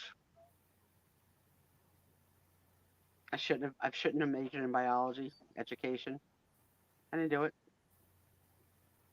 I never even tried to do it. When I graduated, I had like I don't want to be a teacher. Why did I just spend 4 years to become a teacher? But I don't want to do it. I didn't go to college, but I wish I had. Same But I here. don't want to now. Turning points could be either way, something that did or did not occur, for sure. Yeah. Mm-hmm. Yeah. Oh, thanks, Jamie. I just feel like I had a lifetime friend over 20, like really thought of her as a sister, like so intimately close. And we had a bad falling out. And it was one of the best things that ever happened to me that we had a falling out. The relationship was toxic, and I didn't realize it at the time. That she had power over me that I let her have, and power over the decisions in my life that I let her have. And I was unhappy, and I didn't even realize it until she was gone. And to this day, I don't ever want to see her or run into her again. But I am the godmother to her child, one of her children. I consider, even though I'm officially the godmother to one, I consider myself the godmother to both. So I still have a relationship with the adult children to this day, and I love them. And they did nothing to do with the falling out. And I give them a lot of credit that they can still choose to love me and have a relationship with me, even with the breakup of the friendship of their mother and I. And it's very, very hard. Like, curiosity killed the cat, right? You want to know, but I don't ask. I don't ask anything because it's not, none of your business, right? Right. If they say something, they say something, but I don't ask. But yeah, I was thinking about, let's see. Kitten says, getting laid off of my job of 32 years and what did you do for a living, Kitten? That's a huge turning point. What did you do? Yeah. Wow. Jamie had a young pregnancy. Well, actually, the turning point was like this: was when I just ran across, people doing this reselling on YouTube, and I was just like everybody else that's in the chat, having a good time, thinking, "Oh, this is a good community, cool place to be." And so, one of the ladies who I used to go to watch all the time, she had like a morning show, Victoria, and she asked, "Did anybody want to be a guest? That I could do an interview in the morning time. Anybody want to be a guest?" So I sat there for a minute, and I was like, "Why not?" So I emailed her and asked her, "Could I be a guest?" And she said, "Yeah." So I went on and did an interview with her, and then other people in the interview who do auctions reached out to me and asked me, "Do I want to be a guest seller?" And I was like, "Okay," and it just moved on from there. So just taking that shot was the turning point. I think that's wonderful because I know you're shy. Yeah. There, you run shy. So for the courage to do that, and not that you're going to even go and sell, you're going to go and be. Yeah, I had really came in here not really having the intentions of selling. It just happened. Well, and then one thing led to another, and I just kept going, and I grew, I have to piggyback on that story because mine is similar. My entry into this world, I was a COVID at-home shopper, enjoying different channels and different people on different days, and Mhm. there were many sellers I would buy this or that. What I was obviously going through loneliness and whatever. I found the reselling world to be very entertaining, and I loved learning about the stuff that people were selling and, the price point I could afford, right? So Yeah. I was first watching people that I would never be able to afford their price point. I won't name any names, but I would enjoy their shows as well. But I sort of like then shifted to more of the shows like this format that was just not one person selling, but either two or a group of people selling together and having chit chat across the board and selling and laughing. And I really liked it. And I, like you, typed away, typed away, and typed away in the room, never thinking anything would come of that. And then someone just like you asked me, would I like to come on? And I did. Hmm. And I think that was the birth of me on the air, but I did not expect it to become this. So early Sue Spezio went on shows and did commentary on what they were selling. I didn't have like my own little section after. Then I was really into the dolls, so I did the doll shows for a while of doing little plays, little plays about the people in the chat. And then I Hmm. did, um, I wouldn't call them impersonations, I would call them reflections of sellers and like something that had happened or had said, and in their voice, not in their voice, I don't do voices, but and Yes, you do. You do voices. but maybe I do voices. Maybe I do voices. And then I got this lovely uh note from Trisha about an idea that she had for Friday nights. Hmm. And we are in just almost about to round 2 years. So this was definitely a turning point. And when Yeah. I think about retiring and maybe doing more, I definitely have an interest in selling. Um, but Tom is not on board with getting rid of any of our stuff, and I'm not on board on sourcing more stuff.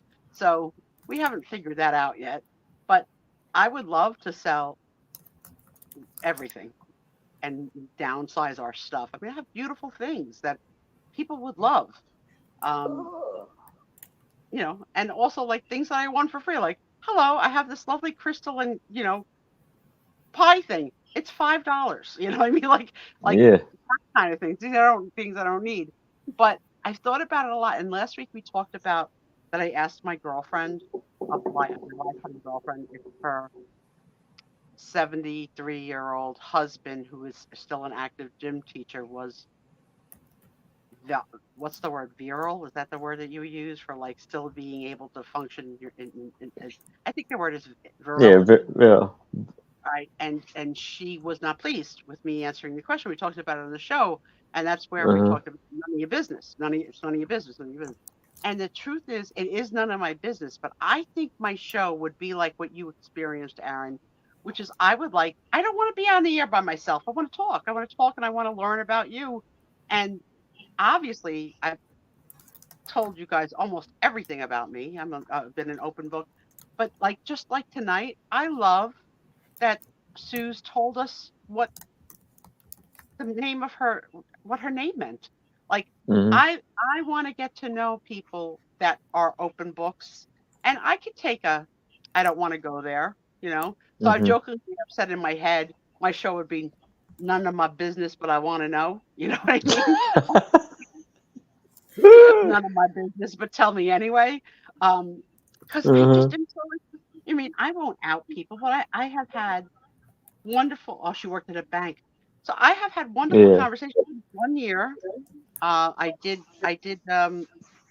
for Christmas for Jody Renshaw's son's basketball team.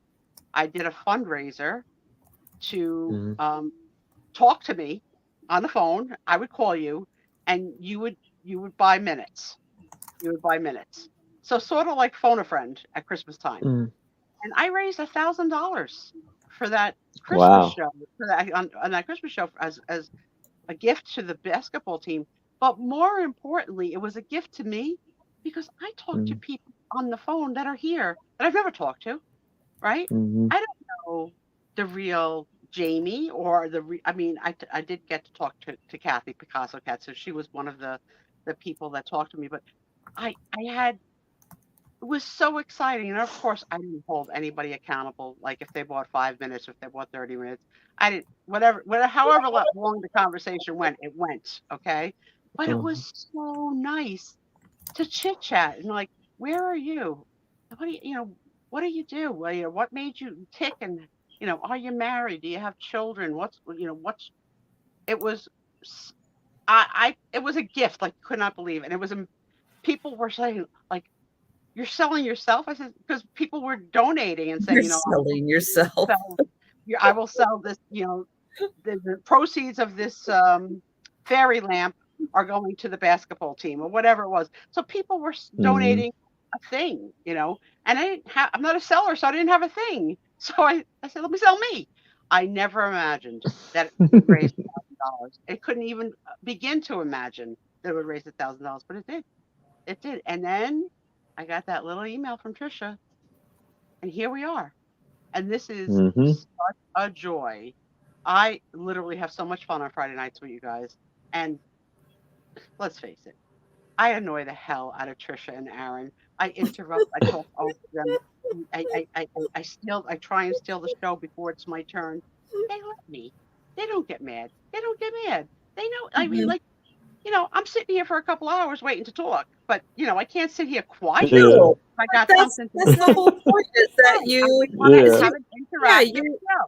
yeah, we're talking, we're having a good time before we get to talking and having a good Exactly. time. Exactly. Mhm. And when That's the I whole throw a point of it. question out in the room that I'm inspired by something you've brought to the show to sell, I really want to know what you think. I really wanted to know who eats beef jerky. I know how silly that sounds, but I want to know, right? I wanted to know who eats beef jerky and who doesn't. I mean, I love that portion of getting to know people. And some of you I've become Instagram friends with, so I'm getting to know you a little better because I see what you post and what it says about you, right? And I've even had the opportunity to Instagram video chat with a few of you. And trust me, Mhm. Doug's in the hospital bed. I saw his camera was available. I was so tempted to hit. Hello, Doug. Hello. It's your personal Sue Spezio show. But yeah, I've had a blast. So yeah, so tell me, anybody else, what was some turning points? I'll pay Randy. And that's funny. And Randy, we tease that you are the number one message retracker and retraction person in the entire community, and it cracks us up that you say something so bold and then you take it back, right? Mhm. But what like whether you're actively talking or not, um, and you're here, that's cool. That's cool. Not everybody chats. It's okay. Yeah, I video chatted with Apple. She was naked, and I only had a towel on right out of right. She's like, "What's the matter?" So I was like, "I want to chat." Like, "Hi, Apple." She goes, "I only have on a towel." I was like, "Okay, just point the camera towards your face." I mean, she's stunningly, to me, she's stunningly gorgeous. Just take my breath away, gorgeous.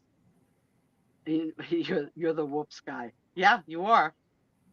But what else? I mean, like when I stood at the altar with my first husband getting married and saying our marriage vows, I couldn't have been more sure of anything in my entire life. Mm. Right?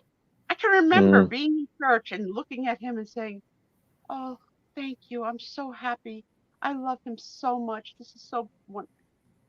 And when he left me with a 5-month-old baby 35 years ago, I don't think anything could have caused me any more pain than that. Like literally. So turning point, yes, absolutely. Having to work with lawyers and settlement and arguing over, credits and debits, it was crazy. Definitely.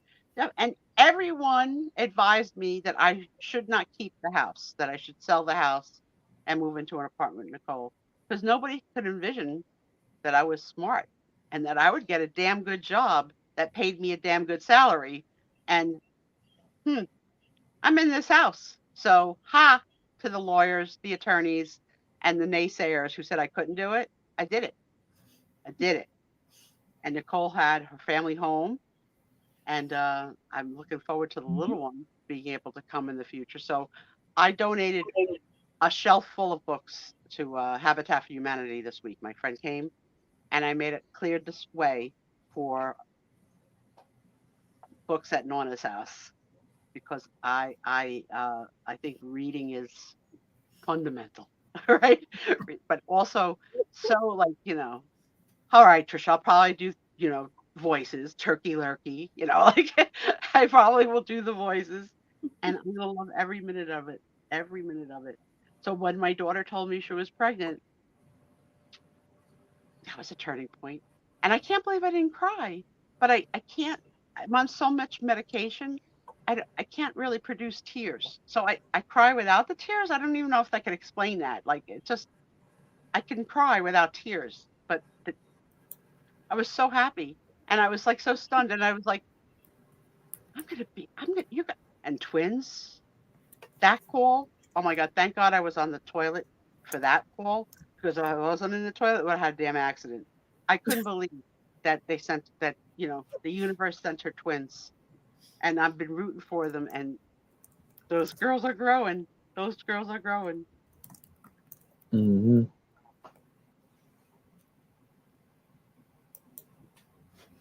But yeah, who you choose to live your life with, huge.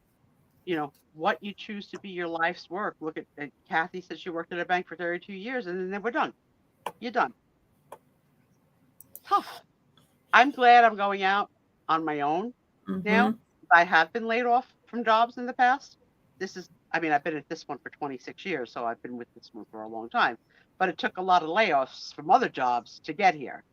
But I'm glad that I'm leaving and that's going to be a turning point for me, that I will put that behind me. The question is, what has been some turning points in your life? And we've had some really good answers, obviously, marriage, divorce, children. Some people have had, injuries or accidents or whatever that would be turning points. It's great. It's crazy. It's really crazy. Good for you. Good for you. It's tough. It's tough. And as you get older, trying to find work, obviously I'm old, so it's okay. But if I needed to find work, I can't even go to an interview. I can't walk. Like I would have to get and there is a lot of age discrimination out there. Of course, they don't call it that, but I literally they don't want necessarily some older, depending on the job, depending on the company, being an older age is not what they want. I 100% agree. And then to add being disabled and not being able to work in an office, I need to work. I know that I'm able to continue working past this choice I made. Making this choice. Oh, Suze, age discrimination can start at like 40. Yeah, it's okay. It's not good. Add in fat discrimination. Okay. Turning point. I used to like to tan. I've told this story once before. I'll tell it again. I used to like to tan when I first met Tom. Love tanning beds and tanning salons. And there Mhm. was a new one in town, and it was very high end. And I bought like the monthly plan because I loved going. And I got kicked out for being too fat. He didn't want my kind in the waiting room. He wanted to have, bodybuilder types and, young hot chicks and not fat women. So, I mean, he may not have said those words exactly, but that's exactly what he meant. I got kicked Yeah. out of a tanning salon for being fat. Like, what? Like, why? Like, why? It's like, But yeah, why? People aren't sitting in bikinis in the waiting room waiting to go in. yeah. So, And that's what he said. My kind. I says, what is my kind? It was shocking. It was He shock. really I said don't that? think I've ever been that insulted to my face. Crazy. And you know what? It was good because I gave up tanning because the little girl had a little spot that was like a little precancerous Ooh, cell carcinoma. yeah. So Oh, it whoa. was probably for the best that he threw me out because on my next exam they found it and got rid of it. But yeah, I mean, oh my God, Cindy. So like as an Italian, you know, I wanted revenge. But as an adult in America, you can't do revenge. You can't do it. But it was horrible. It was horrible. And he didn't do it by phone. He did it to my face when I came in for my next appointment. And it was horrifying. I was this year thrown out of the periodontist for the same reason. I got the letter. I read you the letter online. For your safety and ours, we will no longer continue your care. Um, so yeah, my safety. What? I'm in a wheelchair. You know. Um, what's the? I don't get it. I really don't. I really don't get it. Yeah, yeah, yeah. So at one point in my life, um, I had what do they call it? A non-disclosure agreement that I couldn't talk about this, but now I can. So I worked at a hospital, and there was a high-level director who was a misogynist. And for those of you that don't may not know the word misogynist, it's like not a high regard of women, and it came out of his mouth all the time. And all of his direct reports, including me, he would say horrible things to. Horrible, horrible in a sexual tone, um, just terrible, terrible things. Insults about me being Italian would be like he had a lot of Italian jokes. Um, but the job was a really good job, and had a high level and a high salary, and many departments that I oversaw, and I learned a lot. And he was doing this to all four of us, all four of his direct reports. And one day he trapped one of the managers in her office and wouldn't let her out. Mm. So when that happened, the four of us first went to human resources to file our complaints, and we did. We did, one of the four of us wrote our "What has he ever done to us?" story, and they didn't fire him. They moved him to another part of the building, and the way that he would come in and out of the building so that we wouldn't have to see him. And that was their solution to the problem. Well, the four of us wound up So they would suing do it him. to somebody else? Yeah, the four of us wound up. We didn't do a group suit. We did individual lawsuits. All four of us. All four of us won our lawsuits. Um, I am very open-minded and funny and can take a good joke, but there's a difference between being a jokester and being either perverted or downgrading. And I don't know whatever happened to him. That hospital was eventually shut down and demolished. It doesn't exist. It's not on the property anymore. But it was a hard thing to go through because I had never been deposed in a lawsuit where, you're there and they ask you every question in the world. It was very hard, very hard. And luckily, I was able to work again because of my resume was strong. But I shared that with 3 other women. The 4 of us are no longer friends. It was too hard. The woman Well, that he that's trapped. really stressful. Yeah, the woman that well, our lawyers wouldn't let us talk to each other because of the 4 Hmm. lawsuits. So that was problem number 1. But the woman that he trapped in the office and why we decided to come forward for her, she was pregnant and she lost the baby Mm. from stress. Oh. So when that happened, that's when the 4 of us decided we have to, because they didn't fire him. Like, are you kidding me? Like, so all 4 of us filed a lawsuit. Now, we all got laid off. Not at the same day, but all 4 of us got laid off. Why? That was retaliation. So the lawsuits were strong. They retaliated against us complaining about this guy. Mhm. And, he's got a name that is, I won't say his name, but he's got a name that you can't do a search. Like, it's too common, like Joe Smith. Mhm. Like, it's too Yeah. common of a name to find out what the hell happened to you. I'm sure I wouldn't recognize him and he wouldn't recognize me if we ever saw each other again. And as a young girl with a child at home, like, I took a lot of it. Like, you take it because you weigh out, like, is it worth it to complain and have this? And when I was like, you're laying me off? Are you freaking kidding me? Mhm.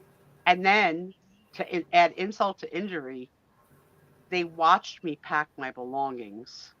Oh, they didn't always do that. They Yes. didn't trust me to not Oh no, steal. I've been laid off a few times, and yes, they very politely watch you pack your desk, but mhm. Yeah, it really was It's like, humiliating. you know what? I'm an adult. You know, What am I going to steal?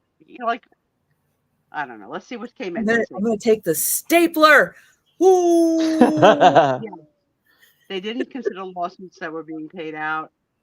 Denise says, a friend of mine sued hospital for discrimination and she was blackballed. Yeah, couldn't find a job again. Well, luckily for me, because of the non-disclosure agreement, they couldn't talk about it and we couldn't talk about it. They Mm. tried to include in the agreement that none of us could ever step foot in the building again. Like, it's a hospital in our neighborhood. We could not Yeah. even go to What the if ER. it's an emergency? We're not, and what if our family member is in as a patient?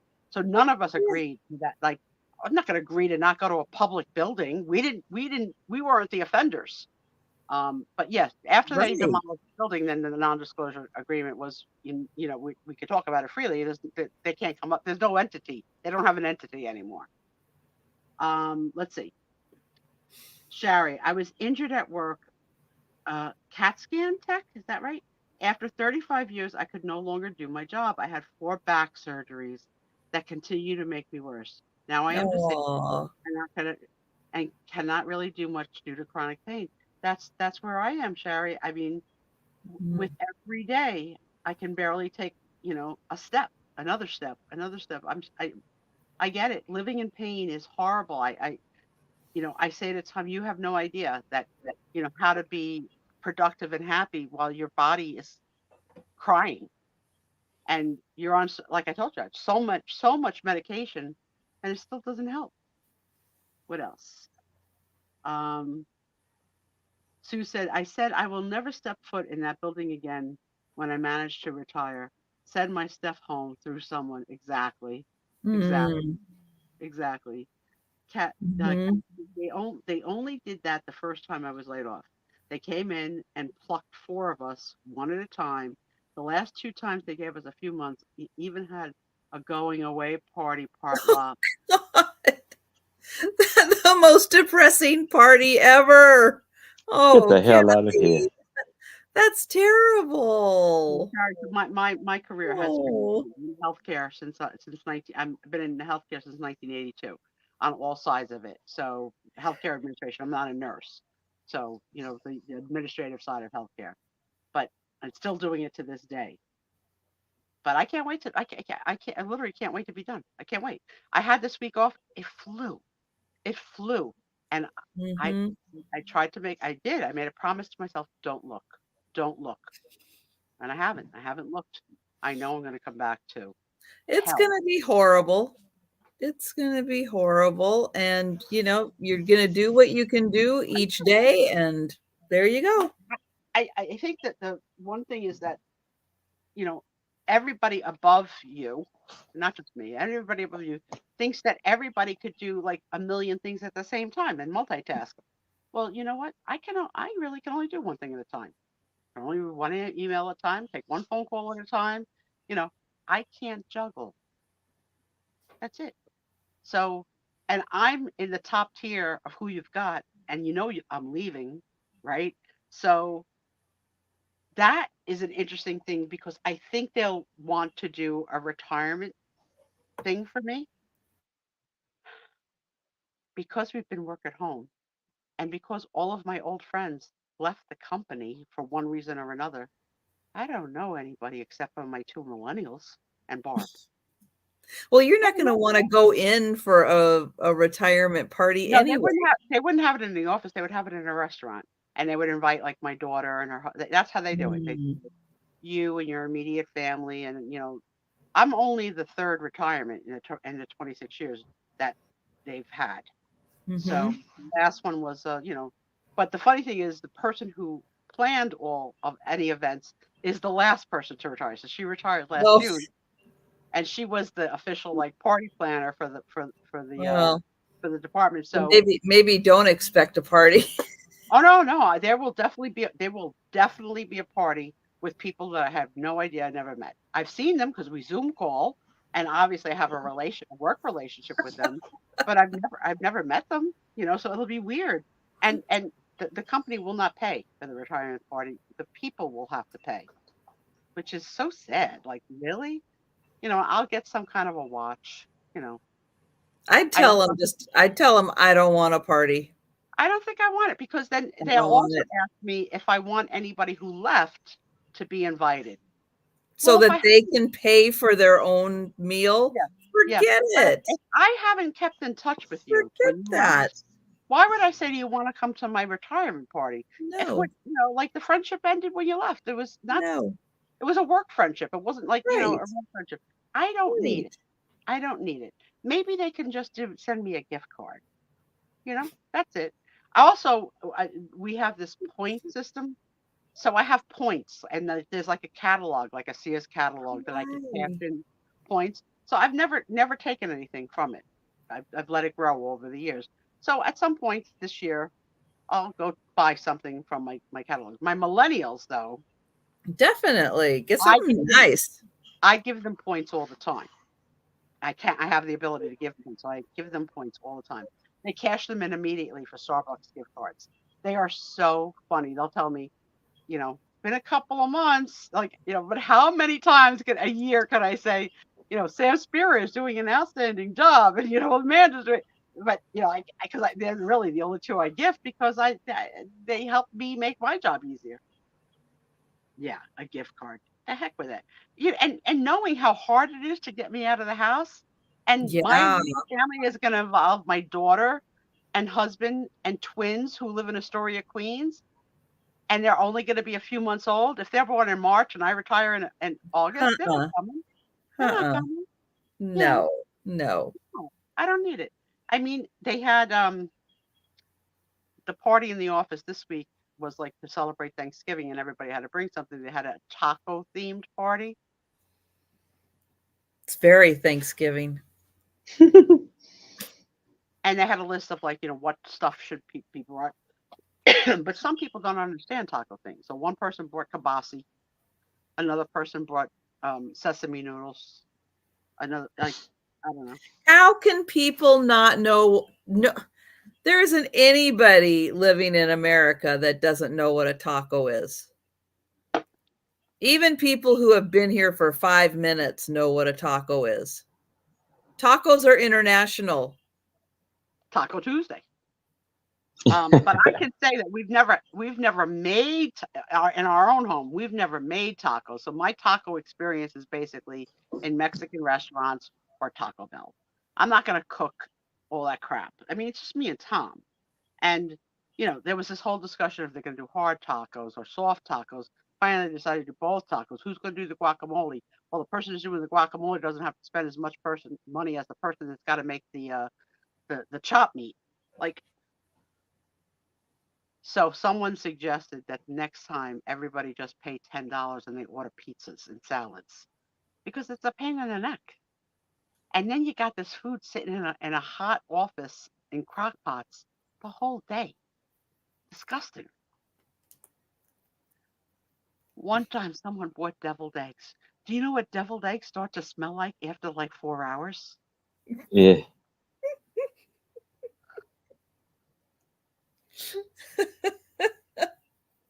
The other thing I didn't share, and I wasn't going to share it, but I'm going to share it. Took my first ever poop in a porta potty yesterday. It was quite the experience. They said it wouldn't happen. I knew it couldn't happen, but it's like I had pumpkin pie at midnight. Gotta go. I had to go. So, it was awful. I was in there a while. I could have read a couple of chapters of a book. I had a deep stomach ache, deep. And I would say never would I ever. And it happened. And Tom is so gracious. He's like, you got to do what you got to do. I was like, I don't want to go in there and poop. He's like, you got to do what you got to do. It's kind of hard to convince your body not to. I've been in a porta potty many times, and I have the ability to do the squat. You cannot squat a poop. So if you can squat a poop, no, you got a whole new talent. Okay.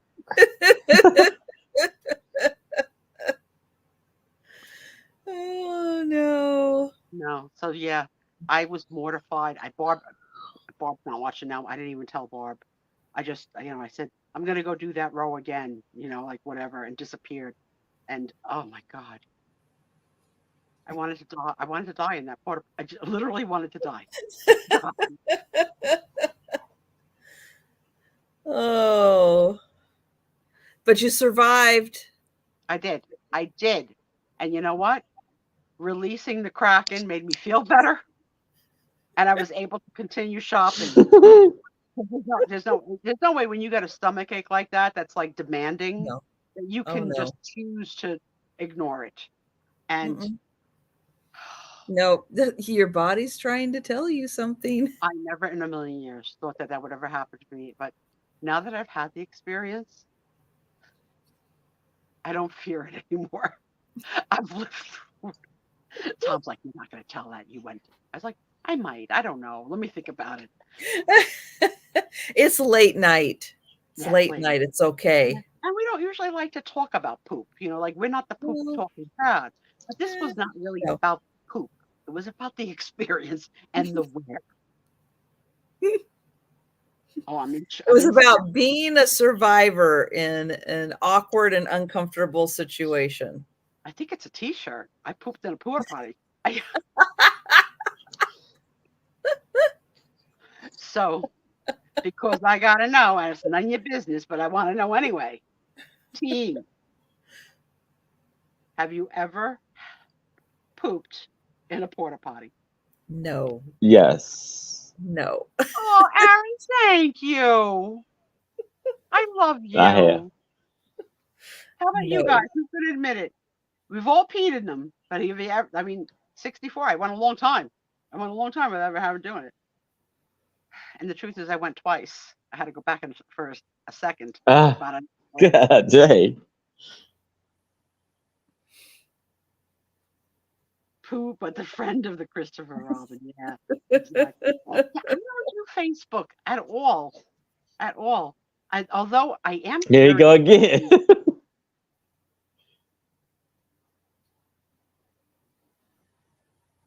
Yeah.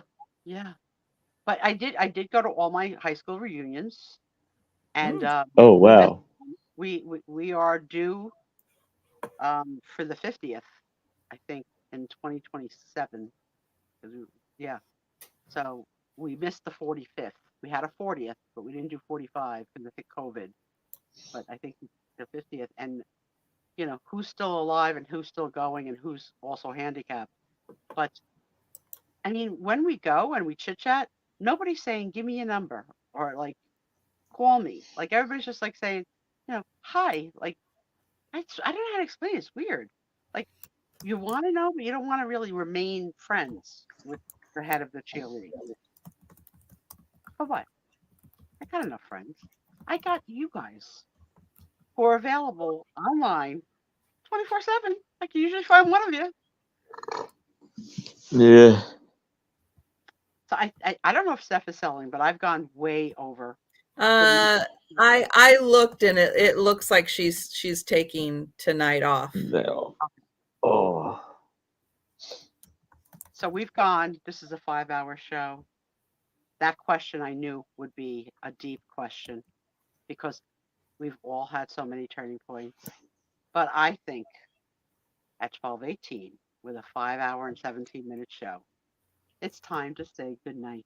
What do you think, guys? I've enjoyed you. I've enjoyed our sellers. Thanks for letting me blab and blab and blab. And we only did one question tonight because it was so deep. And thank you for That's all sharing right. your turning points, because I knew when I saw the question last week, I was like, oh no, this can't be done in 2 minutes. This is too big of a question. That's a big question. Yeah. Not one person has admitted to a poop in a porta potty. Not one. Mm-mm. So Well, I so stand I alone. would have tell this story with the porta potty thing. Let me just say this because this is kind of funny. When I was a kid, for like a year or so, we lived with my grandparents, and so it was only one bathroom, and my mom had younger sisters who were like going to college, and they were still living in the house. So you know how ladies sometimes they hog up the bathroom, and I'm a kid, and I'm like, I gotta go, I really gotta go. So my grandma would tell me, because it was down in the basement in the laundry room, there's like this little like a pole coming from the ceiling, and there's a hole in there. Oh my So God, I we would had have the to, hole I would go pee in the hole. in the hole. We had the hole. What? Yes, there's some kind of a sewage hole in old houses that lives in your basement. So yes, we Yeah. had the same situation, Aaron, because we had all the relatives in one bathroom for all, and that was the instruction: go pee in the hole. Mm-hmm. Oh my God! And Suze has pooped in a porta potty. Thank you. Oh, Suze. Suze. Bobby in an outhouse. I've never been in an outhouse. Oh my God! But it can't be much better than a porta potty. Horrible, horrible. Yeah. I was like, of all frickin' days, I never leave the house. I never frickin' leave the house. You gotta give me a stomach ache today. So I'm gonna say to my friends that have stayed with us all night, thank you as always for coming. Yes, thank you everyone for hanging out with us tonight. Oh Hat my tip, God. everybody. Thanks for the laughs. Thanks for the purchases. Thanks for your friendship. And with Yes. that, I'm gonna say good night from the Sue Spezio Show. That's right. And don't forget, Aaron is going to be live tomorrow at 6 p.m. with Anitra, I Spy Queen. And I will be live at 10 p.m. Eastern on Saturday. And it'll be a solo sale. So we'll see what else I find in my closet to Sherry bring has to the the hole. sale. Sherry has the hole. We can go visit Sherry. Happy day after Thanksgiving, Oh my everybody. God. Enjoy the rest of your weekend. We love you. All Good right. night. Good night.